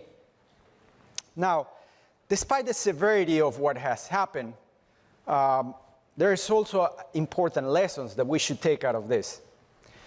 I would like to share with you two that for me are important. The first one, it should be clear to all of us that we can all only overcome the greatest challenges if we work together. Let's rise together. The second learning that was also very evident because of what happened is that, I'll use an analogy. The oil that makes the machinery of the world is health. If that oil is not there, then that machinery will not work. And again, the evidence is out there that's clear of that link. What's also very clear is no matter how rich the country was or how poor the country was, all of them were impacted. So there is this inextricable connection between health and economy. And when we think about the future and how we can get ready for a future situation like this and get ready, we cannot forget about this inextricable link between health and economy. That's why, and it was said here, investment in health is not a nice to have. It's a must to have. It's a must have to strengthen, maintain societies and our economies. When we invest in health, we are investing in growth, we're investing in stability, we are investing in a productive workforce. When we think of health as a cost, then there's this assumption that it has to be something that needs to be controlled, that we should take measures to reduce it, and that the expansion of it, it's negative. And nothing can be contrary to the truth. There's already ample evidence that shows that over the last number of years, decades, about 1/3 of GDP growth in developed countries had a direct relationship with better health. On the same token, if we underinvest in public infrastructure, in public health, we're putting an additional pressure of millions of dollars into society, government, state. So there is a clear link between economy and health, but it's not only in terms of pandemic or in moments of pandemic. It is clearly a link between health and economy for communicable and non-communicable diseases. Now, out of all this, the same way that there's learnings, I believe there's opportunity to apply these learnings. And we should work together, to rise together, to apply these opportunities. I want to cover very quickly with you 3 areas in which I believe we need to rise together. The first one is the strengthening of public policy. Public policy is the scaffolding of efficient, productive systems. And in particular, we need to improve the regulatory processes in most of our countries. We also have to look back. During the pandemic, most of, if not all, the regulatory agencies really step up and were part of a fundamental collaboration to achieve what we achieved. But we know that that's not necessarily the reality in every day. There's still need for further harmonization, clear procedures, and transparent procedures in our regulatory agencies, and the need for reliance mechanism with other parts of the world. We saw very important measures to expedite the approval of much-needed vaccines or tests. However, the reality of our countries shows that contrary to that, there is a delay in many of our countries to get the approval on new technologies. Let's quickly discuss the case of clinical trials. Clinical trials are an important source of investment and technology transfer to our countries. However, in average in Latin America, there's a delay of 2 to 3 times the average that it's taken to get approved clinical trials in other parts of the world. That becomes a huge competitive disadvantage. Same way, the approval of new technologies. Many countries, there are no clear processes, transparent processes, and there are very long delays that are making our new technology are not saving the lives that it can be changed and the direct impact on the economy. So we need to rise together and improve the regulatory process. But as we all seen also these past years, it's not enough to get something approved if it's not getting to the patient's hands. So for that, as it was discussed, we need reliable, sufficient supply chains based on international best practices, and we need value-based procurement models. And these procurement models have to have the patient as the center of what we do and how we do it. For that, again, we have to change the way we think and move from cost to investment based on long-term strategy, transparent resource allocation, and science-based outcome decisions. With that, as President Duque was saying, we will be able to have evidence-based policymaking and having the patient as the center of it. That is what we have to do. McKinsey studies show that $1 investment in the economy has a direct impact on the economy of $2 to $4. For that, we need metrics. We need metrics, as it was said by Guillermo, that allow us to assess, evaluate policy interventions, and allow for evidence-based prioritization. That's not going to be easy to be achieved if, as also was repeatedly said here, we transform the way we work and we take collaboration to a different level. What we achieved over the past 2 years was in no small part thanks to huge and different levels of cooperation, public, private, private to private. We need to rely on that to become more efficient. That's why forums like this are extremely important, because they generate the opportunity to discuss and hopefully to take concrete actions. One of those additional actions in which we need to work together is the removal of barriers to trade and investment in health financing, as we were saying. But we cannot forget also the importance of combating corruption. Many of these long-term new models based on outcomes require a level playing field. So public and private enterprise need to continue working in integrity and transparency. So let's rise together in this area as well. And to finalize, technology. Technology is clearly the big opportunity we have to achieve different things, to create these models based on outcomes of patients. We've already seen positive impacts of the use of technology and digital in the area of health. We can go back to what Guillermo was saying and what he's doing.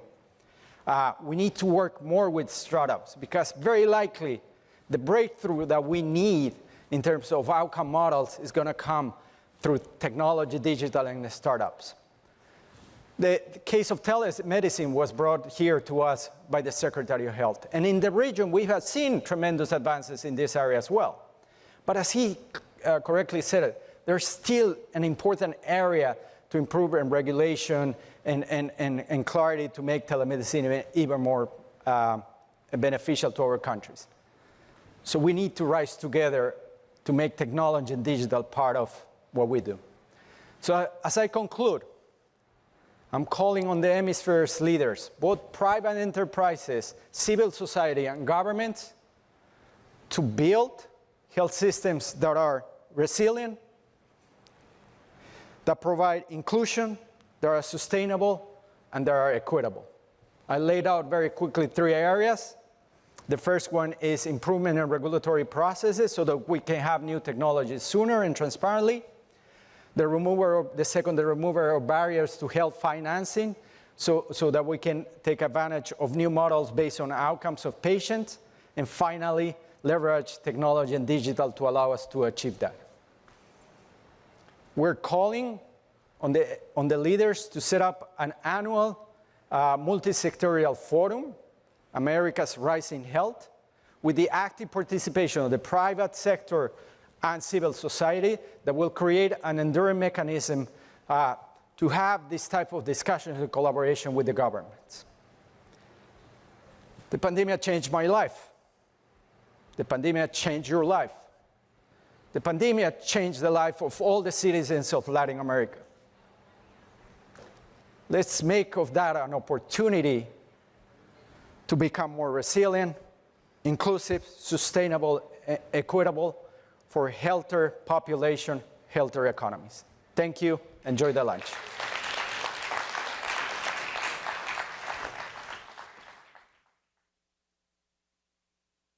Ladies and gentlemen, we will now take a networking luncheon break.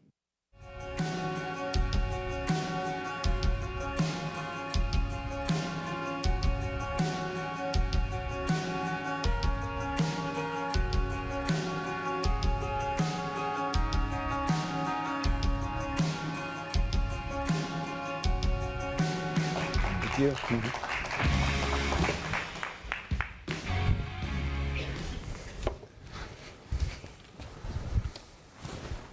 Good afternoon, and thank you for participating to our audience and our distinguished panelists.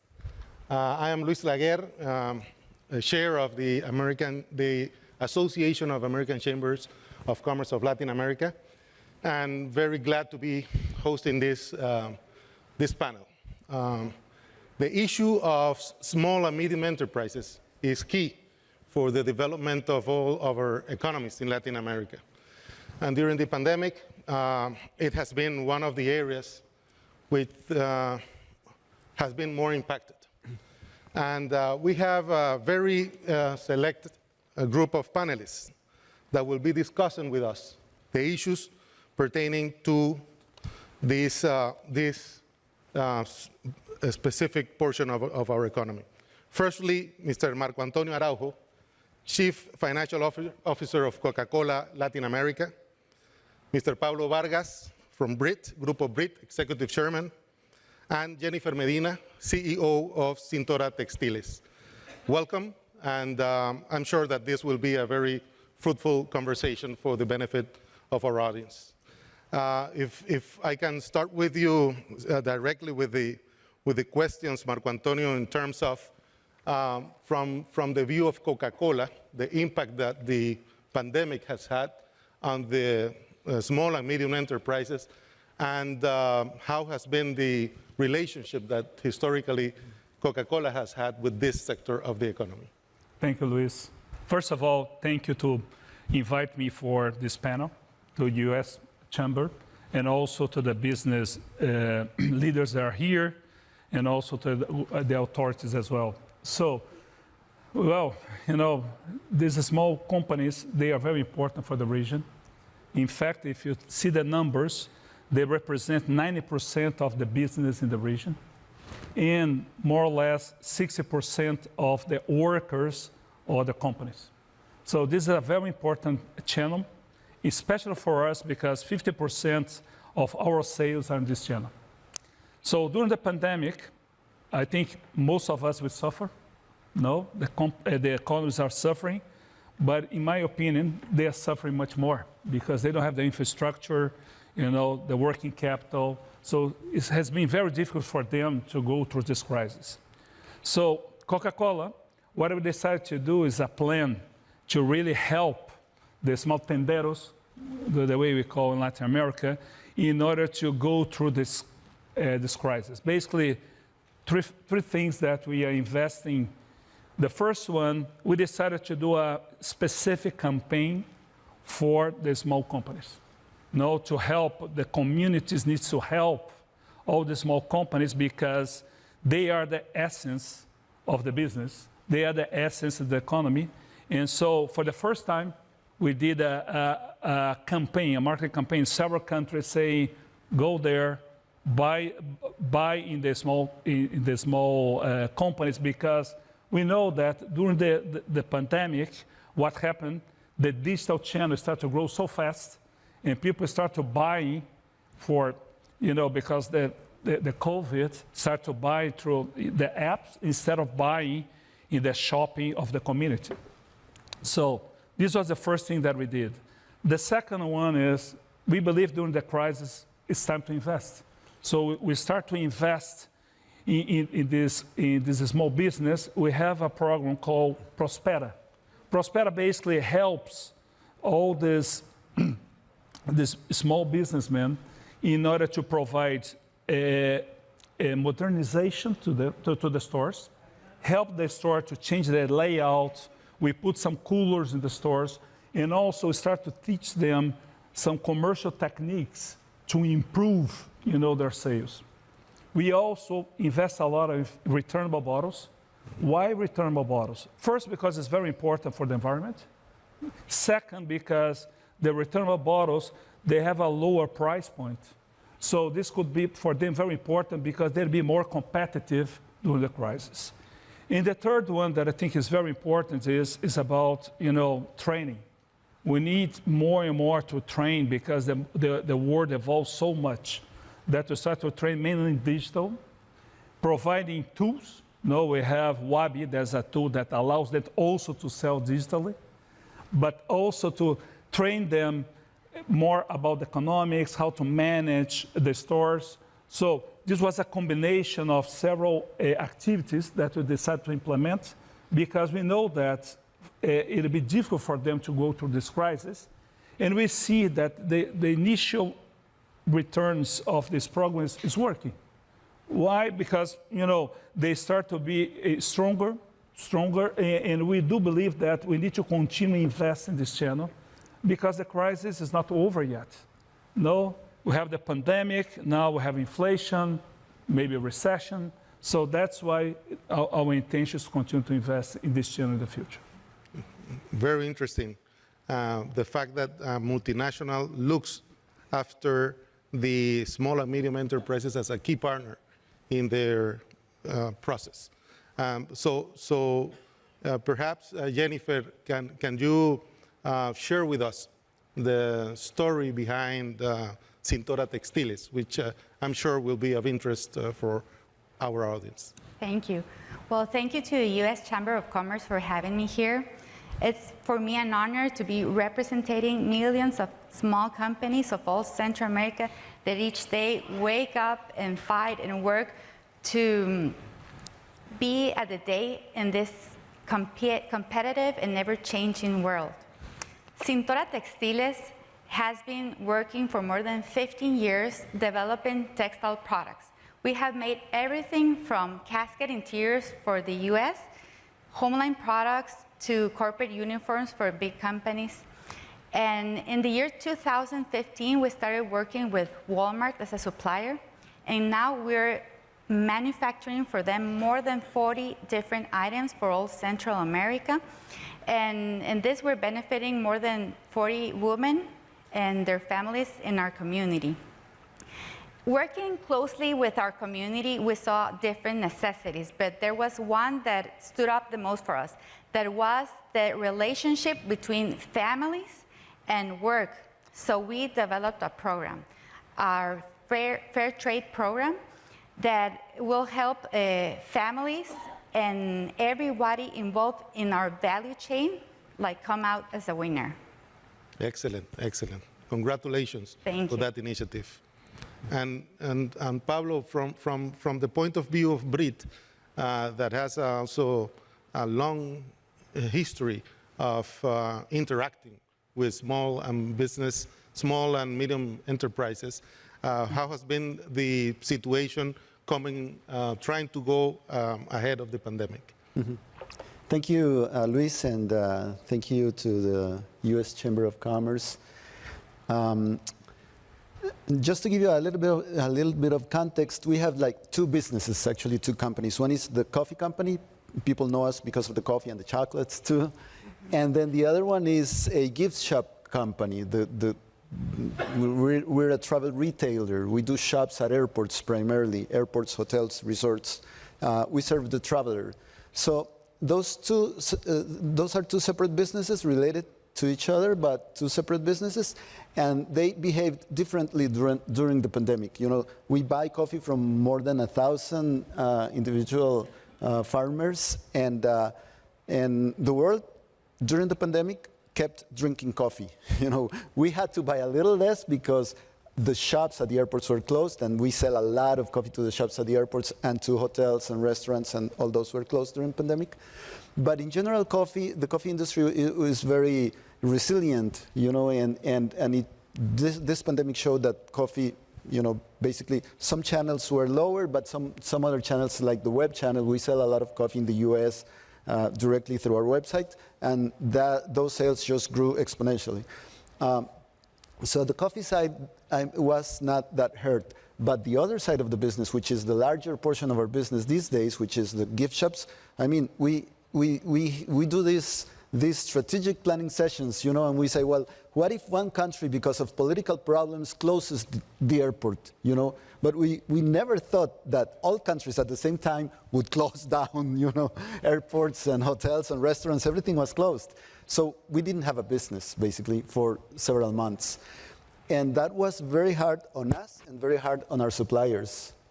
It was, I say, it was like, I say it now, half joking, but it was very serious. Like a business in reverse, because like, for instance, the purchase department had to see how to return some of the product to the suppliers that could accept some product. And the human resources department had to lay off people or apply to all the government-based programs to help people. But the situation has dramatically changed because this is a business that the harder it gets, the more opportunities we have. And so nowadays, during that time, we did several things, with suppliers. For instance, we created the Comunidad Latinoamericana de Artesanos. We put together artisans from different countries and have them talk to each other and do like workshops, and we planned this before the pandemic, but it was very useful during the pandemic because they could share with each other what they were doing to survive, and we helped them finding lines of credit and financial support.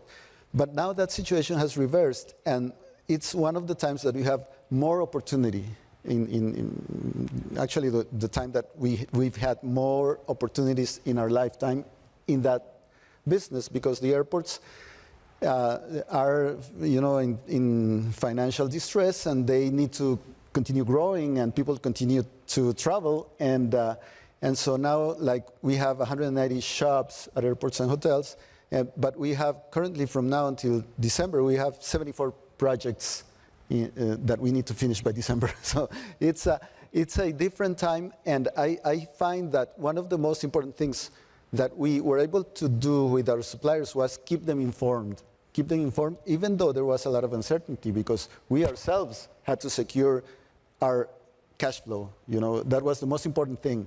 We went into survival mode, and we kept a close relationship with the banking institutions that we've earned their trust throughout the years. So we did a lot of work just on the financial side to keep the cash flow and to preserve cash and to guarantee that we could be still alive after the pandemic. And I think that's something that companies felt, our suppliers felt it as well, but the governments didn't feel it. And we can talk more about that. Sure. And it's interesting because, during the pandemic, the fact that companies were really resilient in order to go through those difficult years, that is a situation that has not stopped, had made a lot of people needing to reinvent themselves. And perhaps Jennifer can share with us, in terms of the business that you are running, how it adapted to the new situation that came without any previous notice. Yes, well, as you know, our products, as you heard, were not first necessity products.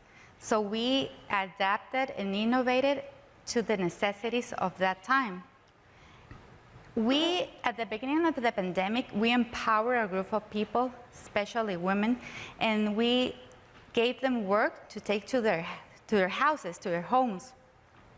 And this group were mostly women. We identified that by working in their homes, they will earn much more and better than working in a company, formal or informal. So in this time, we had a great challenge that was to make 1 million face masks in a small amount of time. So when we started, we saw this big opportunity. And the women that in other circumstances would be in our country with a white flag asking for food or for money for the sustain of their families became small business owners, and they gave work to other women. With this, they showed the members of their family that with hard and honest work, they can prosper. And not only that, by working in their houses, these women took care of their children. Meanwhile, they were working. This is the social important part. And they could guide their education. And also, this would take their children away from the problem of gangs in our country. And also, we saw the opportunity that we could import opportunities for other countries, and we can export our work and our talent. And by doing so, we think we can grow and expand this program to more women and more people in our community. So it's a model that can be exported, Yes. expanded, and for the sustainability of a lot of families.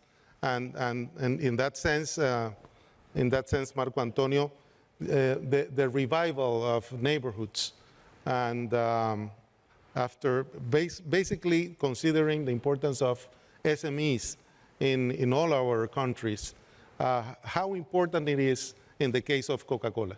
Okay, so let's talk a little bit about some numbers.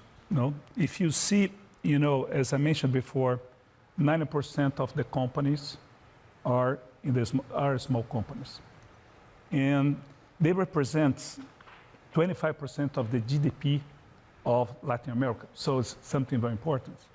On top of that, if you consider that for each small company is linked to 4 families, in some way this is became even more important if you extrapolate, the importance.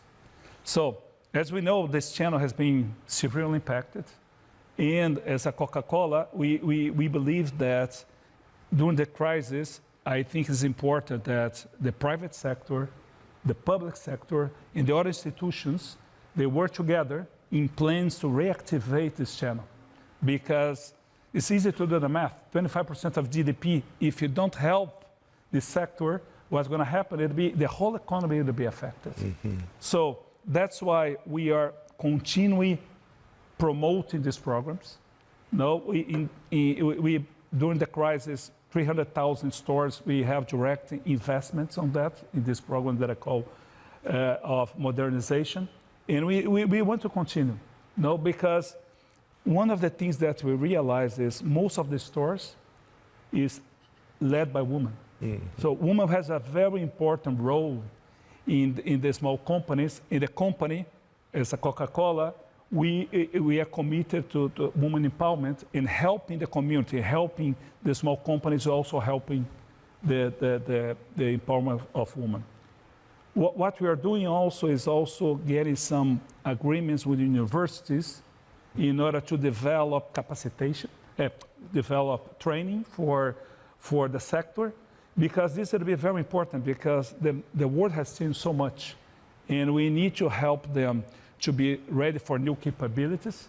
That's why I think it's important to continue supporting, the small companies.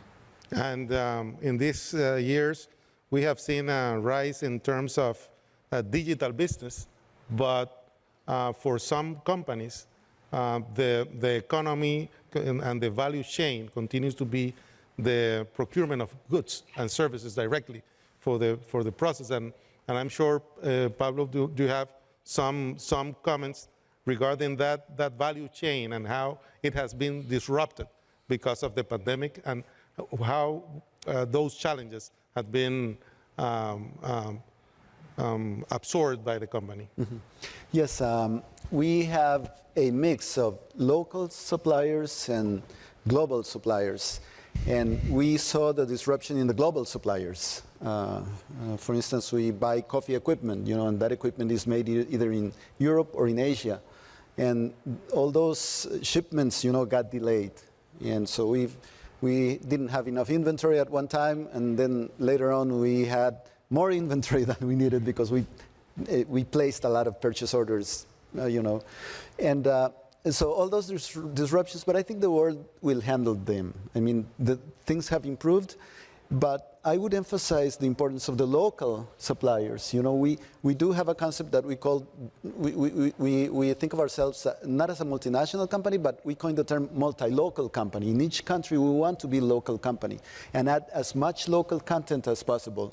So for instance, we do, we're a coffee company from Costa Rica, but we're in Colombia. Well, in Colombia, we do Colombian coffee, and we showcase the differences between the different Colombian coffee producing regions, you know, and try to teach people, you know, taste the coffee from this region, and you can see that it tastes different from Pitalito, to all the regions, to Santa Marta, the Sierra Madre, and even some of those regions, people from Colombia have not tried their coffee. So we try to showcase what makes us special. We do globalization, and we do business because people travel and globalization and all of that, but I say that we are the nice face of globalization because we, instead of thinking that we're standard people, that everybody's the same, no, we know that we are different, and we know that people like to identify with a piece of land, with a country, and with a culture, you know, and we try to show the world that each of those countries, each of those cultures have very special values and very special products. We translate all that into commercial product in an airport. And so we have to do a lot of local work, and during the pandemic, as I said, we kept our suppliers informed. We tried to help them in any way we could. But now, more importantly, we need them to be ready, and we need them to have the financial means to grow with us, because now we're in an expansion mode. You know, we're going 200 miles an hour now. And so we need them to accompany us. And for that, what we need is the support of governments creating some sort of, you know, financial facilities for them, or sometimes, a lot of times they have the cash flow, the future cash flow, because we can guarantee the future cash flow, but they don't have the hard guarantees. Mm-hmm. You know, they don't have the land that usually banks require to approve loans. So I think there's a lot of work to be done in that sense, because like when we started 35 years ago in Costa Rica, our main handicap, or our main obstacle to growth was capital. And these days, if I was going to start another company in Costa Rica, the hardest thing to find would be capital. So it's the same thing. And it's the same thing throughout the region. There's not enough institutions, people, angel investors investing in startups in the region. Things have improved, the governments are doing a lot of things, but in practical terms, like for instance, I was listening to Vice President Harris this morning, and she was depicting a theoretical case of a woman who was a head of a household with 2 children in Honduras, and she had a coffee field, and she would need the help of a credit institution and the help of somebody buying her coffee, and I was thinking, but that happens every day, you know? We shouldn't be talking about that here, because we should be talking how to put them together, and how could we get these women in Honduras, talk to the women in Costa Rica, talk to the women in Peru, share their experiences, and let them work, you know? And they just need capital. They just need capital. They're very good entrepreneurs, you know, and I see that throughout the region, in coffee, in the arts and handicrafts, arts and crafts, in small, medium-sized companies throughout the region. Enhancing SMEs is definitely something that all countries should focus on. Probably in closing, I don't know, Jennifer, if you can discuss and comment what you consider are the main challenges, but also the main opportunities for small and medium enterprises. Okay, I agree 100%. First, I believe with access to bigger markets and consistent markets, we will be able to expand our program to more women and to more communities, and that benefit translate in more safety in our countries, less immigration. Other thing, we need laws that are more friendly. We need processes that are more digital. And in the end, we need real access to capital, to funding, to make a reality every big project that possibly comes.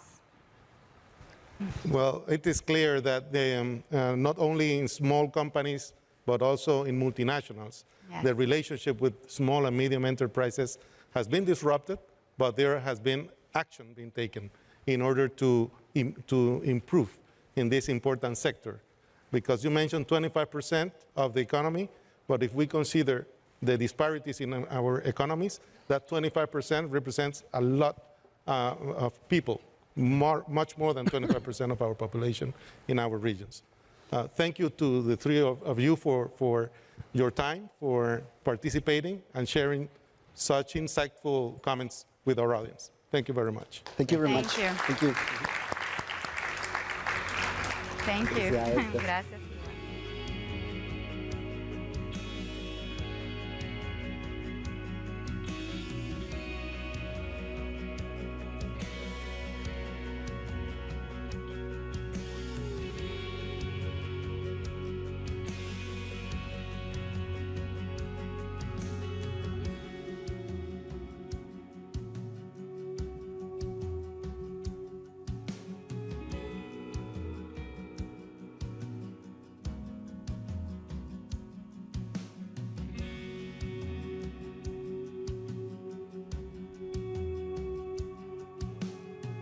Please welcome to the stage the Most Honorable Andrew Holness, Prime Minister of Jamaica.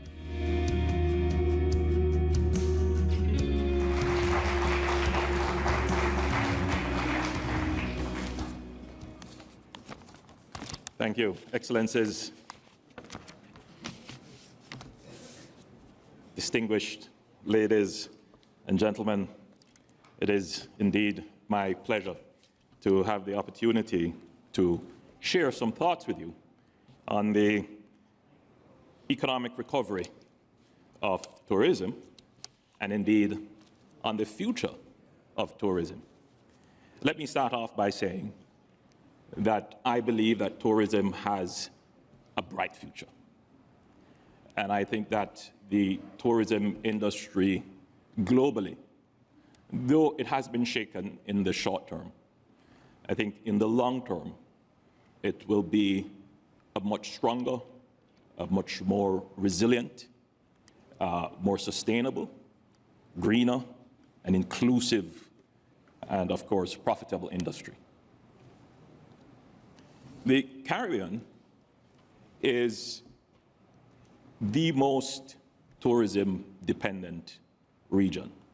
And this is by the IADB's index of dependency. And we can see why, because for the Caribbean region,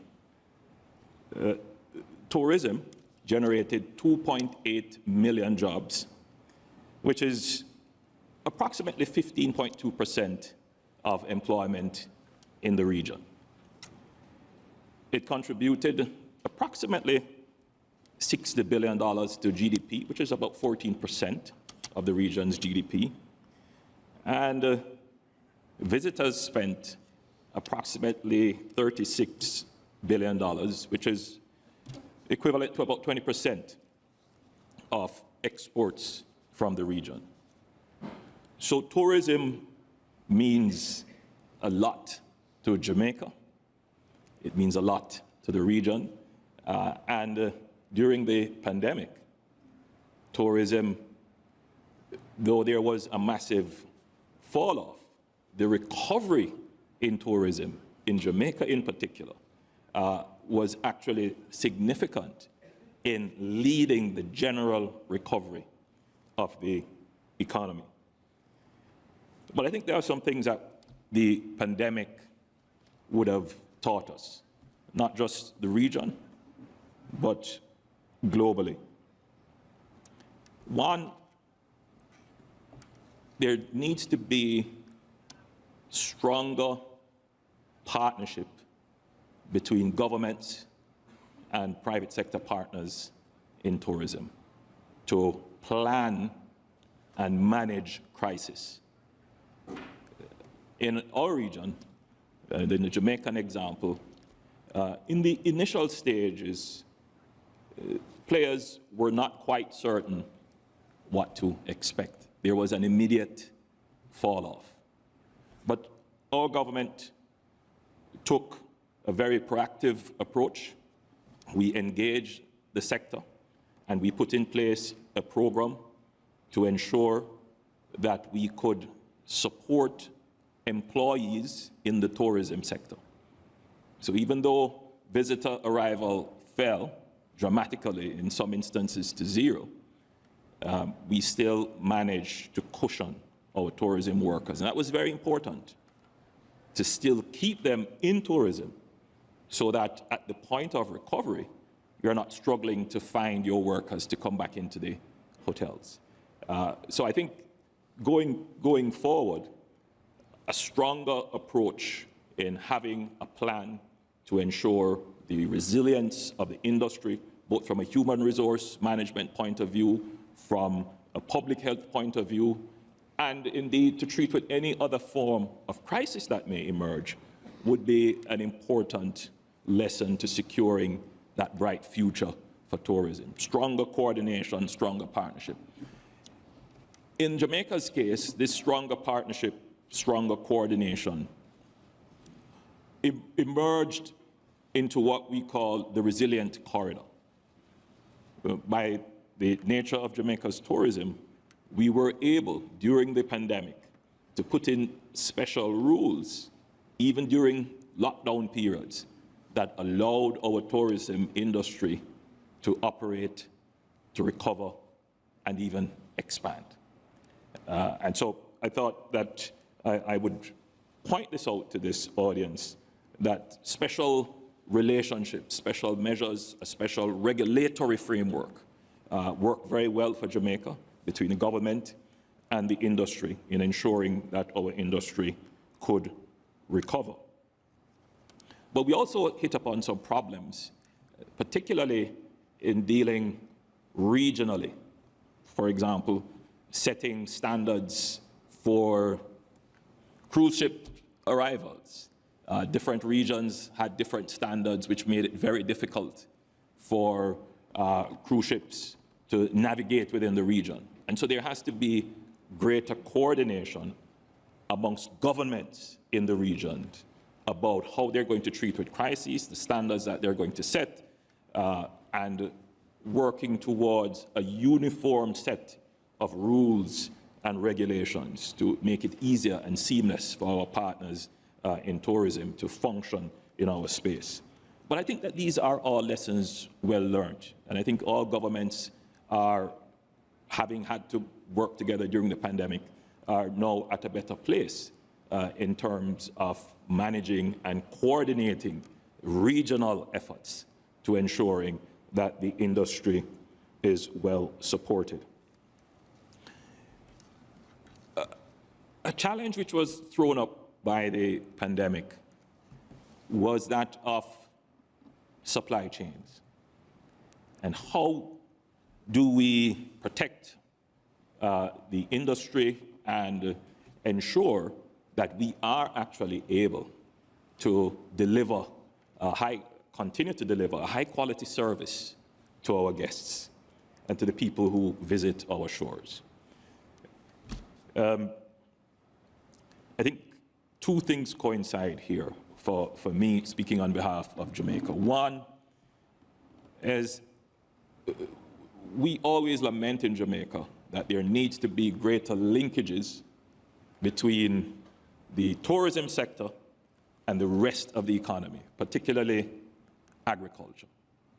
So if it's one thing that the pandemic would have made possible, is for tourism operations to rely more on local supply. I think that is a lesson that the industry should not just learn for the pandemic, but should start to figure out, how do we ensure that a certain target percentage of the inputs we need are locally secured? And I would say go one step further. How can the industry be the catalyst for the development of the local capacity to supply your needs? So I think it's in the interest of tourism to begin to think in this way. How do we ensure that we keep our supply chains safe? how do we build local redundancy so that we can continue to deliver a high-quality product. That moves me into the next point, which I think I'm just repeating what you all know, that the future of tourism has to contemplate the issues of climate change, obviously, changes in weather patterns and sea level rise and so forth will affect travel patterns, which will affect tourism, which will affect your product. But there is also a changing in consumer consciousness, and that will affect consumer demand as more consumers incorporate not just monetary value in their consumption decision, but ethical values will begin to play an even greater part in their consumption patterns. So in addressing these huge issues of climate change and changing in ethical and social patterns of consumption, it may actually be a good thing to be able to say that huge tourism interests in local economies are actually building the capacity of the local economy in a more ethical way to provide the goods and services in the supply chain.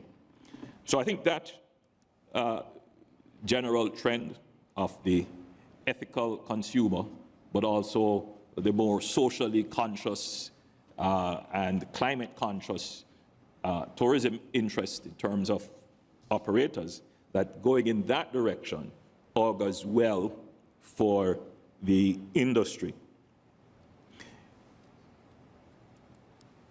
I think in the short term, just moving to another subject, global travel, it's going to be another area of increased concern. We don't know where oil prices will end up, and that will have an impact not just on the cost of airfares, but it will have a general effect on incomes globally. Surprisingly, we have not yet seen the impact of this in Jamaica and in the region. We are running very close to pre-pandemic levels in terms of visitor arrivals. But if this continues for much longer, I'm sure there will be an effect akin to a recession.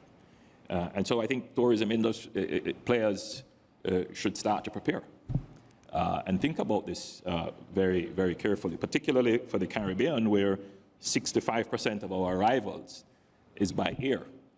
So we're very conscious of that, and we're seeing that as a possible threat. But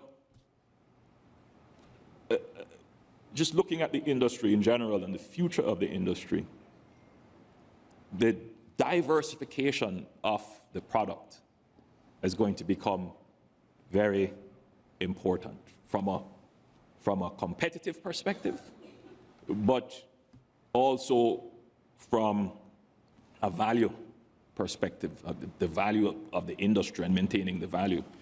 So I have no doubt that mass tourism, sun, sea, and sand will continue to be a main feature of the market. But experiential tourism, looking at culture and food and entertainment and environment, that these will also begin to play an even greater role. But I believe that for countries to protect the value of their tourism, need to develop policies that will incentivize tourism investors to seek to diversify their offerings. And I'm speaking now specifically for the Caribbean region, because when travelers think of the Caribbean region, they think all the countries in the region are the same, and the main feature, sun, sea, and sand. But Jamaica is trying to diversify to have, in addition to sun, sea, and sand, other offerings which may be low intensity but higher value, with greater inclusion and diversity, greater use of locally generated inputs, and in particular, displaying local culture and involving the people more in tourism. And we believe that this will improve and increase the value of tourism to the country. So with these few thoughts that I'm sharing with you, I think I've reached my 10 minutes limit. I hope that it would have stimulated your own thoughts. And in closing, to reaffirm that I believe that we will have a strong recovery in tourism. People are traveling now more than ever after having been cooped up for 2 years. But there are risks. But I believe that the industry is strong enough, wise enough, intelligent enough, learning from the challenges to put in place the measures that will overcome those risks, make us more resilient, and ensure that we will have a robust and resilient and profitable tourism industry. Thank you.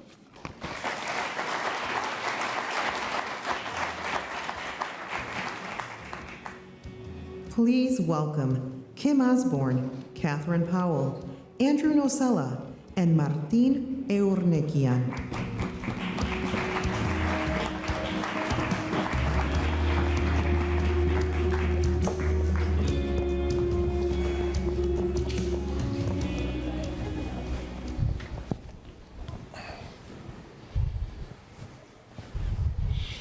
Good afternoon. On that very optimistic note from the Prime Minister, we begin our discussion this afternoon on tourism. We know that the tourism industry, as the Prime Minister has indicated, has taken a hit. We believe that we're on the rise. And joining me to discuss the future of tourism are an esteemed panel of experts. I am joined by Catherine Powell, of the Global Head of Housing of Airbnb. Welcome, Catherine. Andrew Nocella, Executive Vice President and Chief Commercial Officer of United Airlines, and Martin Eurnekian, CEO of the Airports Council International. Welcome. And we will delve right into our discussion this afternoon. I would like to give each of our panelists an opportunity to speak to us about your experience during the pandemic, what your individual organizations went through, and how you view the future of tourism going forward. Having gone through the pandemic, how do you view this recovery that we are in the midst of? Catherine, I'll begin with you. Thank you. Thank you for having me. So we've seen travel change beyond recognition, and we think it's not going back to how it was before. People are traveling longer and they're traveling further. Our nights booked on Airbnb for longer than a month are higher than they've ever been. 20% of our nights are now for 28 days or longer. More than half of our nights booked are for over 7 days. And they are greater, they are 50% higher than they were 2 years ago. And people are traveling further. They are traveling, discovering more places. In fact, in Latin America and the Caribbean, 800 towns and cities have had their first Airbnb booking, which means their first host and their first guest. And for our hosts, this is really meaningful. Our hosts are everyday people. They keep 97% of what they charge. And in Latin America and the Caribbean, they range from students to retirees. 20% are work in health, 20% are teachers, 10% work in healthcare. And during the pandemic, for the 12 months up to March 2021, our hosts earned $3 billion US, which was meaningful during such a difficult time. But it's not just about the benefits of hosting. We've just had a report from Oxford Economics, which released our Airbnb guest spending last year in 2021. And Airbnb guests in the region spent $16.4 billion US on direct tourism activity, and that doesn't count the hosts that they were staying with. So this was spending on restaurants, on shopping, on transportation. And the report, the analysis estimates that supported over 400,000 jobs. And if I break that down for you, an Airbnb guest, for every $10 that they spend on a stay in the region, they spend $45 on direct tourism activities. So on the shopping, on the restaurants, on transportation. So it's really meaningful. It was nearly 5% of direct tourism activity. So it's been an incredibly important period for us and incredibly important for the region. And we want to continue working with governments in the region, with our partners, to bring what we believe is sustainable, diversified local travel for the communities across Latin America and the Caribbean. Thank you, Catherine. So certainly expanding the benefits of tourism to communities is something that we encourage in the region. Andrew, from the airline perspective? Wow, it's been an amazing couple of years. I think back to early 2020 when we were first starting to see the virus emerge in Asia, and our demand to and from Asia went almost to zero. And we thought, thank goodness this is in Asia, not here in the United States, in terms of it hasn't affected our entire business. But then when the virus moved to Italy, that we knew that this was going to be a pandemic that affected the entire globe. And we started preparing then. And more or less, our business in March and April of 2020 was down 95%, an unprecedented type of situation. But what I would tell you is, United's been around for a really long time. And we thought, well, how do we best manage through this crisis? And what we decided to do is be very nimble, very agile, and not try to predict the crisis to a T, but be ready to bounce back when demand came back. And what I can tell you over the last few months, that's exactly where we are. We're back to running close to our full airline again, which is great to see. Our mission is to connect people and unite the world, and we're back to doing that. And every team member at United's proud to be able to make that happen out there in the world today. And throughout all of the Americas, and obviously we're a gigantic airline through Central America and South America. We're so proud to be back. And I will tell you, all throughout the crisis, we stayed focused on the future, on how to reestablish the business, bounce back. And in fact, in the middle of the crisis, we ordered 270 more aircraft so that we could be prepared over the next few years to be able to execute on our plans to grow United Airlines throughout all the world, but particularly through North and South America. Fantastic. And Martin, we saw the closures of airports across the world. What was your experience during the pandemic, and what are you doing to mitigate future shocks? Well, first, my role is CEO of Corporación América Airports. We're a company that runs airports mainly Latin America, but also in Europe. We run 52 airports, and of course, the pandemic was the greatest unforeseen crisis of our industry ever. Ever, yes. If you ask me at any point in time if this was possible, I would have said no. And there were two factors in the crisis of the pandemic. One was people were scared, so they didn't fly. No, that was a natural reaction of the people that really crashed demand. But then there was the restrictions put by the governments, and these two things affected. We had United had 2 months of 95% down. We had airports. We had almost 2 years of 95% down in traffic, but not because people were afraid by the second year, but because of restrictions. And I think one important thing that we as a company learned from the pandemic is that if the pandemic is a great success for humanity's collaboration in science, in terms of political coordination, it was a great failure. Because the lack of coordination is what made this industry a mess for such a long time. Even as of today, when you travel, you have to think and understand and research what are the requirements for each city or country you're going. And we are almost 3 years into this, and we're still not fully coordinated. And I think that's a lesson that we need to learn and reflect on how to react for the future. Because we are very happy, we are in a recovery mode, and we also see who are the winners and losers of this recovery according to the restrictions they put. Countries that have put few restrictions are now almost at 100%, and the ones that put a lot of restrictions are still struggling to come back to 2019. So I think that's a big lesson learned.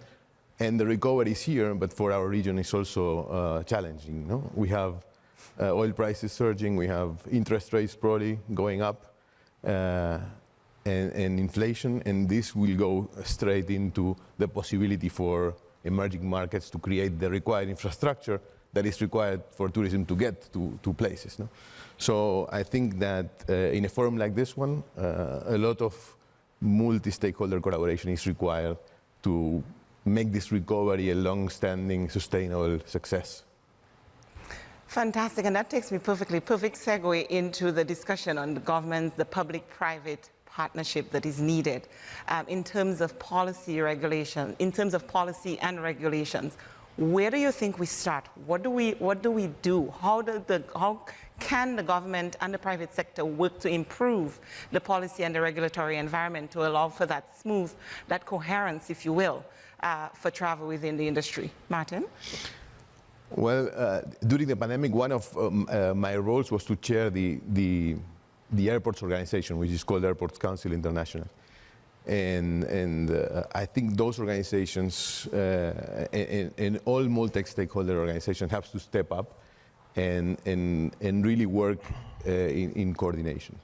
For the future, for what's coming, Latin America, I think, needs a lot of collaboration, needs the work of multilateral organizations, development banks, because a lot of infrastructure will be needed to support the recovery.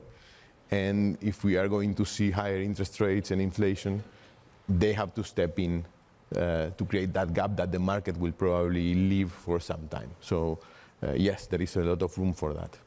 A lot of room for dialogue. And Andrew, I wonder from the airline perspective, are there specific expectations that you have of the government, of the public sector that you would like to see met? You know, I think from a United Airlines perspective, we would like the decisions to be led based on science, right? This was a really complicated situation, but there was, after the first few months, a lot of science behind this. And, you know, we think that the decision criteria should be made objectively and based on science. And I think along with coordination and communication, you know, I think that's one of the lessons learned over the last 2 years, is that maybe in some cases the science lagged a little bit. And from the accommodations perspective, from the shared economy perspective, is there any movement on your part to work more closely with governments?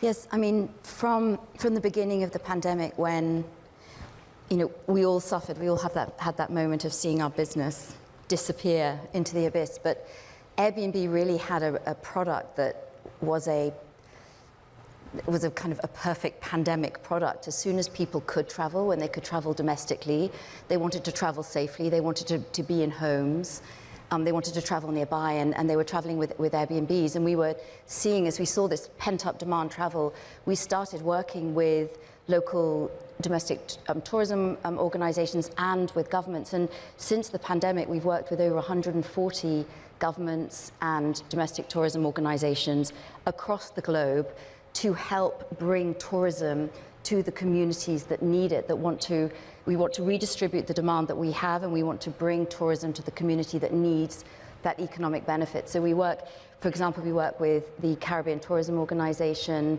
we've worked with Discover Puerto Rico, we've worked with many organizations. And the other thing that we've done is partner to help the travel industry understand the new trends that are emerging. One of them being, I talked about longer stays and the remote work and this trend of digital nomads, and how we can work with government to help them create remote working friendly policies so that they can attract people to come and work in their countries. Talked about the Caribbean Tourism Organization. They want to attract people to work remotely in the Caribbean. We work with Buenos Aires to attract people to work remotely in Buenos Aires. So I think understanding these trends and helping, from our point of view, we help our hosts have the amenities to attract guests to come and work. If you're coming to work remotely, you need great Wi-Fi, so we've created a Wi-Fi tool, but we're working with our partners to make sure that they have the policies to do that. And the last point that I would make in terms of the partnerships, public-private, is I agree with everything that's been said, but I think technology is such an important piece as well. And if I look at the region, I think digital penetration, internet penetration is an area that certainly from our point of view, from enabling hosting, If I think about the 800 cities, towns and cities that have had their first hosts, they could host because they were connected, because they had Wi-Fi, they had broadband, and I think we need to work to continue to expand digital penetration. Fantastic. And with this, the trends that you're mentioning, the new trends in tourism, there are calls within the industry for a new framework for tourism. Yeah, and I wonder, what do you think that new framework should look like? And where do you see room for diversity and equity and inclusion within that new framework? How do we apply that lens to the new framework for tourism? We'll start with you. Diversity, equity, inclusion is so important. Our mission is all about connection and belonging, and diversity and inclusion sits at the heart of that. And for Airbnb, from a hosting perspective, my title is Global Head of Hosting, so I look after our 4 million hosts, and they are everyday people. 90% of our hosts are everyday people, and we want hosting to be accessible to everyday people, whether you are a student or a retiree, whether you work in healthcare or you are a teacher. So we want to focus on creating the tools so that anybody can be a host. Hosting is an incredibly important source of income. 60% of our hosts in the region host and have a part-time or a full-time job, so it is an extra source of income for them. And 40% of our hosts across Latin America and the Caribbean tell us that it helps them cover the cost of living. And you mentioned inflation, that's only going to become an increasing cost of living, so it's a really important extra source of income that's important. And we talk about inclusion. Over 50%, 53% of our hosts across Latin America and the Caribbean are women who have been, as we know, adversely impacted in the pandemic. New women who turned to hosting, who joined our platform in 2021 in the region, and $91 million. So it's very, very meaningful. And from an inclusion and diversity point of view, we want to be as accessible as possible. But accessibility, from our point of view, is also really important from a guest perspective. Mm-hmm. We think of it actually also from disabilities as well.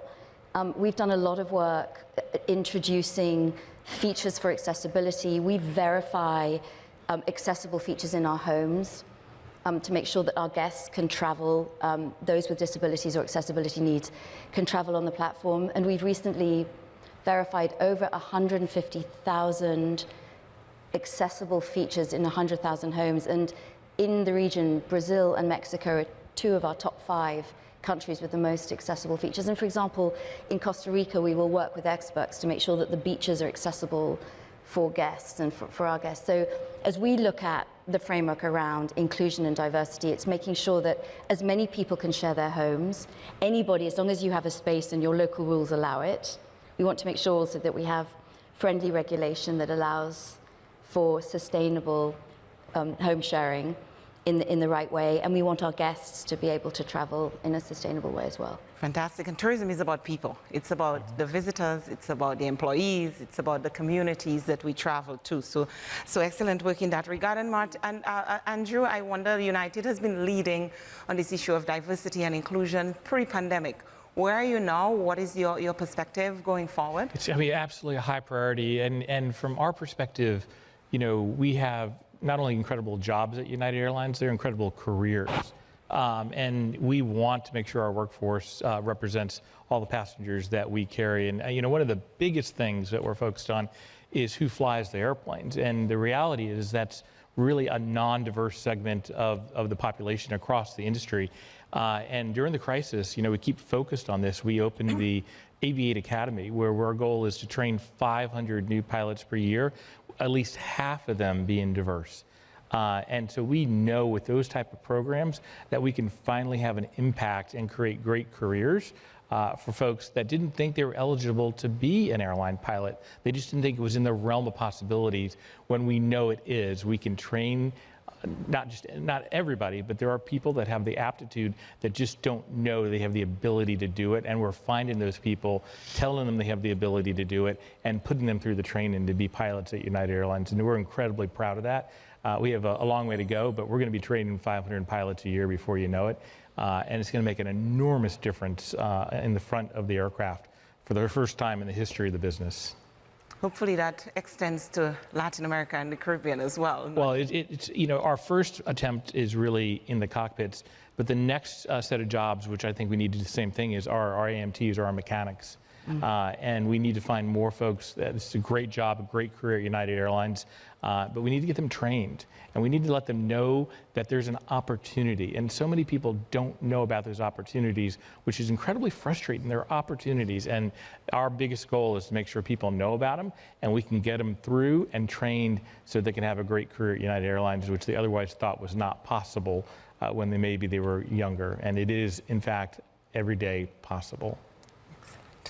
I want to turn our attention a little bit to the changing vision of tourism, yeah? And what role do you think, Martin, the transportation industry can play in shaping that new vision? Well, one of the key issues for our industry today, as we've heard it before and we talked about it before, is sustainability. You know, it's not only it's not only recovery by itself, but how do we recover our industry? Not only because we owe it to the society and the planet, but because our customers are requiring it. So I think that this new vision of tourism has to do with that, has to do with the future of work and how this sector can absorb a lot of people from evolving workplaces. And also sustainability in terms of environment, which our industry has a big challenge ahead of us. But I think in all organizations and all companies at the industry, we are all agreeing that that's the only future forward. And in different levels, we are all working towards reaching that ambition, that goal of net zero, right? At United, the same story. We are just so focused on this. We know we produce a lot of carbon, and we know we need to change that. We have the goal by 2050 as well. But we are investing in companies every day, you know, maybe not every day, but quite often, that are looking at the space and trying to innovate. In particular, it's critical we create what we call as SAF, Sustainable Aviation Fuels.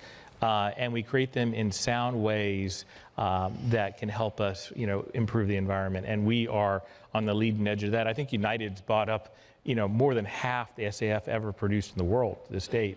We've made a strong commitment to this. And the other thing that we believe in very strongly is carbon sequestration, to take the carbon and pump it out of the atmosphere and back into the earth. There's early days on that technology, but if we can figure that out and how to do that economically, we can make a gigantic difference in getting to net zero even quicker. So we've got to invest in these companies, in these technologies, and these ideas to continue to innovate in this space so we can make the difference. Our customers expect it. We at United are going to do it. Excellent. What do you think clients, I mean, both hosts and visitors can do within the accommodation sector? So it's such an important area and something that we all need to take responsibility for and be very active. And Airbnb has, certainly from a corporate perspective, has a commitment to be net zero by 2030. But we are a platform, and we are a platform of hosts and guests. So we look at it in two different ways. From a host perspective, it's what are the ways in which we can bring, we look at sustainability from a travel as a dispersal of tourism away from mass and traditional destinations to the communities that need the economic benefits or the regeneration, where we can revive tourism.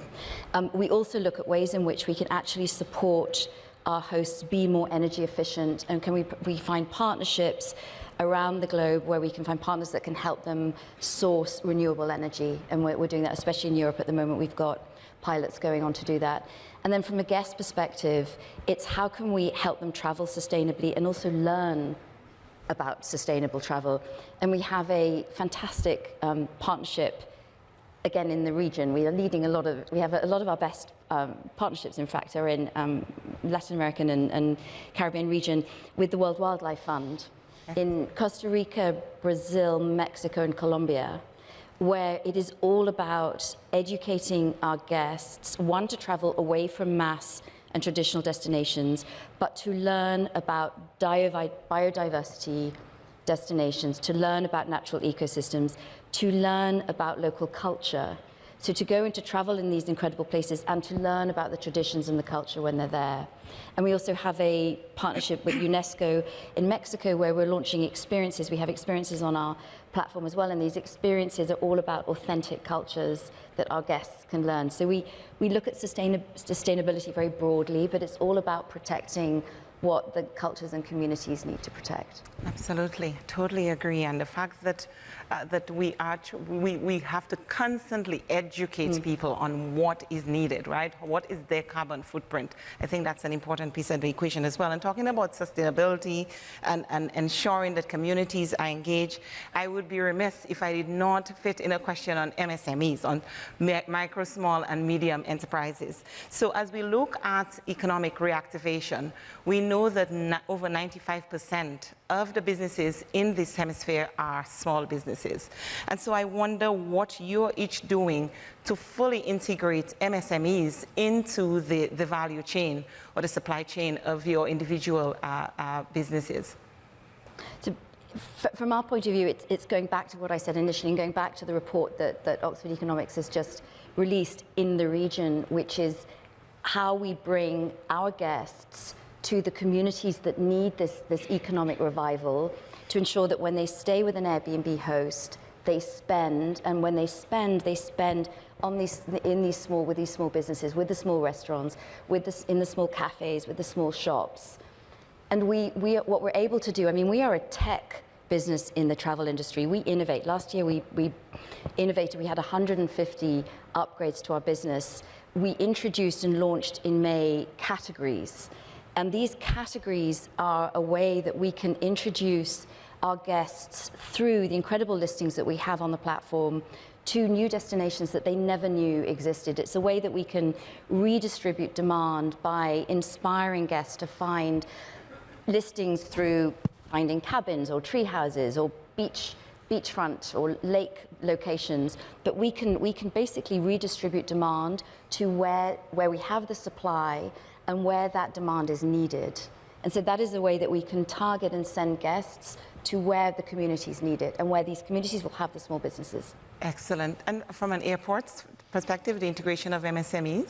Well, if going into infrastructure, we are a very strong footprint in the communities that we serve. So at the airport sector, it's all about working with the communities around us to create a supply chain that is sustainable and diverse, and working with all these small businesses. We have an example. We run the Galapagos Islands airports, and there we bring in the community, not only for the services required at the airport, but for the retail at the airport. It's done by all individuals or very small companies from the local islands that sell their products and work at the airport, which, by the way, is the first LEED Gold certified airport in the world at the time. And it's also carbon neutral since 2017. But this is kind of a beacon that we have within our portfolio, trying to distribute that knowledge into the rest of our operations. Fantastic. And Andrew, is there any deliberate attempt on the part of the airlines to integrate MSMEs? A very deliberate attempt. We spend round numbers, $40 billion a year on running United Airlines, right?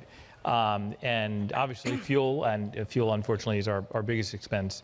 But there's so many different things we buy every day to operate our airline. And I think the biggest challenge we have is trying to find small and medium-sized enterprises that can fit our footprint in terms of the volume that we need. You know, if we're gonna buy a cookie from a small business, which is something we've considered, they have to have the ability to actually produce millions of cookies at the end of the day. And so matching that up is quite difficult, but everybody throughout the United Airlines organization has a list, has a goal, and we look at each one of those contracts and we try to say, what can we do to change the world? What can we do to find a small company or a women-owned business that can supply that particular cookie or that particular need? And you know, at first it was slow, but getting everybody in the business behind that, we know we can make a big difference and we can do it quickly. music to our ears. And just, we're almost out of time. I'd like to call to action very quickly, 30 seconds. What is your call to action going forward as far as the future of tourism goes? Catherine? I would say embrace the new travel trends. I think they are, the changing behavior of our guests is here to stay. I think they are more flexible, they are working remotely, and I think we need to embrace these changes and partner to address the travel trends. Fantastic. Andrew? No, my commercial will be is the world is a big place. There's so much to see, there's so much to do, and United can take you just about anywhere. So get out there and see the world, connect, we connect people, we unite the world, and there's so much amazing things to see, and that will create the economic growth, that will create opportunities for new businesses, and we're very, very focused on it. So. Excellent. Martin? Without disagreeing with my colleagues, I would say let's learn from what happened in the pandemic and let's try to work together towards common goals in the industry and standards that work for everybody's development. Fantastic. So let's work together. Let's learn from the experiences of the pandemic. Let's innovate. Let's travel. Let's go. I think the future of tourism is bright. You heard it from all guests. Thank you so much for joining us this afternoon. Thank you.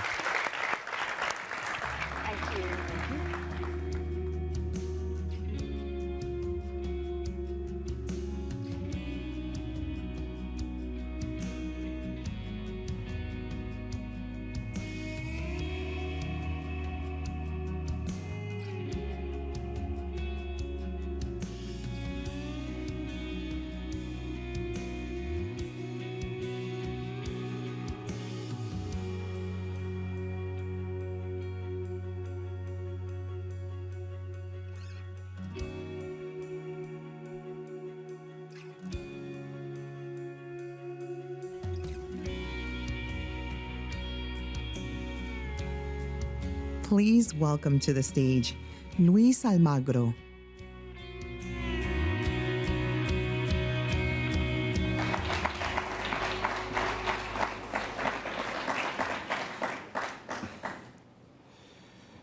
Friends, good afternoon. I'm glad to be here with you today. We are gathered here at a very difficult time.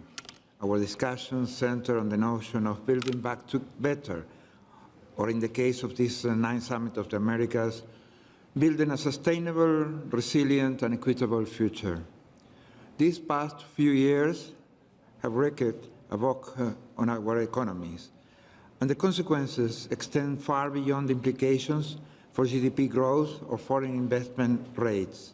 We are facing an alarming deterioration in the access to rights of the most vulnerable in our societies, worsened by a profound gender inequity. The pandemic caused the exit of women from the labor market, increased job insecurity, generating a loss of income while simultaneously triggering an increase in care work. The economic recovery of 2021 did not reverse the effects of the pandemic, as this region continues to lag behind the rest of the world while struggling along an uneven path towards recovery, with each country facing a unique set of struggles due to the difference with which each one receives external shocks, their vulnerabilities, and their ability to resilience. An important element to keep in mind is that, according to OES studies, the greater the inequality in a country and the lower the product per capita, and therefore the greater the growth necessary to reduce poverty in that country. Despite the perceived heterogeneity of the region, there are some worrying common elements left by the pandemic. Increased public debt, which put fiscal sustainability at risk, and an incipient rise in inflation due to monetary expansion and bottlenecks in global supply chains. These problems, exacerbated by the increase in inequality, leave the region in a situation of social discontent that is sometimes manifest, sometimes latent. We had just begun to emerge from the pandemic when Russia invaded Ukraine. It's a crisis which created global shock waves. Russia and Ukraine are not only major exporters of primary products such as wheat, but they are also among the world's leading exporters of fertilizers. both resources on which this region depends heavily. The incipient inflationary process of 2020 and 2021 is having a considerable reinforcement in 2022 due to the increase in the prices of agriculture and energy products, and will also have a differential impact between countries and within countries.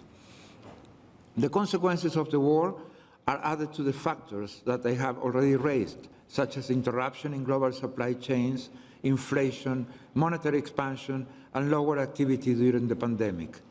While some commodity exporting countries may benefit from higher export prices, rising consumer prices will continue to have a negative impact on citizens, particularly in the countries dependent on raw materials in Central America and the Caribbean, will see chances of recovery affected.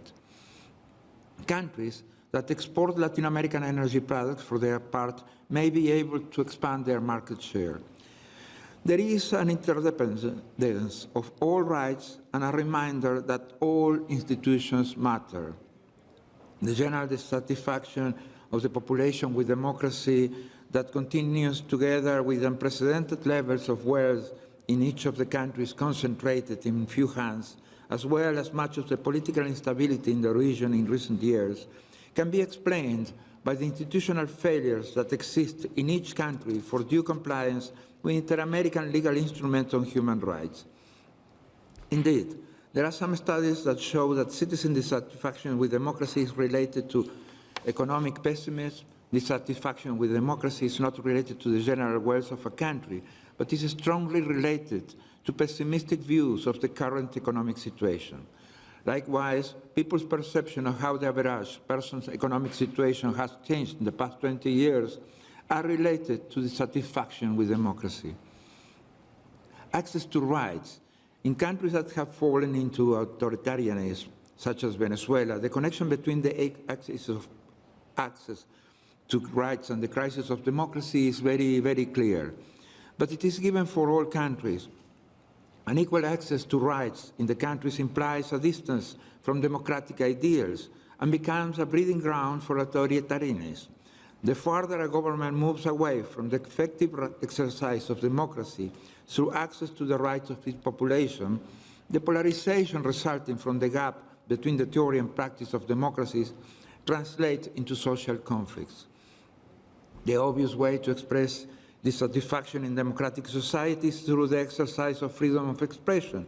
And when society does not perceive that it can exercise that right, its satisfaction with democracy falls. Perception of whether a country protects freedom of expression are crucial in explaining dissatisfaction with democracy. People who say that freedom of expression is protected in their country are less dissatisfied with democracy. It is not coincidence that authoritarian governments place special emphasis on restricting freedom of expression and freedom of the press. It is irrefutable proof that both are the main threats of authoritarianism. Something similar occurs with the perception by the population of their rights of access to justice. The perception that the courts are fair, even if per se they are not, determines how people feel about democracy in their country. If people believe that their country's judicial systems treats everybody fairly, it plays a role in how they think democracy is performing in their country. Corruption matters. Perceptions about public officials play an important role in shaping people's views on democratic performance. In summary, it is not only the economic system and its malfunctioning in terms of growth and equity, which is related to satisfaction or dissatisfaction with democracy. It is access to all rights, inequality of access and corruption that influence on satisfaction with democracy, and therefore with the population's perception of its legitimacy and the rule of law. The population's perception of the elements related to satisfaction or dissatisfaction with democracy are not different from those established by the Inter-American Democratic Charter regarding the effective exercise of democracy, or those established by the Social Charter of the Americas, the Protocol of San Salvador on economic, social, and cultural rights. In order to challenge and to face the challenges that in the region, then the social charter must be the guiding light for the reforms in the economic institution, and the democratic charter must be the guiding light for the reforms of the political institutions. Evolutions towards an interconnected citizenry has led to the construction of a perception of shared common problems at a global and regional level on issues such as poverty, inequality, corruption, diseases, climate change, water and energy scarcity, wars, humanitarian disasters. There has been a convergence towards a global and regional citizen agenda based on aspirations for greater fundamental freedoms, economic and social rights, and environmental issues, which generates pressures from below for the improvement in the quality of public management and for the revitalization of multilateral organizations that were not prepared to give immediate answers. Social pressures are then intensified by greater expectations gap as a source of tension between representatives and represented. The road is clear.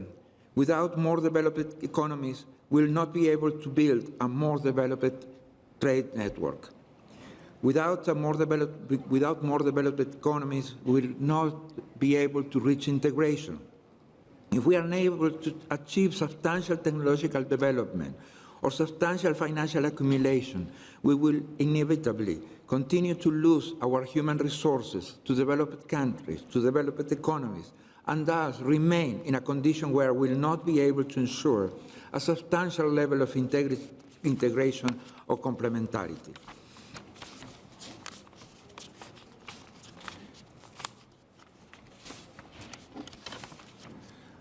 Our priority must be economic recovery. The financial situation, the lack of financial accumulation capacity, the level of indebtedness, the budget deficits are found with the lack of flexibility of the financial institutions. This inflexibility is mainly due to limited room for risk because after a crisis is exacerbated by another crisis, it is not clear what will happen next. Identifying solutions for middle-income countries is a necessary starting point. Of course, we need better ideas, much better ideas, but we also need the financial flexibility to approach and implement them. The most urgent idea is to import knowledge. If we produce technology, it has to be of better quality. If we export food, we need to make sure it's top-quality food. Also, if we trade in services, we need to be able to guarantee that quality.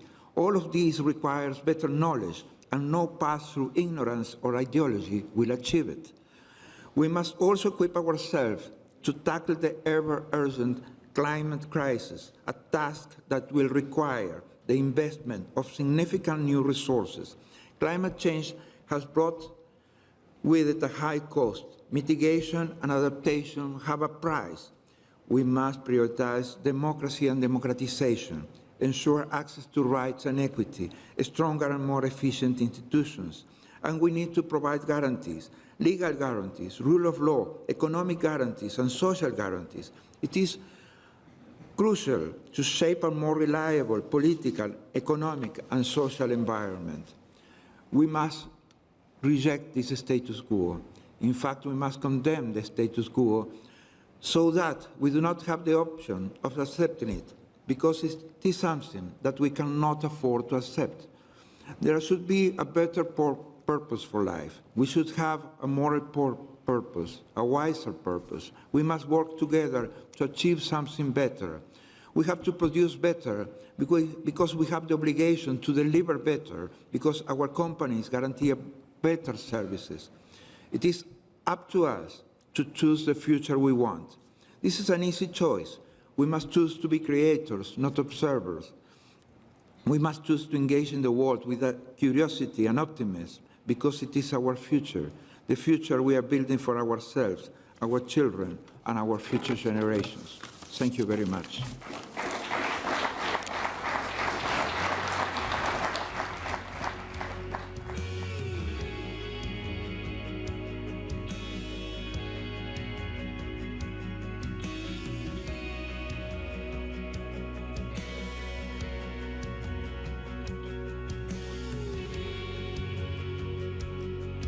Please welcome Sherry Barambegui, His Excellency Laurentino Cortizo, President of the Republic of Panama, His Excellency Luis Abinader, President of the Dominican Republic, and His Excellency Rodrigo Chavez, President of the Republic of Costa Rica.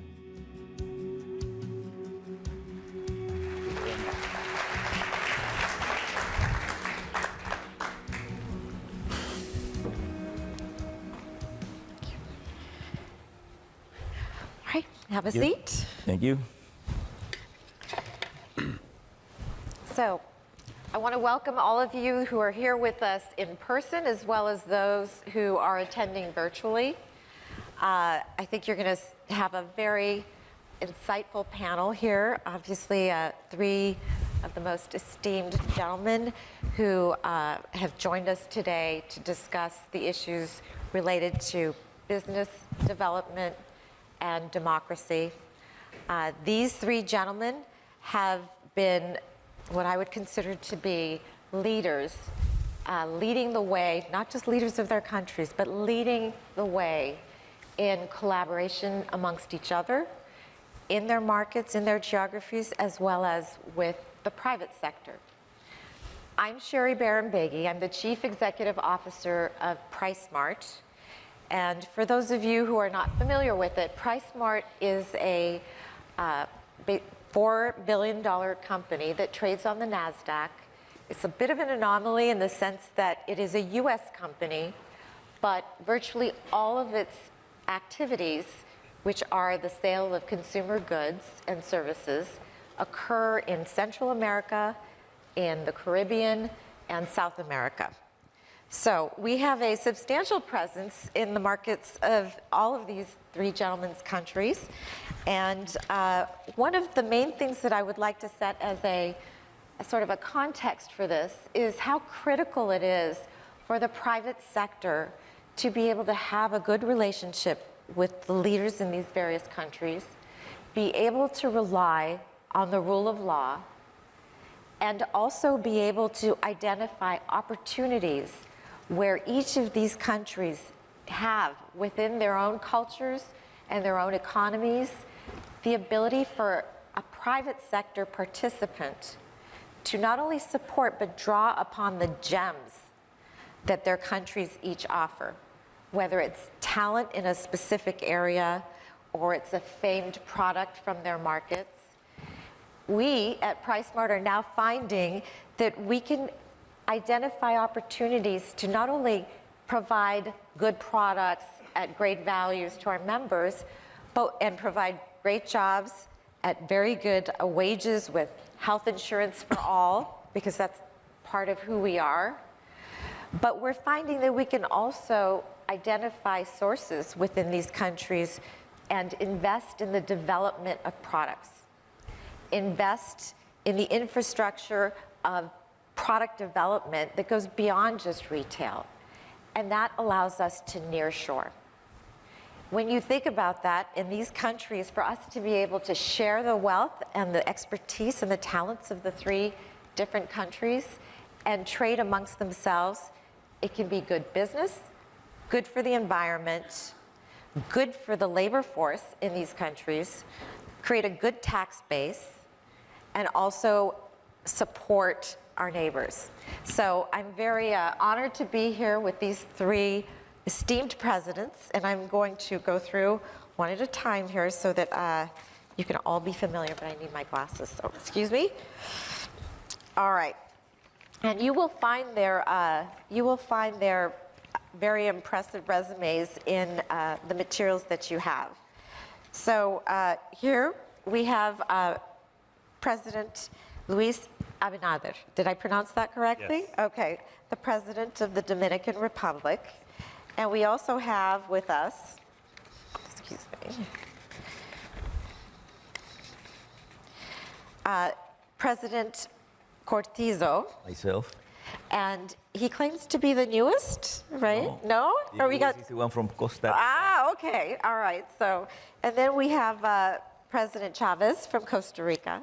And as far as PriceSmart goes, we've been in your markets for anywhere from almost 25 to 26 years ago, and we employ thousands of people in good-paying jobs and benefits, and we also provide wonderful opportunities for them to grow, given that we're in 13 different markets, and they have upward mobility within the organization.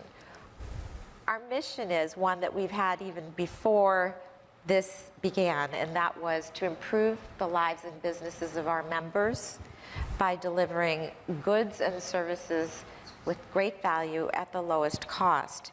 And that's proven to be something that actually had significant importance to the people of the countries during COVID.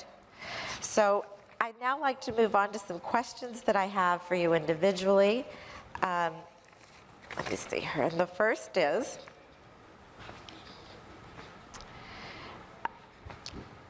gentleman in the center, President Abinader, in the aftermath of the COVID-19 pandemic and a series of geopolitical shocks, the world is experiencing a wake-up call to the need to reconfigure global supply chains. What specific measures are the ad governments, and the ad governments we're referring to is what has been created by the three of these coming together and deciding to work together to support one another in an effort to build democracy, democratic means of trade, as well as growth opportunities. What specific measures are the ad governments taking to confront the current global crisis and the transformation of supply chains? And what actions can the international community take to help you achieve your objectives? Yeah, thank you. After the alliance, which still we don't have 1 year and it has been extremely effective, we have been in permanent contact, the governments and also the private sector. The private sector has had several meetings between our businessmen from Panama, Costa Rica, and Dominican Republic. And they have worked together and they have helped where we have possibilities of export in this logistic crunch that we have all over the world in food, in industrial products. In any way we can help each other, we have been doing. Through the government, but also through the private sector. There is an increased communication between the private sector of each of our countries. At the same time, we work also with all the region, especially in the Dominican Republic. We have opened all markets in order that we can have, and we can import several of the commodities that in food or in other areas that you used to import from long-term destination throughout the Americas, and especially if it can be supplied from any of our countries, it has been done. So I think it has been an extremely good collaboration. I cannot say that we could solve every of our logistic problem, but it has mitigated some of the problems that we have encountered, and I think that will help mitigate more because the crisis is not over. The crisis is still, we don't know when it's going to finish, and we're going to work together to try to solve any of the problems that we had. So was it the pressure on supply chain and COVID and all of the challenges you were facing that motivated you to come together and try to support each other for more efficient solutions? I have to tell you that when we met on September on the United Nations meeting in New York, and I think we have to speak about this with three, we never believed that this was going to be so successful. We have to give credit to our each of our Minister of Foreign Affairs that could realize that each of our countries had a lot of similarities in government and in private sector. So we met in a time that still we didn't have the crisis in Ukraine and Russia, and we expected to the pandemic and the economic consequences of the pandemic was ending. We came together to see the future, to see how we could work together for to try to have a better quality of life for each of our countries. And then started this new crisis of the Ukraine and Russia, and we have worked together, we have made decisions together, which has been much better, as I said, to mitigate it. So it was not exactly for that, even it helped us, that crisis, to come together. We wanted to see the future, and I believe this alliance is now really starting, and it will go deeper in each part, not just on economic, but also on education, on security, on social actions, fighting poverty. I think it will come together to be deeper. Could I add something? Yes, please. Please. Thank you very much. I would like to add a little bit about what Luis just said. The alliance was created last September in New York. Correct. And basically it has three areas that are very important. First of all, the area around strengthening our democratic institutions. Not everyone could be part of the alliance. At this moment, only three: Costa Rica, República Dominicana, Dominican Republic, and Panama. So the first one is, how strong is your democratic institutions? That's very important. The second is address the needs of the people.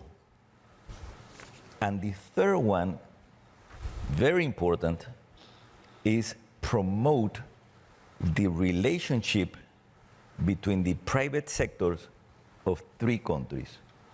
Of the three countries, at this moment we're only three. On that matter, for example, you mentioned a very important word: pressure on supply chain related to nearshoring. Panama, because of our geographical position, Panama has the best connectivity, maritime, air, digital, and logistical connectivity in Latin America and the Caribbean, the best. Our logistical platform through the Panama Canal connects 180 routes in the world.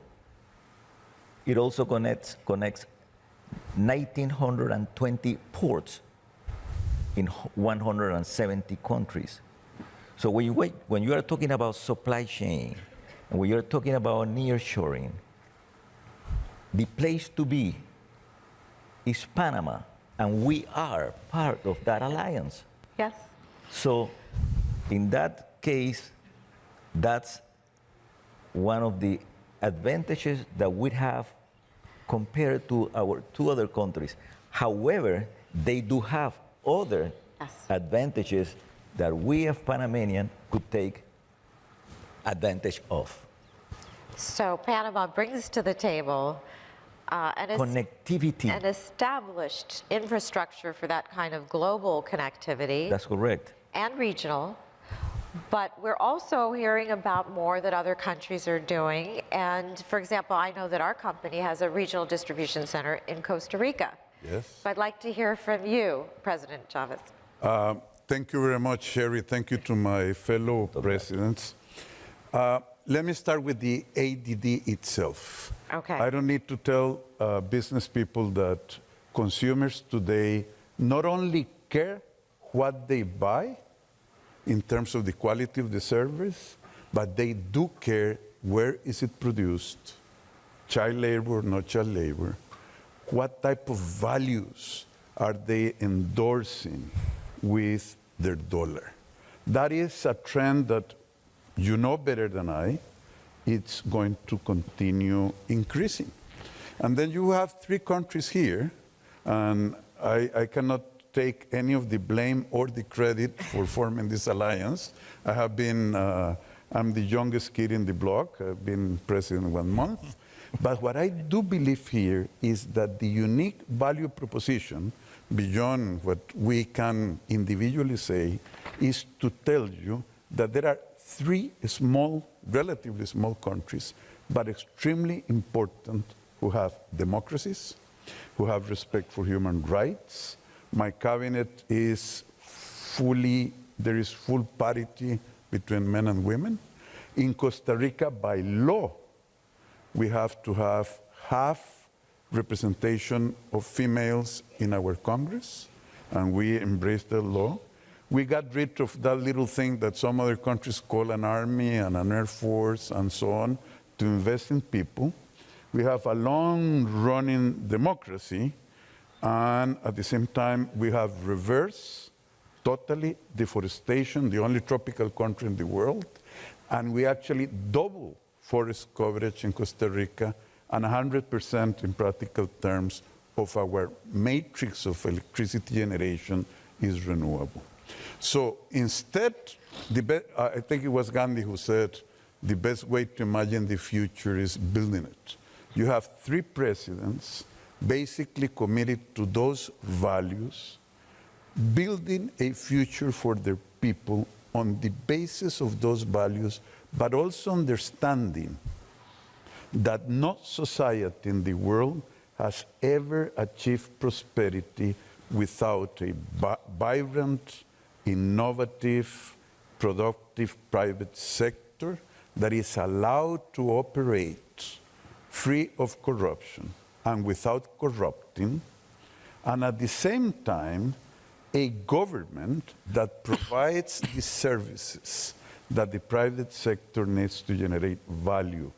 Today, in an increasingly focused, today in an environment where societies and consumers are increasingly focused on the values. So you talk about nearshoring, I would like to think about friendshoring. Timetable, we are close, the three of us are within the hemisphere. Short travel, unlikely disruptions to connectivity between the three of us, and the like. So I think that together, and I wouldn't want to monopolize too much, together and individually, we offer a very good value proposition of skills, of rule of law, democracy, human rights, values. They say in America, in a different context, birds of a feather flock together. I think that's how you say it, right? Well, we are birds of a very good feather flocking together to provide an environment and an ecosystem where foreign direct investment and trade will flourish. Thank you. Sorry for taking a bit too long. And from the private sector's perspective, transparency and the rule of law, reliability in a government that respects democracy, that is intentional about equality and fairness and social justice. We're all held accountable, no matter what our role.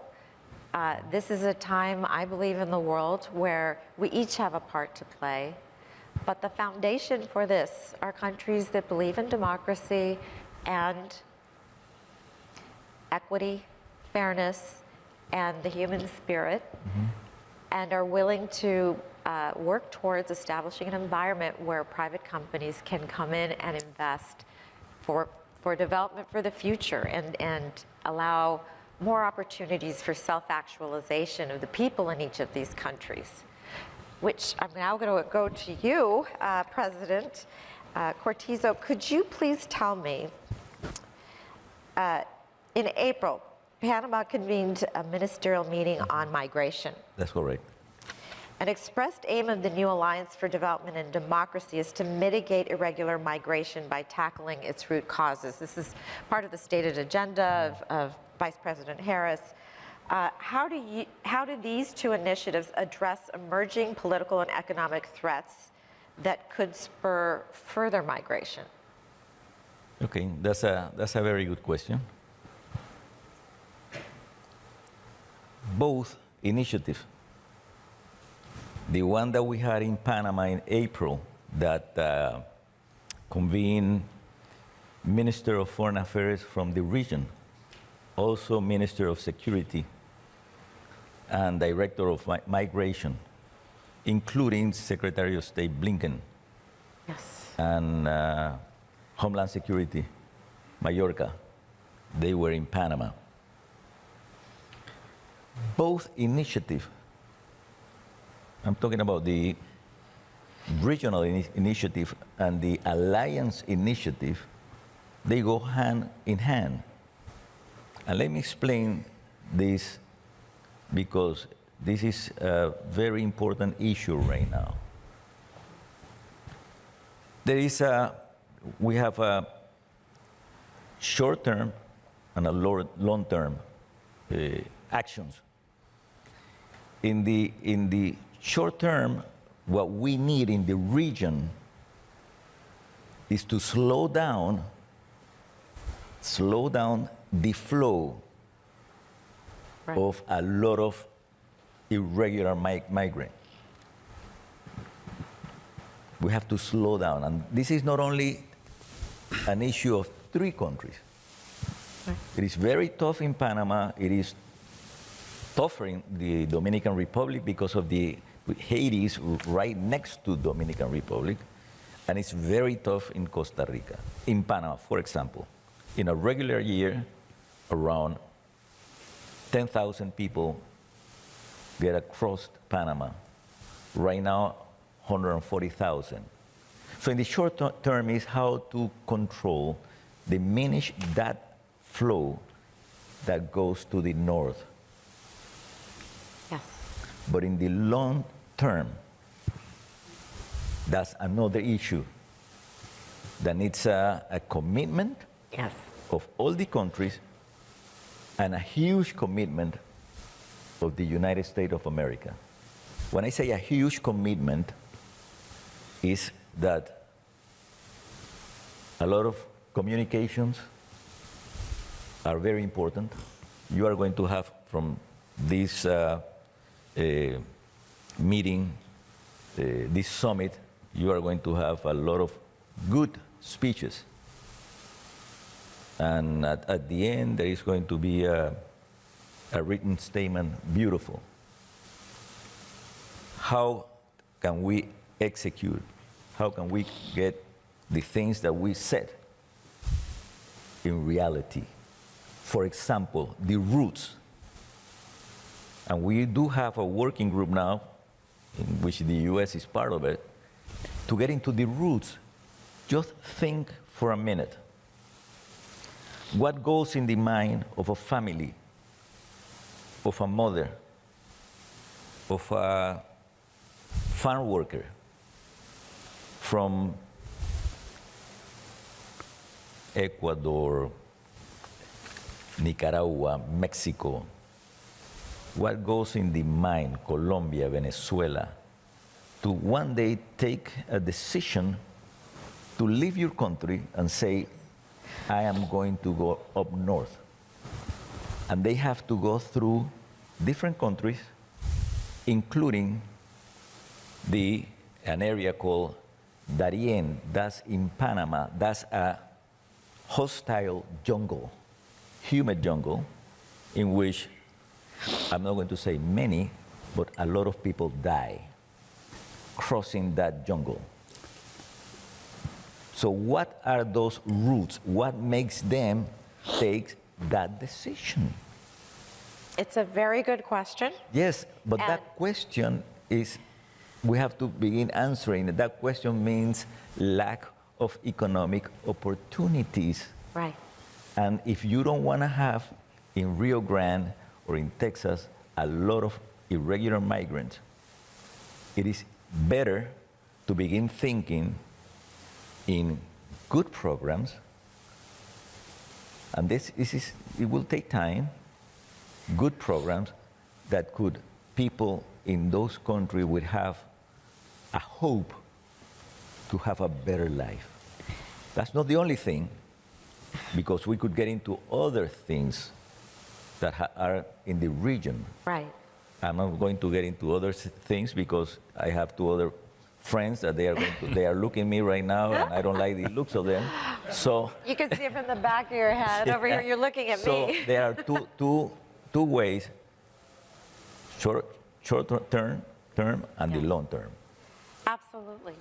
And it's interesting because after I attended the first, one of the earlier meetings for the call to action with Vice President Harris, and she described, what people go through. We all know, it's a heart-wrenching decision for a person to leave their family, especially in cultures where multi-generational bonds exist and the culture is such that to depart and not know when they're going to see their loved one, including a spouse or a child, those decisions can't be made lightly unless, and I'll include the second part that you didn't want to talk about right now, but the first being lack of economic opportunity, and the second, if they're in fear for their lives, and they feel they need to leave in order to be safe, both of which are very important. But I'd like to just talk about the first. After that meeting, I mean, it made complete sense to me, but when I went back into the countries and walked the floors and talked to our country managers and our club managers and our people, I asked, are any of you aware of anyone who has left our company, changed jobs, and then ended up leaving? And they said, absolutely not. We have over 9,000 employees. We pay above market wages. We provide all sorts of insurance. They're in a safe working environment, and many of them use that to support their entire family. They get upward mobility. They're in a clean and safe environment. So even that alone is sort of an affirmation that with the right opportunities, this sense of desperation could be stemmed. So I'm going to move on to a very... something. Okay. I'm looking to that. Yeah, we're over. Is that the only time that we have? Yeah, except we can do a very quick question, unless there's something you really want to say. Oh, let them talk, but I mean, it has only 25 seconds. No, that's the overdraft. Now we're already in... No. You're already overdrafted. But I'm sure we will be able to have some quick closing comments. So let me get us back on track here. And this is for all of you. We'll do sort of a lightning round, okay? Okay. And the question for all of you is, the Alliance for Development and Democracy is based on the proposition that democracy and development are mutually reinforcing. That democracy and the rule of law create favorable conditions for investment and growth. And that equitable, sustainable growth legitimizes and stabilizes democracy. So there's sort of a self-reinforcing cycle of success. Please tell us more about how you plan to partner individually and collectively with the private sector to carry out the vision and goals of the Alliance for Development in Democracy. So why don't we start with you? Thank you. I just want to add, this alliance started so strong that there was a change of government in Costa Rica. And Rodrigo is as committed as the former president in this alliance. And he has shown, and he has, as he said, 1 month in office, and we have met 3 times with this. So this alliance is so strong that it's going to pass my presidency, it's going to pass Nito's presidency, because we have so much in common. We have so much in common in democracy. We have so much in common in the respect of law. We have so much in common in transparency. We have so much in common also on the vision that any society will develop if there is an understanding, if there is an unique criteria for a development plan between the private sector and the public sector. If you, and this I always repeat in my country, if you see the history of economic development from centuries, you will see that where countries develop is where you have that unique objective between the production, agricultural or industrial, now on the service and technology, and the public sector. We have to go together. We have to discuss the problem together. we have to look for solutions together. And that's something that we have between the three of us. And that's why our people, our businessmen who are here from Dominican Republic, from Costa Rica, and from Panama, they have come together. They are doing joint ventures. We have seen what has been working in Costa Rica, so we can do together. We have seen what is working in Panama to do it together. Costa Rica has several examples to follow up. In tourism, we have examples to follow up. In free zones, we have examples to follow up. In free zones, Costa Rica has. In logistics, they have Panama have a special position in the world that we have, and now in this crisis is fundamental. So, and finally, we have also this alliance help us to have what they call the mirror effect. So if we have a democracy, we have to keep that democracy, to keep the respect of law, because we see on the mirror of Costa Rica, we see on the mirror of Panama. So we will always try to do better than that. And you will all be holding each other to a very high standard, I'm sure. So, President Chavez, could you briefly address the same question here? Absolutely, and very briefly. My grandmother, wise lady, said to me, who cares if there is candy in hell? And frankly, what we're looking at is a balanced development with shared prosperity. That's the type of society that the three of us want for our people. And that requires, as I said, a fair share of collaboration between the public sector, serving our citizens, and serving the private sector to generate wealth. And the state ensuring that the rules of the game are fair. You have seen what has happened in the global geopolitical situation. The great moderation of the early 2000s led to an increasing growth without precedent, maybe just prior to World War I. However, there was a political backlash. A rising tide lifts all boats. But this rising tide lifted this boat this much and mine this much. And it created a backlash that we are seeing all over the world. So we do believe that while respecting property rights, we need to ensure that this growth is inclusive, is democratic, is sustainable. And that's what we're doing. Costa Rica, we are, and this is my last pitch, and I will give you the order to my ministers is foreign direct investors should face no red tape whatsoever. Instead, a beautiful red carpet. Wonderful. Music to my ears. No, why? Win-win. Absolutely. That's the only way to advance in a country that has external imbalances and need to import capital. I can finance that through portfolio investments, which make me a little bit vulnerable. For all my sins, I'm an economist, and I'm sorry for that.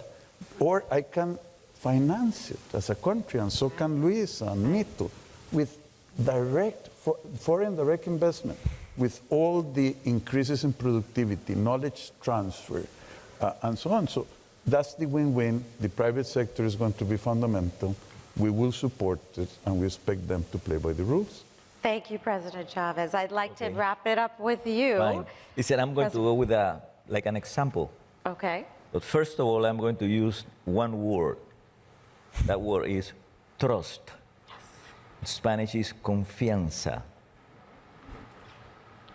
To have a country that have good investment, not any type of investment, good. The over-the-table investment, not under-the-table investment, good investment, you need to have trust. Yes.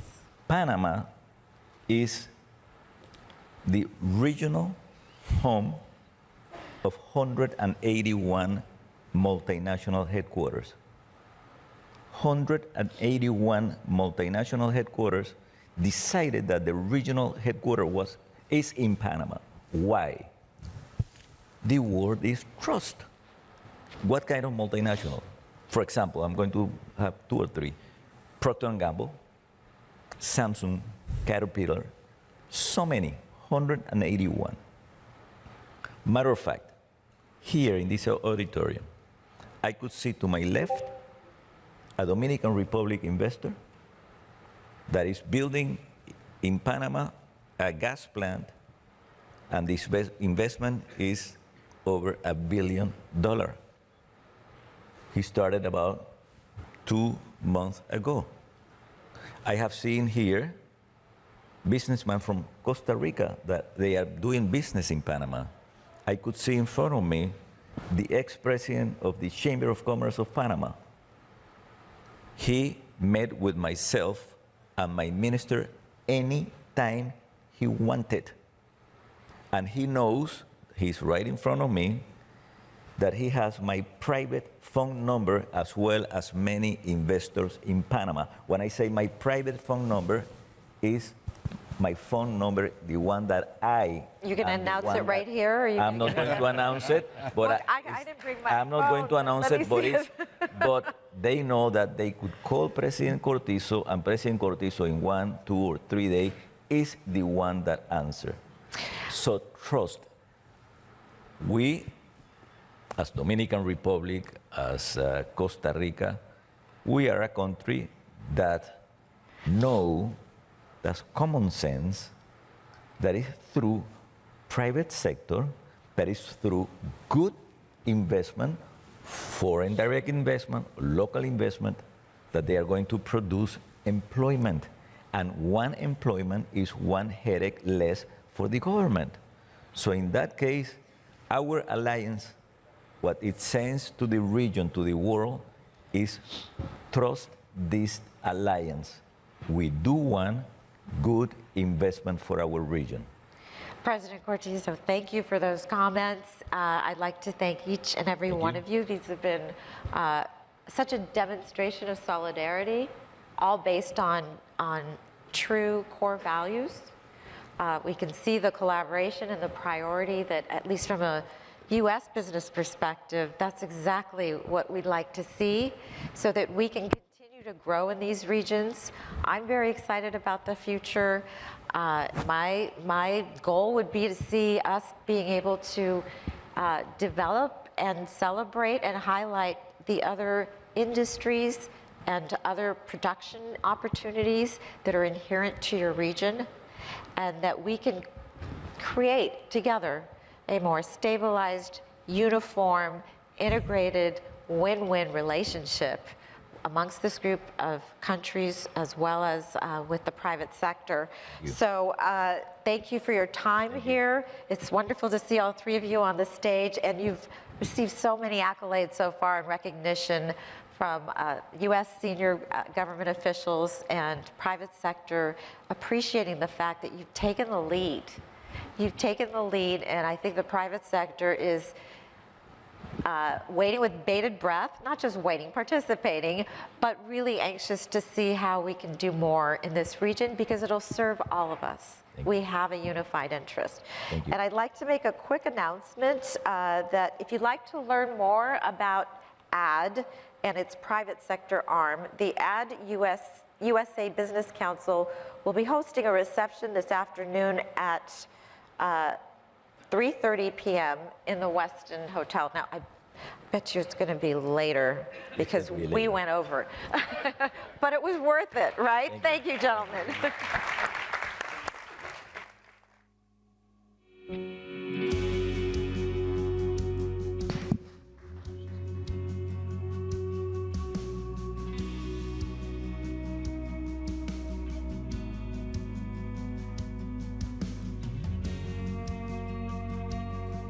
Colleagues and friends, on the one hand, it is wonderful to be here together. On the other hand, we shouldn't congratulate ourselves just for showing up. I'm here to represent my beautiful country, the Bahamas, And I do so with an enormous sense of urgency. The Bahamas has the distinction of consistently showing up in the top rankings of countries most vulnerable to climate change. When hurricanes come, as they do with increasing frequency and intensity, they make headlines in your countries for a few days. But in our home, we are left with the grief and devastation, with entire communities destroyed, and with the high debt burdens associated with recovery. And perhaps worst of all, with the understanding that the next Category 5 storm is likely to arrive sooner rather than later. What happens in high emissions countries does not stay in high emissions countries. The risks we face are not theoretical, or abstract, or far off, or occasional. It's true that no corner of the earth is immune to the risk of climate change. Here in California, for example, wildfires and droughts represent major challenges. In the Bahamas, our geography and our size mean that we live with the knowledge that one well-placed storm can wipe out our economy and indeed much of our country. Hurricane Dorian alone in 2019 caused destruction worth 1/4 of our GDP, and it wasn't even focused on our capital city of Nassau. So we can't afford more summits or conferences with only smiles and good intentions. We need to get to work. Small as we are, we believe we have an important role to play in building solutions. In fact, in our small island, big ocean state, our seagrasses and mangroves play and will continue to play a critical role in acting as a carbon sink. These blue marine ecosystems can capture up to dozens of times the amount of carbon as tropical rainforests. We need resources to be able to conserve, protect, and restore these blue carbon sinks, just as we need resources to make a transition to renewable energy. And just as we need resources to recover from previous storms and make our country more resilient in the face of future hurricanes. Carbon markets are an important bridge to a net zero future for all of us. And we intend to be the first country in the world to develop and trade blue carbon credits. Many of the world's top corporations are already participating in voluntary carbon markets. In fact, 1 in 5 of the world's 2,000 largest publicly listed companies have now committed themselves to a net zero emissions target. And as many multinational companies are directed by their shareholders to engage in stronger environmental practices, this number is likely to grow. There are estimates that the demand for carbon credits could be worth upwards of $50 billion in 2030. But this is just the potential. We need to work together to make it happen. Today's market is fragmented and difficult to navigate. The public and the private sector can come together to make the voluntary carbon market more transparent, more data-driven, better regulated, and more efficient. In particular, once more buyers of carbon credits signal future demand, market incentives will facilitate more standardized verification and contracting. I grew up on a tiny island called Cat Island. It might seem impossible to those of you who run countries and major corporations, but you have a lot at stake in protecting the Orange Creek and the Alligator Creek mangroves of Cat Island. Even as we hope and pray that technology and human ingenuity will create new ways of sequestering carbon from the atmosphere, we must protect and defend the natural resources that already do so. We are all connected. Climate change, the pandemic, and disruptions to supply chains, energy markets and commodities, these problems originated outside of our borders. But Bahamian fishermen, straw vendors, and business owners pay a big price just the same. Just as pandemic restrictions began to ease, inflationary pressures have affected our recovery. Many of the world's problems end up on our shores, but our shores may also provide some of the solutions for the world. By participating in and benefiting from the trade of carbon credits, the Bahamas will not be standing idly by, merely hoping that the rest of the world does right by us. We are not just advocates for change, we are agents for change. Likewise, we believe that when climate financing becomes more robust and more just, it will be a win, not just for our country, but for yours as well. With more than half my nation's debt related to hurricanes, we find ourselves without resources to sufficiently adapt our infrastructure to the climate changing, or to transition as quickly as we'd like to renewable energy. The recovery time between severe events and external shocks is decreasing, while financial gaps are increasing. We find ourselves balancing the need to make progress on the sustainable development front with paying off debt and investing in our people. We are making progress, however. We have committed to generating at least 30% of our energy from renewable sources by 2030, and we are willing to increase this ambition. We are improving our coastal defenses through ecosystem-based adaptation practices. A no net loss policy is in effect for our coral reefs, mangroves, and seagrasses, and forest management plans are being created to sustainably manage the forested areas across the Bahamas. We are working with stakeholders to manage our environmental resources and to increase our capacity to manage development projects across our islands. We are transitioning to the government fleet to electric vehicles and retrofitting government buildings with renewable energy components. We are moving ahead with new solar energy projects, including grids for generation and storage capacity on islands where energy infrastructure was badly damaged by Hurricane Dorian. I want to make the point that while multilateral banks look to provide loans in the aftermath of severe storms, climate financing needs to be more than disaster response and recovery. More consistent climate financing at lower rates would support the ability of all Caribbean nations to sustainably develop.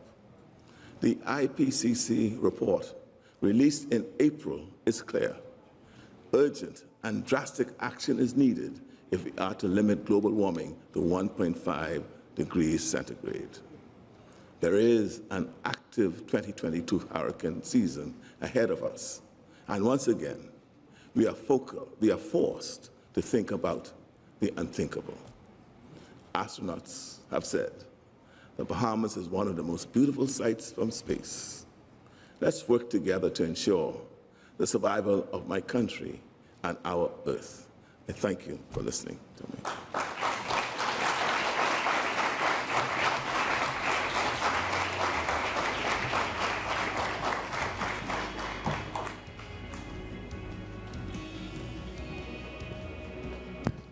Please welcome Claudia Brsanovich, Igor Vasi Warner, and Susan Sierra.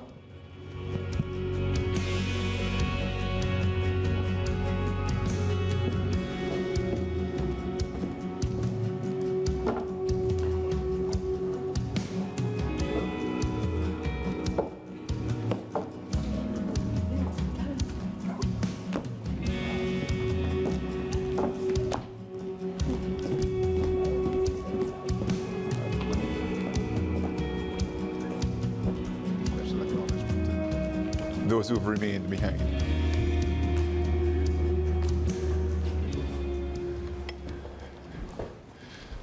Good afternoon, everyone. I would like to welcome you to the session, Business Delivers, Fostering Integrity and Combating Corruption Through Technology.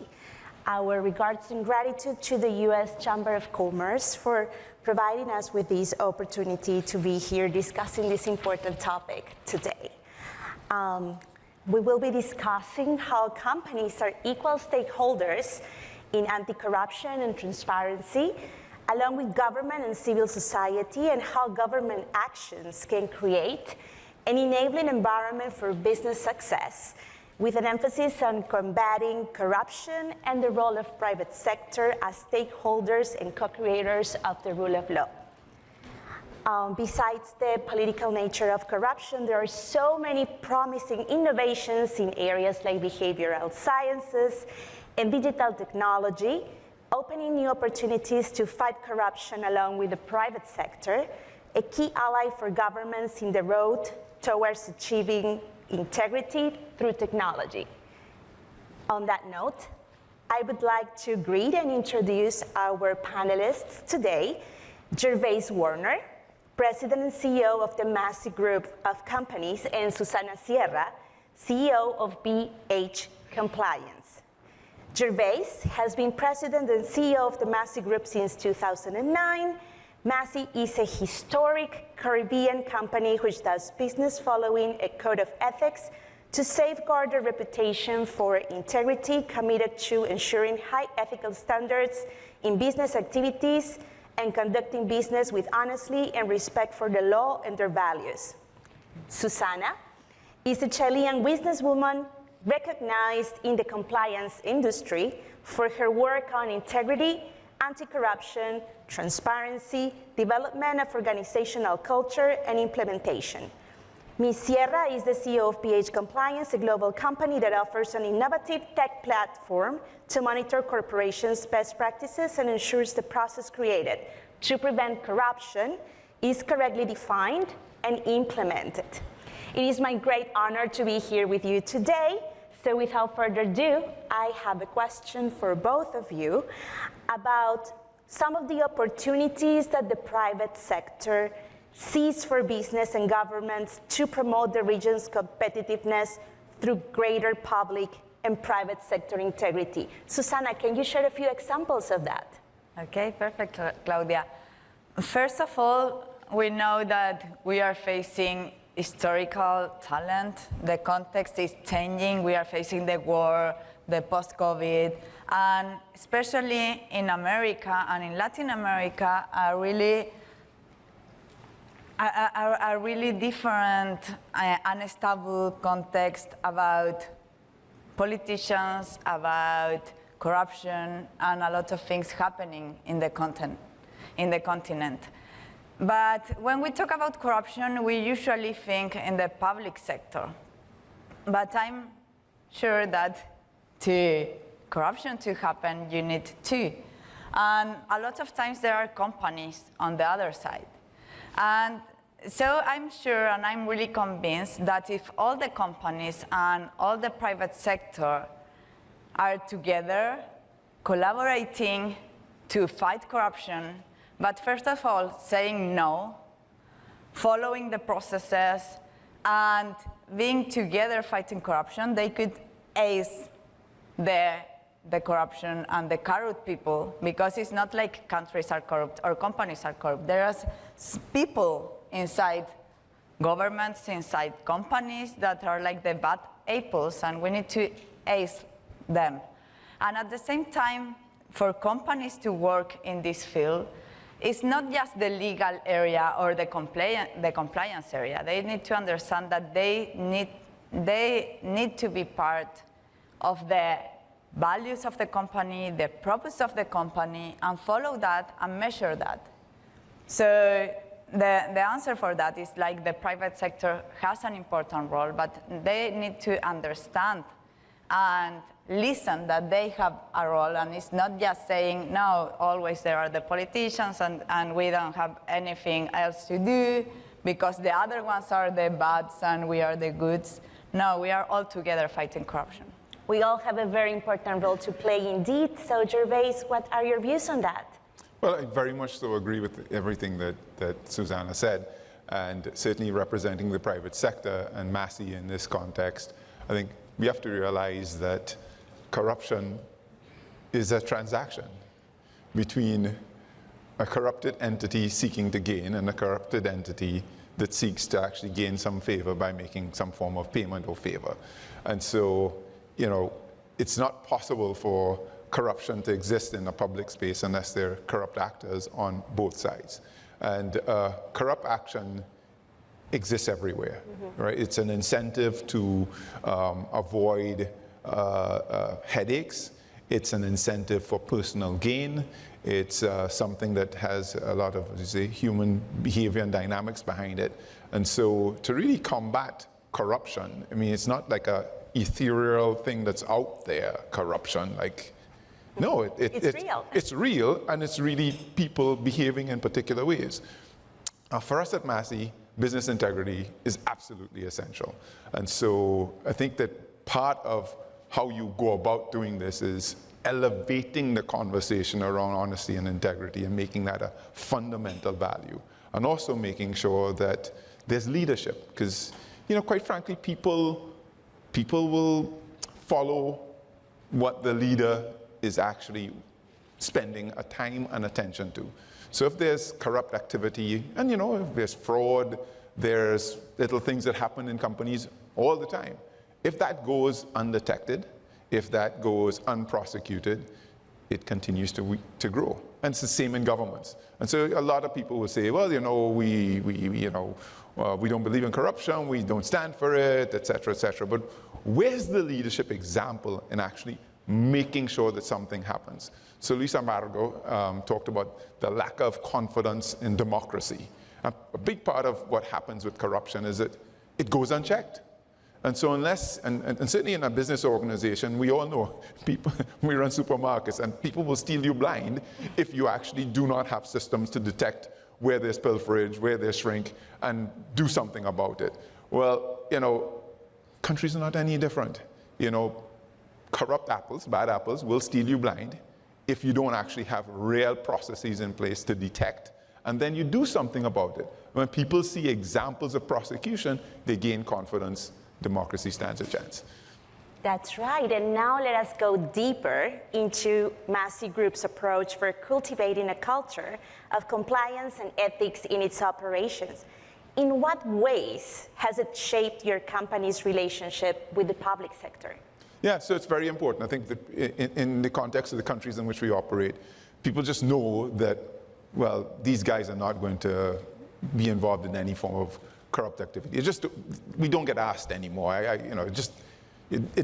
We just have that as a standard, right? And that's not to say that you don't have a few people who are trying to do something, etc., but people are very clear about what we stand for. And they're clear about what we stand for because when something happens, you know, we will do something about it. And so, I mean, in response to your question, this is not an easy thing to embed in the culture of an organization. So we actually spend time having business integrity roadshows where we bring people, experts, people who have, you know, actually succumbed to corrupt activity in corporate life and tell the story about being part of a sting operation and being put away in jail and for little simple things. And so people could begin to understand the slippery slope of, you know, doing somebody a favor, you know, I scratch your back, you scratch mine, and then it ends up in something that your conscience now tells you that this is a really bad thing. But you've come so far that you almost have to go ahead with it. And that's to help our employees understand that, you know, you really have to be on your guard all the time. So if you are interested in doing something like that, you're going to invest in that type of activity, that type of training, that type of engagement. And I attend many of them myself. So people see that, well, that's important. The group CEO, well, I guess this must be an important thing. So let's pay attention and make sure we show up and participate, yeah? Yeah, absolutely. And Susana, we are so proud to say that BH Compliance is at the frontier of corporate compliance, having recently announced that its platform would integrate blockchain and artificial intelligence technology to enhance monitoring of ethical business practices and prevent corruption. So congratulations for that. And can you share what existing technologies can be harnessed to promote business ethics and integrity and strengthen public accountability? Can you share about the cutting-edge technologies in your industry looking to next? Right. Before talk about that, this is important to know about my history. When I started working in anti-corruption, specifically with the private sector, the answer that I had all the times is, no, but we are not corrupt. And that is because nobody thinks that is corrupt, and that is true. And a lot of companies said, okay, but we are not worried because we have a big compliance area and a legal area, and we are complying with the law of our country. But what happened after? When we start, what we do is like measure that all the policies and procedures are really being complied. Because when you don't measure, then you don't see results. So it's like invisible. It's like Gervas was saying, it's like a term. You can't actually see what is happening. And when we start measuring, we realize that a lot of policies and procedures, specifically big companies, have a lot of paper compliance. And for example, policies to meetings with public functionaries or to pay suppliers or donation policies, they were written, but they weren't following the processes. So we start growing with technology, like giving visibility, because the good thing about technology is you can be transparent and you can tell how companies are doing business. For me, compliance or integrity or the way, it's more about complying with the law or have a lot of manuals and ethic codes and everything, but it's about how companies are doing business. And today we are talking a lot about that, talking about sustainability and ESGs and everything, but we don't want to talk about anti-corruption, and that is like the heart of the G of ESGs. So we need to have visibility of how companies are doing things, and that is what we are doing with technology, through artificial intelligence and also through blockchain, like generating evidence that the companies are doing the correct thing, and even if they are not doing, it's good to know it. Absolutely. Because sometimes nobody wants to see when they are not following, but sometimes it's because that procedure and that policy was obsolete. With the pandemic, that happens a lot, with a lot of manual processes, and then companies start doing things different way. That doesn't mean that you are going to be corrupt because you are not following your policy. But a lot of time what happens is that then you start like getting messy, and it's really difficult to control. And if you can't control, like Gervas was saying, it's not just have it there. You need to see, you need to control, you need to monitor. And that is what new technologies are helping to do. So now there are not excuses. It's not like before that you said, no, but I have all that paperwork in, and it's impossible to read and to process. No, now it's there. And specifically after COVID, that a lot of companies go like 100% digital with processes, it's really easy to do it. Great. And before we close this great conversation, Gervais, what's the call for action? What are some opportunities for companies to get more involved in supporting a culture of integrity that builds trust among the public and private sectors? I think it's absolutely essential for private sector companies to have a declaration around integrity, ethics, and that they back it up with things like what Susanna is talking about. Because you can't really know how you're doing if you don't have processes for detecting, if you don't have ways to measure whether people are complying with the processes that you set in place to make sure that things are done right. So declaration, start measuring, take action. Anything to add to that? Yes, adding to us, all companies, they are not companies, they are not buildings. Companies are people. And people with values and with a purpose. And all companies have a mission. And now we are facing a disrupting world, and specifically we are in a time which all the companies need to think again how they are going to survive for the next 10 years and what is going to change. And I think that it's very important to keep that purpose and that values in all the processes and the systems inside the companies. It's not just like I have an island here with a lot of nice words, but then I'm acting in a different way. So I'm sure, and I really believe in this, if companies really follow what they have in their values, in their purpose, in the way they are doing things, is going to be a real change. And we need that change now to increase the trust that is really lacking at this moment in the world. Completely agree. Thank you very much, and thank you not only to the panel, but also to the audience for joining us today. Thank you all.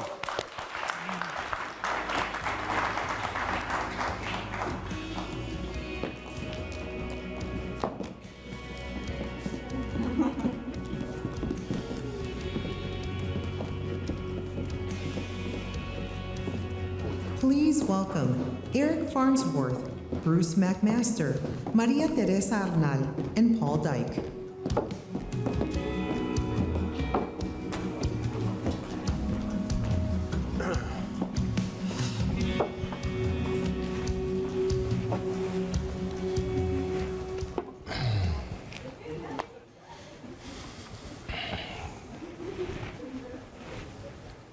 Hi, everybody. Good afternoon.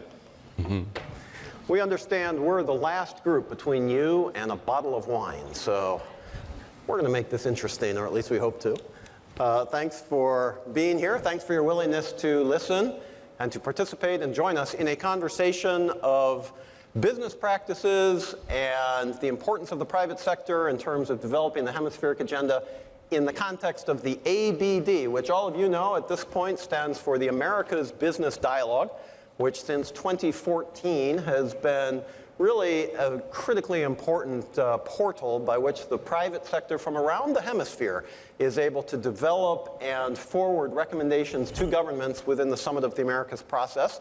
It is hemispheric. It is run by the IDB, the Inter-American Development Bank, and as you would anticipate, it has developed some specific recommendations for the Summit of the Americas this week in Los Angeles, which no doubt each one of them will be fully implemented by all of the governments immediately, don't we think? But no, we do our part to at least raise these issues on behalf of the private sector and to forward them to the governments for their consideration and potential implementation. And so we're going to talk a little bit about that, and we're also going to talk about what brings success in the context of regional development and how the private sector can meaningfully contribute to those issues. We have a terrific panel today to discuss these issues. Starting from the farthest away from me is Paul Dyke, and Paul is with Walmart. As you all know, he's the Vice President for International Government Affairs. He has been, for many years, a real trade expert with the U.S. government in private consulting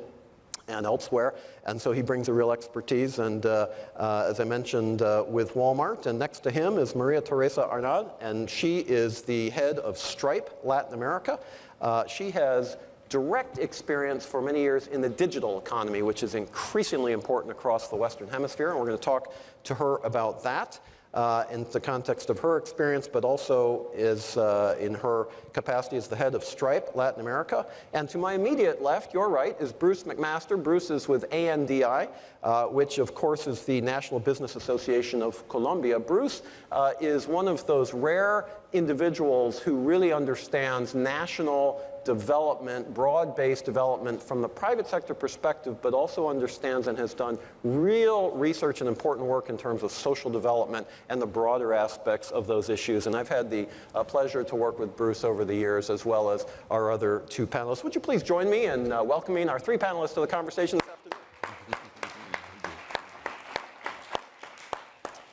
Well, Paul, we're going to start with you. You know, the America's Business Dialogue, but more specifically Walmart and your business, has been a real voice for business conditions on the ground and the importance of transparency, of regulations that work in the context of really creating incentives for business, but also in the context of anti-corruption and the importance of these issues from the private sector perspective and how those support democratic governance. Do you want to talk to us a little bit about why you believe these issues are so important?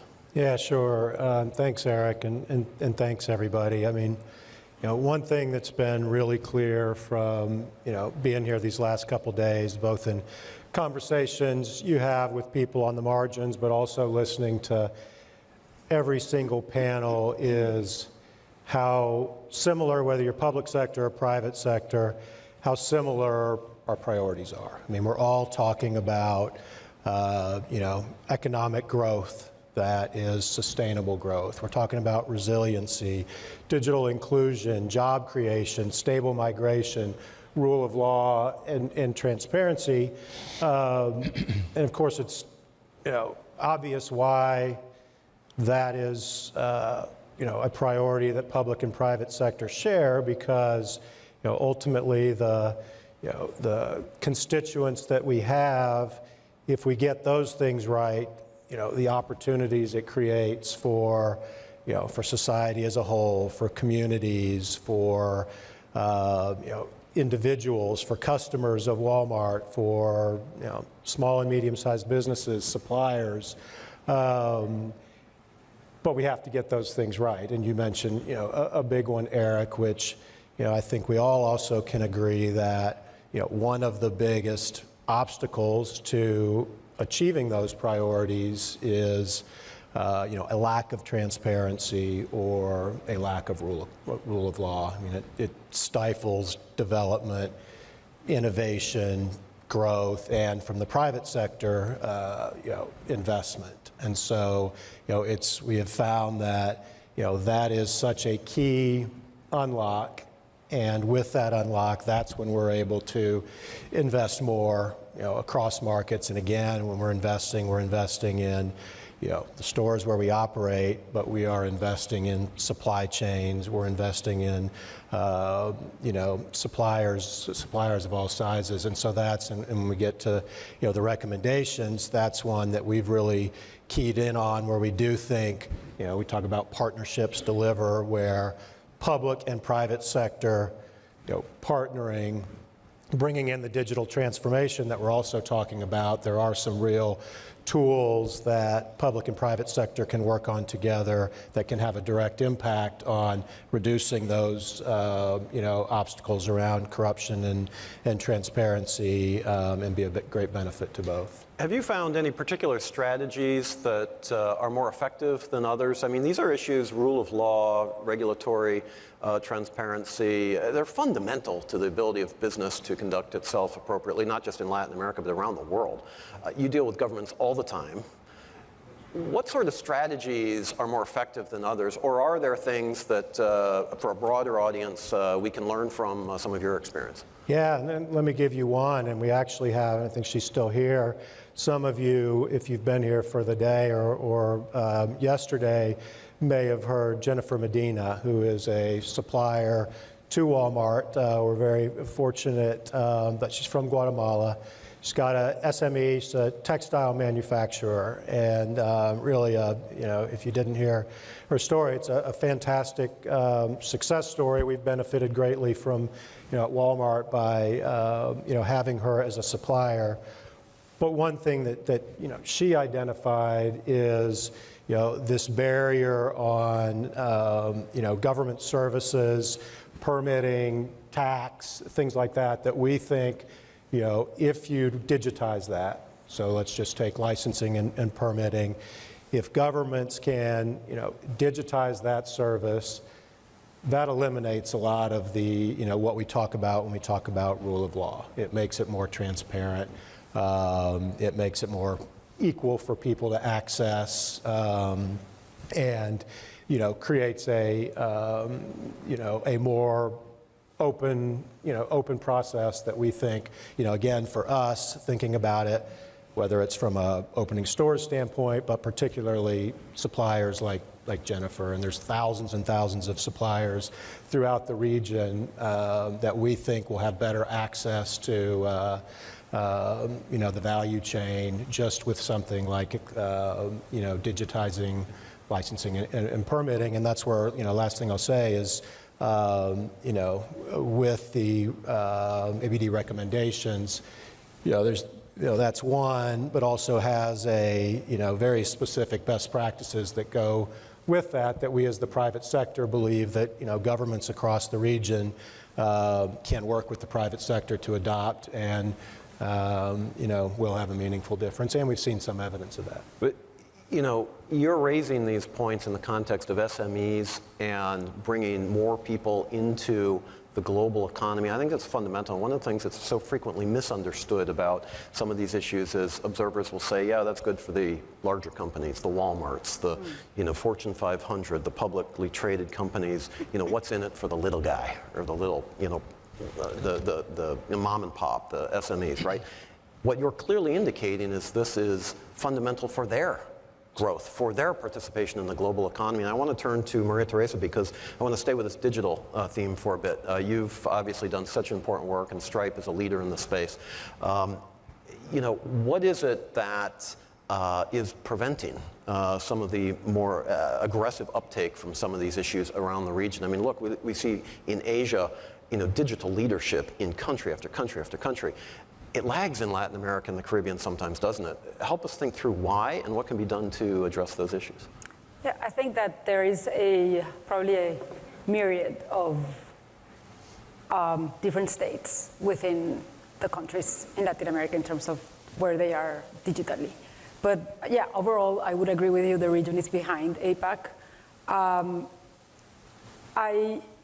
I think, you know, if you think of Stripe, for example, where, you know, we are a company that provides financial infrastructure, so we make it super easy for businesses and startups to run and kind of start their business and run on the digital economy, right, online. We see probably lots of SMBs, right, going back to Paul's point of SMBs. And I guess the pandemic just showed how important the digitization was, right? And it was literally from one day to the other, right? Businesses were like, oh my God, I mean, I need to make sure that I put my goods and services through a digital value chain so that I can actually survive, forget about growing, right? So, and it was a test, right, to all of the infrastructure that we have in the region, and we found, you know, that we are certainly behind. So as the working group for the American Business Dialogue on the financial services side, we identified 4 core recommendations. One is, you know, we need to make sure that we increase competition. There is, again, there's different levels in different countries, and there are some countries that are more advanced than others, but generally speaking, there is a need to increase competition in the financial services playing field in the region, which is basically what is creating is halting the advance of modern infrastructure for merchants and consumers. So that's one. The other one, which is, I guess, very particular to financial services, is the interoperability. Like you need to think about financial services as kind of like the railways, like railroads, right? There has to be, remember, payments and financial services are messages, right, that go from one place to the other. So it's like trains that move from one point to the other. You have to have the railways. And if those railways are not open and are not shared and interoperable, then basically you cannot move from one place to the other. And there's a lot of friction there.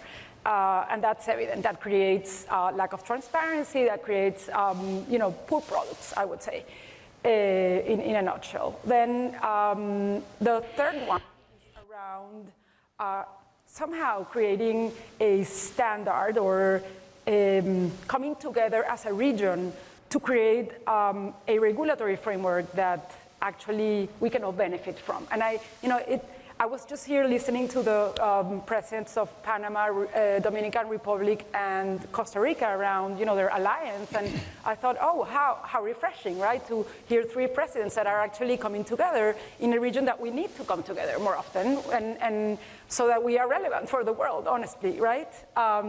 We're fighting against, you know, investments again, like the EU, right, where there's like, you do one country and then you have 27, whereas here you have so many countries, you have to go in and solve for every one of those countries. The return on investment is I mean, the investment is high.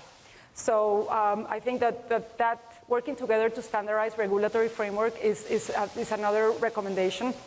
And that last, and tied back to that, is like, Latin America is one of the regions with the highest fraud in the world. And that is because, again, there's lack of transparency between, and lack of connectivity between all of the financial services systems across the region. So making sure that we can actually work together to make sure that we increase the transparency and we improve, you know, everything related to AML, KYC, everything that can actually show us, and even reporting, right? It's like we see the fraud, so how do we make sure that the fraudsters are known, even as simple as that? So those four things, increasing competition, interoperability, share regulatory frameworks and best practices, and the fraud prevention were the main recommendations. And honestly, I hope that, here that we can see the opportunity in a way where we actually, instead of dividing and conquer, which is certainly something we're not doing, it's not working, dividing and conquer, we can actually work together as a region here and create some common front. You referenced the pandemic, which is a touchstone for all of us, and the fact that it caused business people to recognize the importance of digital overnight. Yeah. And I think the same could be said for anybody who is a parent and has children in school. And I mean, literally every phase of our lives were touched and have been touched by that terrible circumstance. But it showed the importance of digital. Let me ask you, coming out of the pandemic, do you see an increased sense of urgency from regional governments in terms of uptake of the digital space to ensure that this is an issue of competitiveness going forward and not just seen as somehow an inconvenience or an increased cost or something we have to do, but that really is seen as an opportunity to build competitiveness across Latin America and the Caribbean? I think there are pockets, Yeah. certainly, of within the region of governments that are looking at this as how do we leapfrog? And there are interesting experiments. So again, I think it's not uniform, and the opportunity is how do we make sure that our governments are working together to learn from each other. Colombia is a good example, actually, of a government that is actually looking at that with like walking the talk in that sense. I believe that this is the only way that we're going to really leapfrog economic growth in the region. There is no other way. There's the value chains are being digitized. The economy is global. You were talking about the SMBs. The opportunity, and we saw, people talking about export today. And if you think that the opportunity that an SMB has today, going back to your example, on really scaling from just being a business within Guatemala or just being a business within the city to just being what I call micro multinational, is only going to happen through the adoption of technology, through better regulation, to your point on digitizing the, so I've been speaking and nobody's listening. That's great. Start over. I'll start over. Okay. You can start Put back the clock, though. So We'll add time. Exactly. We'll just pile up. So I think that is it is the only way. Yeah. So I would invite all the countries that are still not understanding this, because I think there's an element of understanding, and this is where the cooperation with the business sector is super important, because we have to create the economy for the next 20 years. We don't have to create the economy for the next year. And so how are we going to do that? And I'm sorry, I'm taking a lot of time here, but there's like this triple helix model, right, of innovation, where the government and the business sector and the academy, and I would say even the civil society, right, work together, and basically we try to solve this, and I don't see any other way. So I'm hoping that that's why we're doing this work, and that's why we're here. Well, thank you for those important comments. And truthfully, I think for those who have ears to hear in the context of governments in the region, this is where the global economy is heading. And those who proactively seek it, I think, are going to, in the end, do better for their own people. So your comments, I think, are very well made. I want to stick with this topic, but put a separate, change the cast a little bit, Bruce. We're talking about digital infrastructure. Let's broaden it out to physical infrastructure and more of traditional infrastructure. There is a massive, massive investment gap in infrastructure across Latin America and the Caribbean. How do we close it? Well, good question. I would like to, first, thank all the friends here. and that are still here. After that, Eric, I would like to remind, before answering your question, I would like to remind that this is the fourth CEO summit. The one was done in Cartagena, 2012, and that since the Panama's event, we have been working and trying to develop and deliver this type of recommendation documents.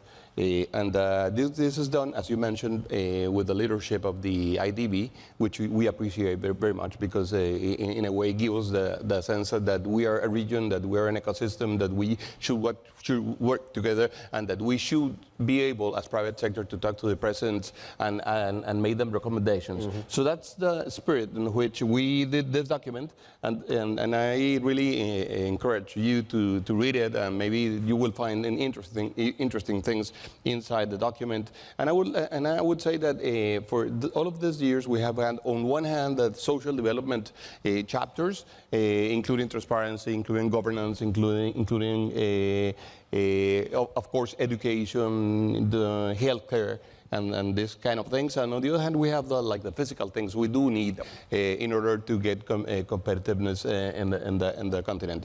We don't only have a huge gap vis-a-vis what we should have in order to be competitive, but we have differences, huge differences between the countries.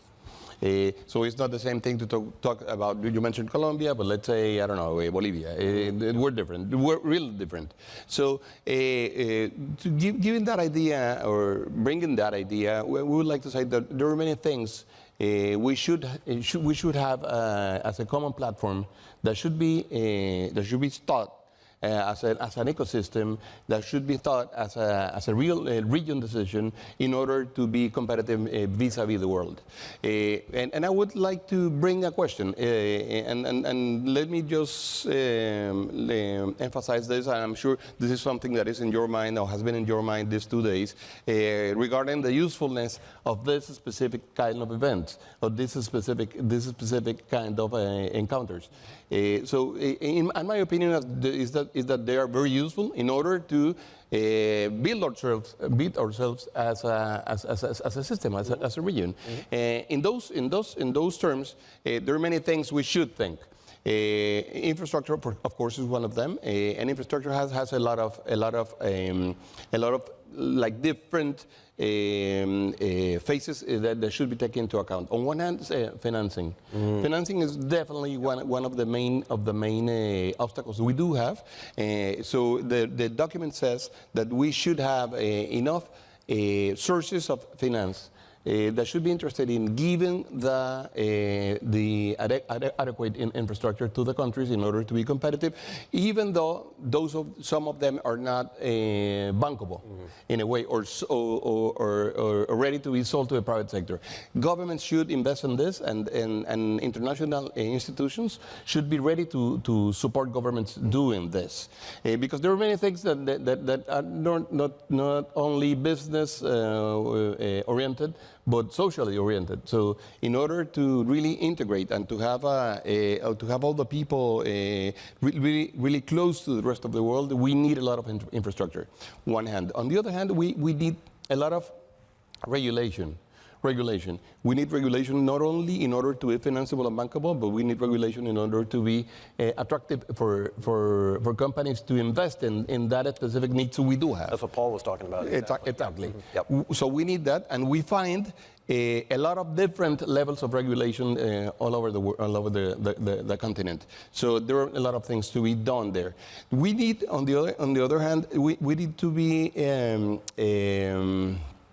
we need to have the higher standards possible, and we need to have that as an objective.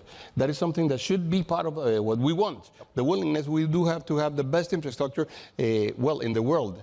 Well, we heard, for example, President Biden this year in the State of the Union presentation he did it, and he said United States has a lot of lacks in infrastructure. So in the United States needs to make a lot of investments. So we're like far away from, for example, from Europe or from Japan. Well, if that is the case of the United States, you can really think what's the case in the rest of America. So that is something that you should have in mind. We should be able to imagine, and we should be able to desire to have the best infrastructure, well, at least the best standards in terms of infrastructure in the world. That is something that is definitely a lot of money. That is something that needs the participation not only of the government, the private sector, but also for multilateral institutions. But that's something that you pointed to, which I think is critically important, the need for the private sector and the public sector to work together. Definitely. Right? Because some of these needs may not be, provided just by a private sector approach because of the bankability or the, rate of return and that sort of thing. But you also need, the private sector engaged so that the government doesn't create conditions that frankly make investment impossible or inconvenient. No? So, and that model that you're talking about, I think we need more of that, no? And I find a huge opportunity, for example, for the United States to consider the region as their really main allies in the world. The hemisphere to be considered as a bloc that has decided to develop together, has decided to do a lot of things, and have decided to create prosperity to every country and to every person in the whole continent. And that is something on which I find a huge opportunity for the United States in the region. I concur wholeheartedly, and if there's one thing that I hope come out of this summit of the Americas in Los Angeles this week, it's a refocus by U.S. companies on the importance and the opportunities in the Western Hemisphere, which are plentiful. We don't have a lot of time remaining, but I'd like to do one lightning round question, if I can, to all three of you, the same question, and that is the government leaders, for the most part, are here in Los Angeles, and if you had a magic wand, and you were able to ask the governments for the implementation of one specific recommendation, in terms of helping to make the region more competitive, to be able to return to growth, to be able to build broad-based competitiveness, and to strengthen the type of ecosystems and environments for investment that we've all been talking about, what would it be? Let's start with Paul. Well, at the risk of being repetitive, it is a laser focus on the rule of law. It is the biggest unlock to increased investment in the region. Mm-hmm. So I'm gonna take that as table stakes. So for me, I guess it's about creating the conditions for innovation that talks about the right regulatory frameworks, etc. Particularly, there's a figure called the sandbox that a lot of governments, Colombia has implemented in a very efficient way, where they are working with the private sector to basically kind of understand what are the conditions, what are the business models that we can do together and be successful in the innovation front. And I think that is going to unlock a lot of investment as well. By the way, there is a lot of really great stories in the region of entrepreneurs that are actually doing that. Right. And I would look to the governments to see those success stories within the region that are basically creating those different products and services that will help their economies grow faster. And were we to have more time in this session, that's precisely a question that I would want to pursue. What is it that's helping to create those success stories, and what can governments do to help replicate those conditions to build those success stories further across the region? Thank you for introducing that topic.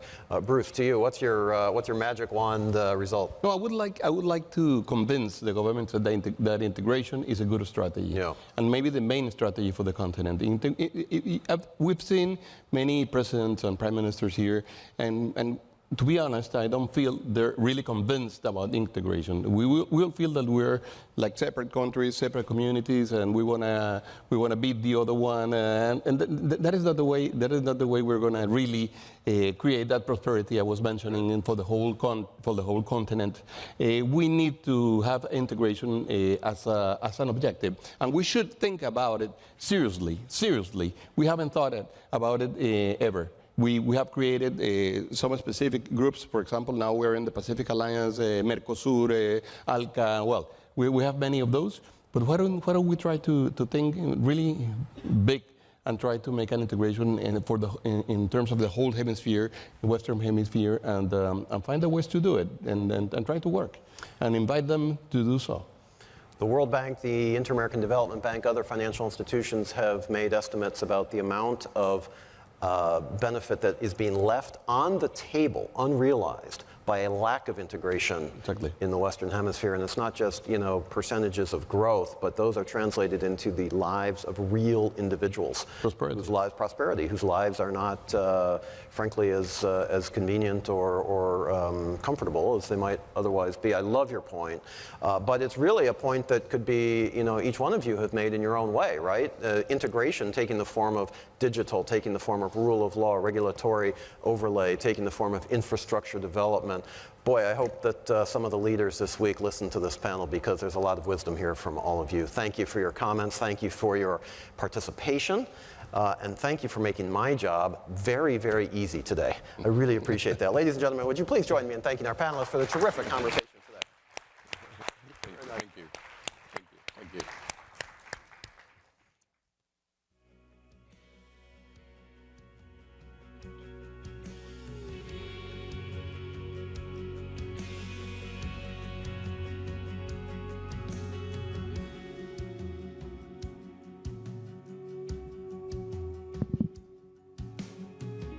Please welcome to the stage Neil Harrington.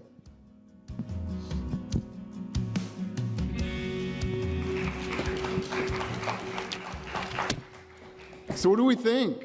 Pretty good day, huh? Thank you. Thanks to you guys. Thank you to you guys. So the last thing anyone needs to hear is a long set of concluding remarks. So you got 20 minutes? Just kidding. But I do want to give just a quick kind of overview of where we went today and where we're going to go tomorrow. I think today, hopefully, we left everyone with a taste of how we believe the private sector is integrally involved in addressing the region's challenges and also leveraging its opportunities. We learned about the power of digital transformation to enhance transparency and economic inclusion. We learned about how e-commerce is empowering SMEs and fostering growth across the region. I think one of the favorite parts of the day for me was really learning the stories of these SMEs, both in the US and across the region, that are true hemispheric job creators, right? I mean, they're just dynamic companies and incredibly impressive. We heard about the criticality of investing in more resilient healthcare systems and what the business community really is already doing about that. We heard about the critical role of tourism in powering economic recovery. And of course, something near and dear to our hearts here at the Chamber, we heard about how essential adherence to rule of law is to advancing all of these priorities. I think we can all agree on that. So the private sector clearly can't do this on its own, on our own. We absolutely need the partnership of governments, and I am just thrilled. I think all of us are thrilled about the showing we got today of support and collaboration from the governments that were here. I just want to mention the heads of state. It's a long list, so I don't want to leave anyone off, but we heard from the heads of state of Bahamas, Chile, Colombia, Costa Rica, Dominican Republic, Ecuador, Jamaica, Panama, and Peru.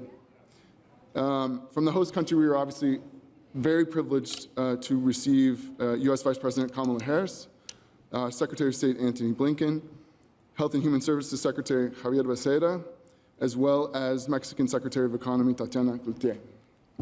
Kind of an all-star lineup, I'd say, right? It's a pretty great lineup.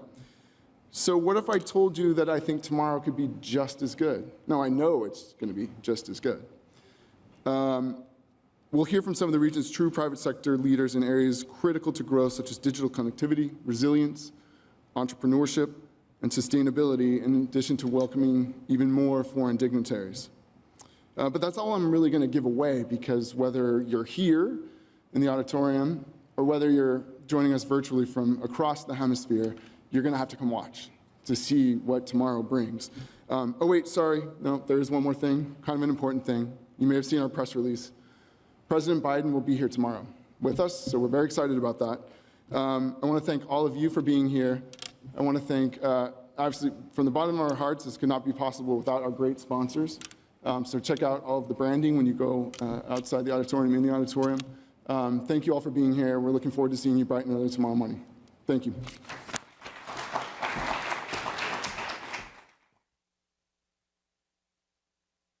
Ladies and gentlemen, this concludes the plenary for day one of the 4th CEO Summit of the Americas.